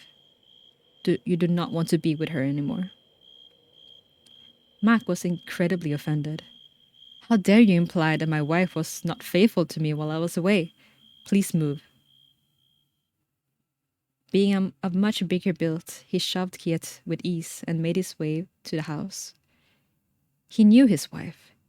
He knew she would never do anything to hurt their relationship. Carefully, he opened the door. And there she was, cradling their healthy baby. They exchanged a deep hug and began to catch up. Can you believe Kiet tried to make me think you were unfaithful while I was gone? Pathetic, isn't it? Yes, very. What a silly old man. For the next few weeks, everything was perfect. Between Mak and Nak, at least. Whenever Mak went into the village, he could feel the stares and whispers of his neighbors. Do you think he knows? I can't believe he's still living with her. It is so sad. Kiet was probably spreading rumors, he thought. So he decided to confront him about it. He went to his house and knocked on the door. Oh, I can do this. He went to his house and knocked on the door. No answer. He knocked again. But he clearly wasn't there, so he went back home. Nak was in the kitchen making lunch. Have you seen Kiet lately? Mak asked. No. Why do you ask, my love? I thought he was spreading rumors about you, and I wanted to tell him to stop. Oh, don't worry, my dear. I already spoke to him. He won't be bothering us anymore. Nak continued to prepare lunch, while her husband waited patiently in the dining room. He watched lovingly from afar, just happy to be home with his family. Nak then dropped a lime on the ground, and it fell between the cracks of the floorboards. Now you have to understand that this was way back in the day, and old school Thai houses are built on elevated platforms, where the kitchen has gaps between the floor to allow for water to be disposed of. The lime had fallen to the ground below, 1 floor down. Mak then watched as Nak bent down and reached right through the floorboards to pick it up. He couldn't believe his eyes. Did you just see what he thought he saw? He looked over at his baby daughter. Suddenly everything felt wrong. Nak looked up and saw her husband staring at her in disbelief. Is something wrong, my love? Nak, what did you do to Kiet? You seem upset, my dear. Come here. He had to get out of that house, and so he ran, but he could hear his wife's voice yelling in anger. You promised to always love me. he turned his head to see that the woman he once had loved had grown into a massive, angry spirit, ripping havoc in the village. Mac made it to the nearby temple and quickly told one of the monks to help him stop his wife. It turns out, while Mac was away fighting in the war, his wife and daughter has passed away in childbirth. And due to him being away, he had no way of finding out until he had returned.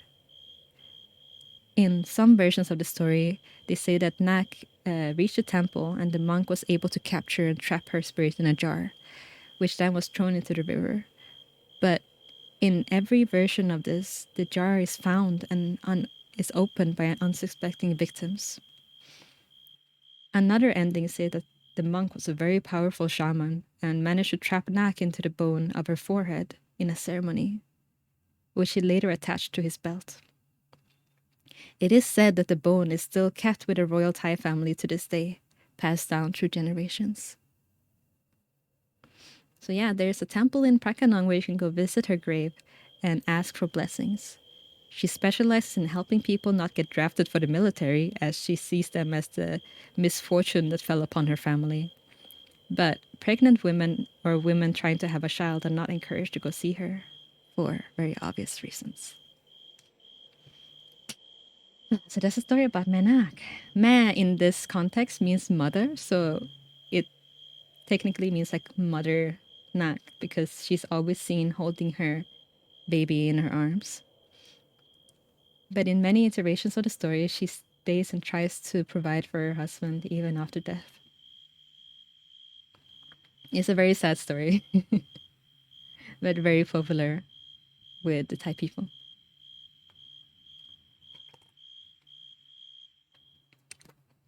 Let's go to the ninth candle.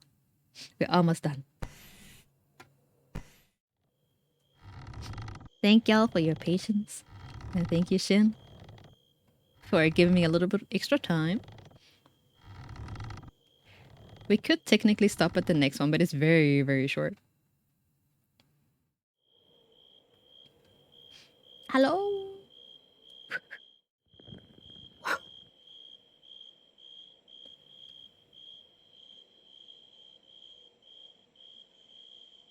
Who's that? Ah, the boo again. We got him boo 3 times. What are the odds? And it's not like the text is not working because we got high earlier. Boo ah! Boo ah! Boo ah! Stop scaring me, guys. You're so scary.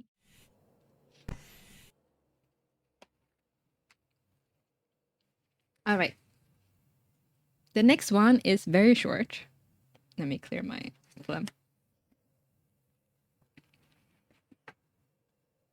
It's very short because there's not many specific stories about this type of ghosts. So I'm just going to tell you the background of how this ghost came to be and what people think the origin of it is, at least here in Southeast Asia. We actually did have we had a movie about this type of ghost not long ago. I haven't seen it yet, but it was like a live action movie about this ghost. I was like, damn. This one is actually one of my favorite Thai ghosts because I just think they look so silly. They're just so silly and they do their silly little things. There was news about this a month ago, actually. Oh, really? What were the news about? That they saw one? They saw one of these? Interesting.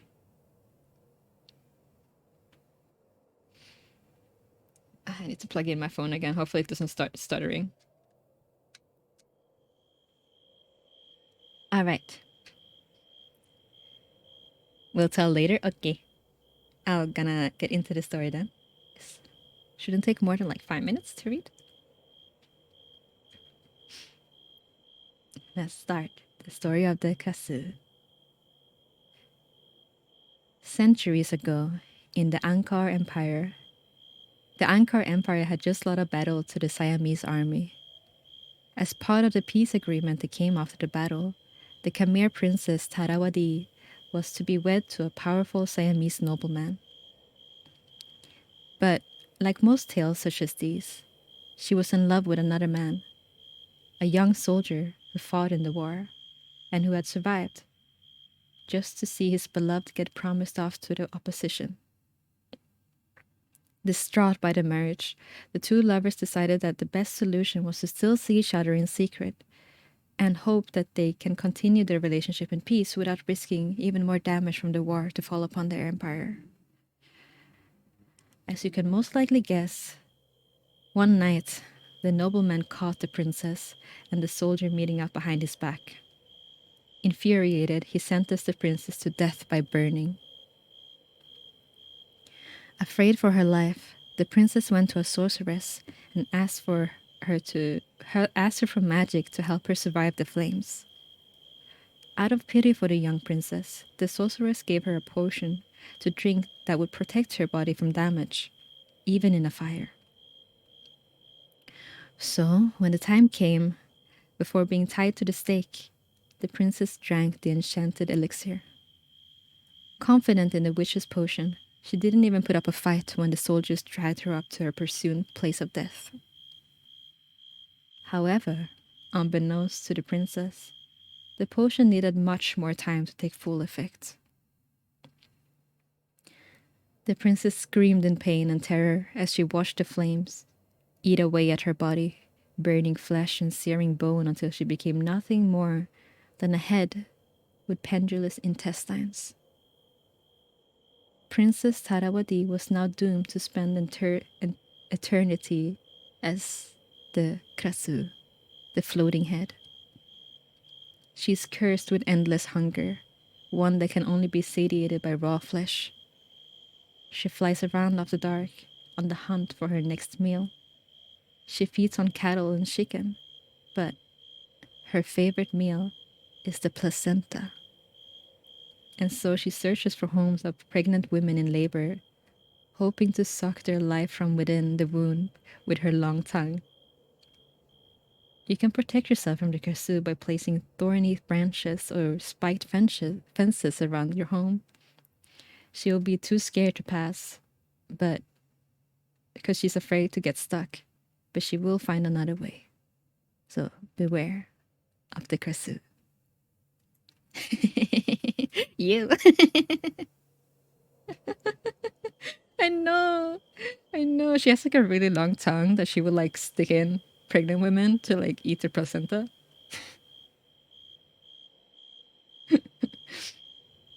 But yeah, she's literally just a head.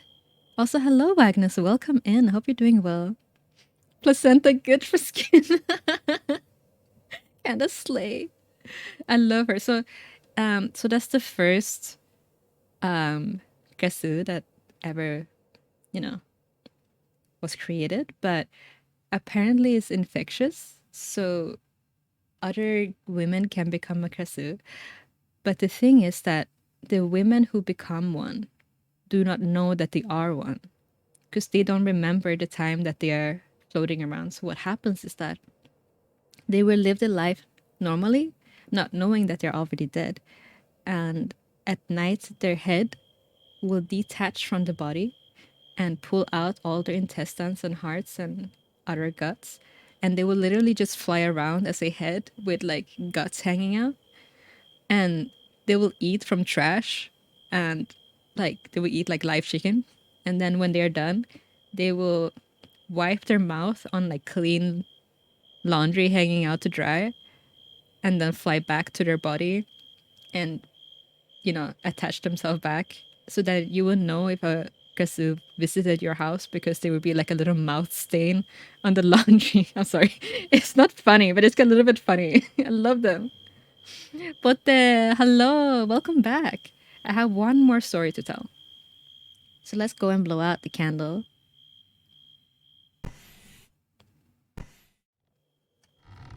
All right. Also, this amazing layout is done by Pote in chat.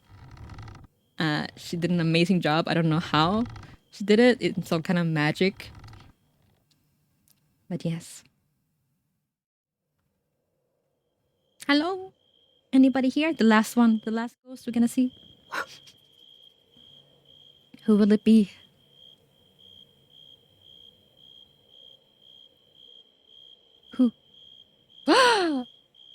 It's blue. That scared me a little bit. It faded in so slowly. Long, long, long smooth blue. Like when someone kisses a napkin to brush off extra lipstick. Yes, exactly that, but like trash liquid. These screen transitions are so incredible. It's amazing. She did an amazing job. All right. So the last story is another Thai ghost story, but I'm gonna end it on a little bit of a positive note because this one is actually surprisingly wholesome. Oh my god, gang, hello! Welcome, and thank you so much, Rico, for the follow. Welcome, Raiders. We are on our last story of the night, but it doesn't end there because we're gonna raid right into Tetsuya Shin, who is also in chat right now. And hopefully, you guys can stick around for even more ghost stories after this because we're gonna do a whole relay until tomorrow. It's gonna be amazing. I hope that your stream went well, gang. I hope that you had a good time. For anybody new here, my name is Sifi. I'm a drow. Usually I do art streams. Sometimes I do gaming streams. And today we are doing a little ghost story relay where I have read 10 stories so far. So we're on the last 11th story. And we are doing a little thing where we are reading a story and then we walk down a long hallway, we blow out a candle, and then we look into a mirror. I have already looked into the mirror enough times because now we have to leave one candle burning so we don't get don't get angry spirits after us.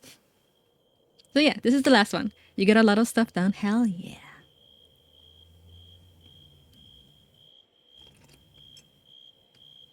But yeah, please make yourself comfortable. Thank you once again for the raid. Make sure that you get your after raid after raid off the stream and raid care in. And yeah, thanks.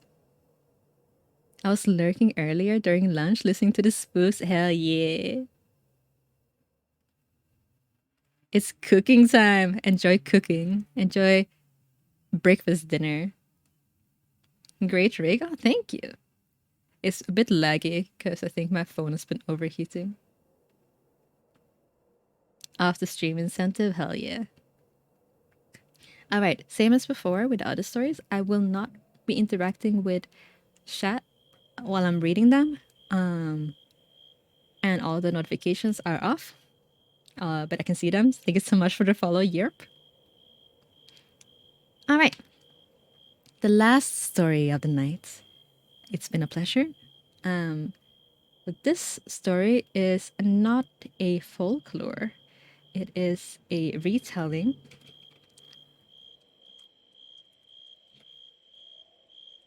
by a exchange student who was studying here in Bangkok,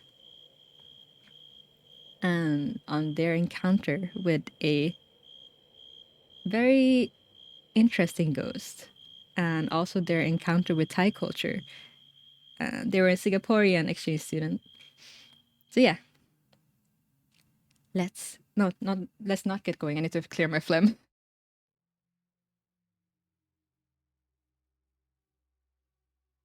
Okay. All right. Let's get going. This happened many years ago. I already put this episode behind me and try my best to forget it. Sometimes when I think back to it, I still get the shivers. When I read some good ghost stories, I suddenly feel a chilly wind blow into my room. Many years back, I was staying alone. Back then, I was using an iPhone 3GS. As you all know, when you leave the iPhone there, after a while it will auto-lock and show the unlock screen. I remember it was an afternoon and the weather was bright and sunny. Everything was as per normal. I went to take a bath, and when I came out from the distance of the kitchen to the living room, I saw the screen of my iPhone switch pages. I had 3 pages of apps. And when I walked near it, it suddenly changed to the unlock screen. I didn't sense anything at first. I just thought, okay, maybe it's still buggy after the battery did something wrong. And I brushed it aside. Be reminded that I was alone and also had a password lock. Many days later, my friend suddenly called me and asked, "What's the matter?" I told him it was him calling me. Why ask me what's up? He said that he saw my missed calls. I said, "Never la." Then he said, okay, never mind anyway. I checked my call history, confirmed I never called him. Then WhatsApp messages came in and he showed me his call history, and indeed, there was a missed call from my number. What the fuck, I thought. He's kidding me, aren't he?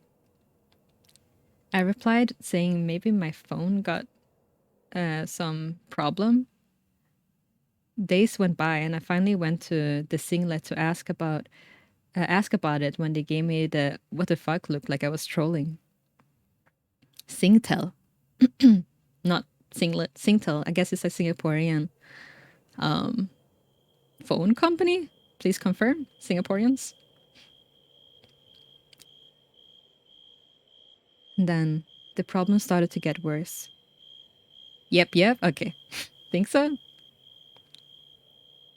Fast forward a few weeks later. I was messing with some stuff at home because I was on leave, and when I faced a problem with my campus login, I was studying Thai language at Thammasat University at the time. I looked at my phone to call the school. I tried to find my phone for 5 minutes, but totally couldn't find it. I was in a fairly small apartment, and in the end, I called myself to see where the ringing would come from. When I heard the direction of the ringtone, my whole body, the hair. You can tell this is written by an actual exchange student by the way that this is written, so it's great. Anyway, sorry. I'm trying to like reword a lot of stuff in my head. All the hair on my body stood on end, and I froze. The ringtone came from the storeroom. And the problem is I already never entered the storeroom for quite a while. A few months ago, and only when I want to come back to Singapore, I go in and take my luggage. And to make it worse, the storeroom is locked with a number lock. I didn't know what to do, honestly. First thing I did was to look around the house to see if I got other people, to see if there's any other people around. For some reason, maybe they're trying to prank me. And next, I immediately turned on the lights in the house. It was the afternoon, but it was very dark in the corridor. I quickly went into the storeroom. I quickly went into the storeroom with my back against the wall, and the handphone was on the floor in the middle of the storeroom. Fucking freaky. I was really, really scared. But then, back then, I was very religious, and I just kept chanting the Om Mani Padme Hum. I quickly took the phone and went downstairs and etc. Called my friend and stuff without talking about anything else. After that, my friend, there's an exchange module where you can go into certain classes and exchange language lessons. So it's a Thai friend. So I got quite many friends, and I called one of them immediately, and he stayed quite near as well. So can ask him to come over. When he arrived, I asked if he was okay. Oh, he asked if I was okay because I looked very pale. I told him what happened, and he suggested we go to a temple to pray, since we were at Tarapshan. I don't know where that is. We took a cab to Wat Hualongpong, which is a temple, and also we donated coffin there. Donated coffin there. Like they made donations there, or they donated a coffin to the temple, maybe. My monk asked the temple counter if any Luang Pa Luang Pa was in today, as we were here to ask for help, and I was very glad my friend was there, as my Thai was 6:30 only. Um, when we when we met the Luang Pa, you donate money towards buying coffee to those who can't afford them. Yeah, I figured. It just took me a bit.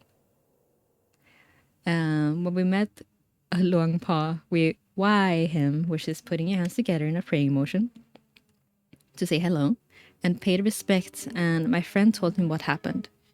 The monk took a deep breath and looked at me and said that I was being followed by a female spirit, and the spirit is now outside at the temple gate and didn't come in. The spirit didn't know me, but was the previous tenant, a previous occupant of the apartment. Senior monk, yeah, I figured. Because pa means dad, means dada. The spirit didn't know me, but was the previous occupant of the apartment I was in and died a wrongful death. Sounds damn. This is in parentheses, by the way. Sounds damn Satki like Thai ghost movie, I know. And wanted me to help her. I don't know if it was true, but that partner was lent to me by a senior in the university who graduated and left to rent an apartment in Sathorn Road as he found a job there, and it's easier to commute. So if what he said is true, she might have died a very, very long time ago. I hear Liao. Sorry, it makes me laugh that they write this way. I hear Liao. I don't know. I want to cry or laugh. I thought this kind of thing only happened in ghost movies or Hong Kong. I didn't speak good Thai, and I kept the Y position and asked my friend to ask Long Pa for help. The story is not spectacular, as there isn't 10 monks sitting in a row trying to perch any centipede or nails or fish hooks out of my body like Gontao movie. He took the fabat, as Thais call it. Fabat? How would you say that? I guess it's the water thing. And the bowl with water and prakring inside to bless holy water. Said what? Sorry, they said fabat, Fabatt. He said you.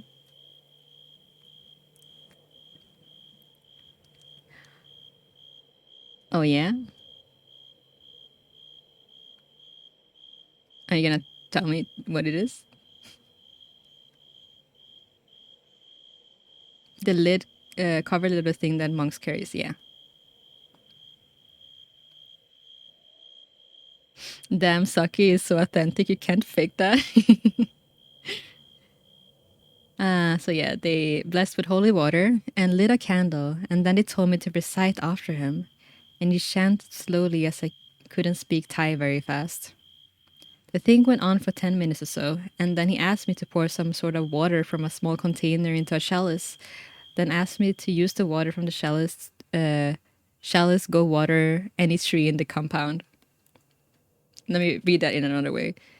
Then he asked me to pour some water of some sort from a small container in a chalice, and asked me to use some water, go water any tree in the compound. After that, he told my friend the girl wants stuff to be done, but my friend didn't ask what. Maybe it's to burn things? I don't want to know. I just told Luang Pa what I can do is, as I am here to take a break from work and here to experience Thai culture. I'm not ready for all of this. Is a swear word? No, I meant the lid thingy, but yes. The Luang Pa seemed very chillax and laughed and told me not to worry and told me she's harmless and asked if I've been harmed by her so far. To which I replied, no, but any amao agaw. Any amao agaw would not continue staying here. I asked Long Pa if there's any way I could get the spirit out of. She said no. His spirit is in the house, and he muttered some stuff to my friend. He then gave me an amulet and told me to wear it as well. I wore it immediately, and we why again and left. I didn't dare to return home, and my friend said if I was really scared, I could go bunking with him. But I went to his house before, and it was very crammed. I didn't know what to do. I was alone in a foreign place, and such things happened. I told him accompany back to pack my things just in case I want to make a run to the nearest hotel to stay, nearest hotel to stay, should anything happen again. Thank you for the sippy. During the taxi ride back, I asked my friend, what did Long Pa tell him? He told me I need to be prepared if I want to know. And of course, I just told him to say anything that, as I was very confused and also helpless. He said that the Long Pa said the spirit would not leave because there's still some part of her within the house. And I asked, what there were. He said, sorry. And I asked him what they were. He said bone fragments. But do not worry, as the spirit is that of a small female child and not a vengeful ghost. I hear already I jitao damn Sian. I did not grow up in a place with ghosts in my house, and I could not think of how would a monk and my friend think if even okay for me to go back. But I did it anyway. There wasn't a plan B, and I didn't know what to do. I went back home, and my friend left after a while when I was more settled in. After my friend left, I spoke in Thai to tell the spirit I was only here for a while, and and my Thai shiu. Don't know if she understand or not. Things didn't go. Things didn't happen for another couple of weeks, and I thought I made peace with the spirit. So why I didn't ask him to send the ghost away? First reason is because I am there for only a few months, and I don't want the monk to put up a fight and chase the spirit away when I go other place. I don't know if you understand or not. I don't know. Oh, this guy is great. Should have passed this to me. I should have, but I wanted to read this. And when I go to other place, the spirit followed quietly and wait till the monk cannot help me, and then came out shut parent again. So, second reason, I don't know if the monk is Jalan or not. I don't want to piss off the spirits because, after all, she didn't harm me. Third reason, I don't want any trouble, and I just hope she don't disturb me, and don't make her presence known. In fact, after that, my friend Kaupogo told the teacher, and the teacher told me to think of the incident as a story, and I'm supposed to tell the story in class to the rest of the student in Thai. That was some struggle, and at that point in time, that was a struggle at that point in time, but I did it anyway, with a lot of laughter from the class. Only less than 20 students, mostly Asian, quite a group of Taiwanese and Honky in that intake. Few weeks later, I bought cashew nuts home to eat, and as I reached home around evening, I was very tired. I just threw a plastic bag with cashew nuts in it, then went off to take a bath. By then, I somehow got the incident behind me. The cashew nuts in those big packets, and inside it there are many small individual wrapped packets. When I was back in the room, I got a shock again. The big packet had been torn apart, and the individual small wrapped packets were thrown all over inside the room.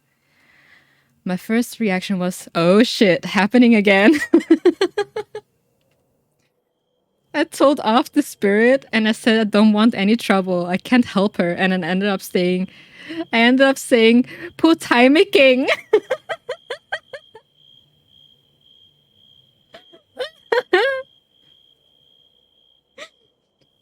I didn't sleep that night. My lights remained on, and I sat against the wall to surf Facebook in case I fell asleep. Tai Josunt. Soon later, I became more and more sensitive to those stuff, like my hair suddenly stand and stuff. I went to my Thai friend again, and once again he brought me to go to another temple. This time further a bit. Wat Pru Shimpli, I don't know where that is. Around Bangkok Yai, Prasi Sharan area. Those into Phra Kluang will know that this is a temple of Luang Pu To, who made the famous Pita Jumbo song. Pita Jumbo song, Pita Tutak Jailek, Pita Kanukang. This karaoke is killing me. We consulted the monk again, and again he gave me an amulet and did a blessing over me. This time I somehow didn't have much faith when I left the temple. Faith in the sense that there was no guarantee of me being not disturbed. After all, I wasn't harmed, and all these small sheep thrills the spirit pulled on me, the monk thinks it's a mischievous and playful ghost and meant no harm. Come on, please. If you have a kid and a ghost want to play stunts on your kid, is it okay? Obviously not, right? But well, to the monks it is alright. I need to get myself out of this, but I don't know how. Further trips to the temple. I went to Chinese temple, Putek Teng at Yawalat. I even went to north to Korat region, and all no help. But somehow doing all these in months, I somehow began to like Thai culture, Thai way of living, and also their beliefs. It was when I relate my experience and somehow exchange their knowledge on how they viewed such things that I began to accept more the originally weird way of thinking. As time passed, I began to pity the spirit. This child might be here for 50 or 60 years, I don't know, and has remained here. If the occupant was less sensitive to her realm and stayed there for 50 years, she didn't have anyone to talk to or play with for that time. Anyway, one day was Songkran, and we went out as a group to sightsee and also chill out. When I was walking home, there's this push cart selling chicken sticks, and though I thought, why not? I'll just buy one stick for the girl. Anyway, I remind again, it's a small girl, so please don't ask me, piak her. And another stall beside was selling mango sticky rice, so I bought as well. Both items for 60 baht, okay. I went home and I didn't do any KMT prayer or whatever. I just left it there and told her it was Songkran and the stuff were for her. That night was peaceful, and ever since then, whenever I was in a good mood or there was a festival or festive season, I bought stuff for her also. But I don't buy Yaku or toy cars and throw sweets around the corner of the house, as I was very clear I'm not keeping KMT. In fact, I didn't communicate with her or say anything as long as she don't disturb me. Looking back at that, I finished my course at TU and Thammasat University and went for another more short course at Jula. One day, my friend suggested we go back to the temple and asked the Luang Pa if the girl was still following me. When the Luang Pa saw me, he said, "Good man." And I asked, "Why?" He said, "The girl looks happier now." And I asked if she still followed me to the gate. To which he replied, "No, she is with us now. Behind you." My hair stood up again, and my friend also Lampagyu Sui sat up very straight. Anyhow, I asked, can Luang Pa ask what does the girl want? The Luang Pa just smiled and said she doesn't need anything. She's just playful. I didn't ask any further why she's there or what happened. I wasn't in the mood to play. It's the way he wrote this is, I wasn't in the mood to play question mark, question mark, question mark, question mark. And helper seek redress. I explained to Luang Pa what I did and he smiled and Dimak. During the course of these few months, whenever something happened to my phone or weird stuff happened, of course I would be scared. But somehow after a brief moment like watching TV or doing assignment, I would forget about it. And soon after I was able to turn off the light and go to sleep. A couple more examples on what happened were I woke up, the toothbrush already displayed at the sink with toothpaste on it, and I was thinking if I came in 10 seconds earlier, I would have seen the toothbrush and toothpaste midway, like Invisible Man movie. Another one was more common, was sometimes when I fell asleep, I could hear kids' footsteps running around the house, but only one kid, I'm sure, because you can tell it's a bunch of kids or what. Another one was quite freaky. Is sometimes when people stand close to you, you can feel that they're there, like behind you or in front of you when you close your eyes. There are so many times when I almost fell asleep, but not asleep yet, and I felt like there's a face directly in front of my face looking at me, but never once dared I open my eyes. I just pretend to fall asleep. There are more occurrences during the time, and I'm unable to type out all the examples, but it was like having an invisible housemate who would appear when you're not in the house at the time. Ultimately, when I left to go to Chiang Mai for some other purpose, I hired a few monks and they came to do prayers in the apartment on my last day there before I moved out. And that was the story. I just really wanted to tell this one because it's funny and it's sweet, and I'm glad that they got a happy ending. So let's do our last candle because I'm really over time. I'm so sorry, Shin. Let's go. Actually, we're not blowing out the candle. We're just looking at it.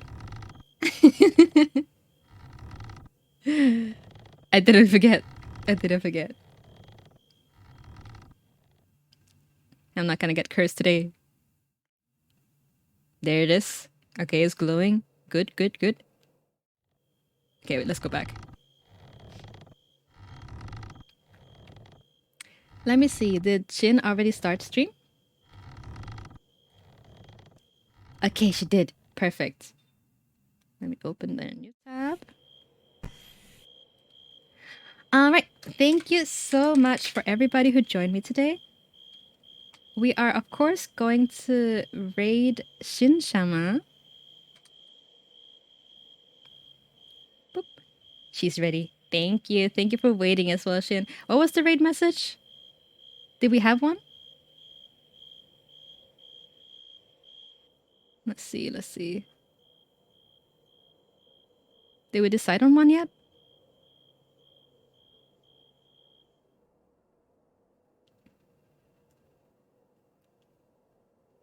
We didn't, right?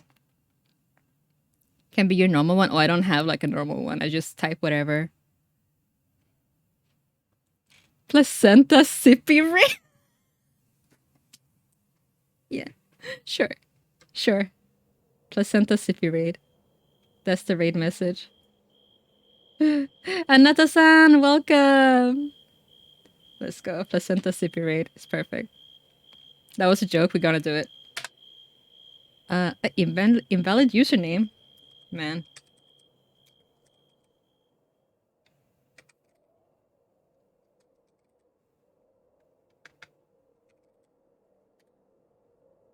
There we go. I didn't take out the at, that's why. So the raid message is placenta sippy raid. You can use the maid emote if you want. That's perfect. But yeah, I don't have my auto screen on this. So we're just gonna,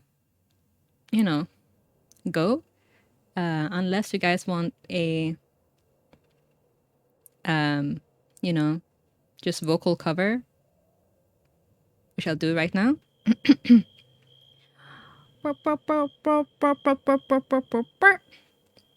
Thanks.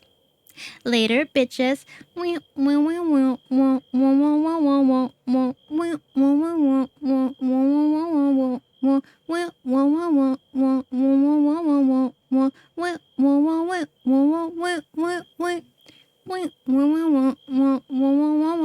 Bye.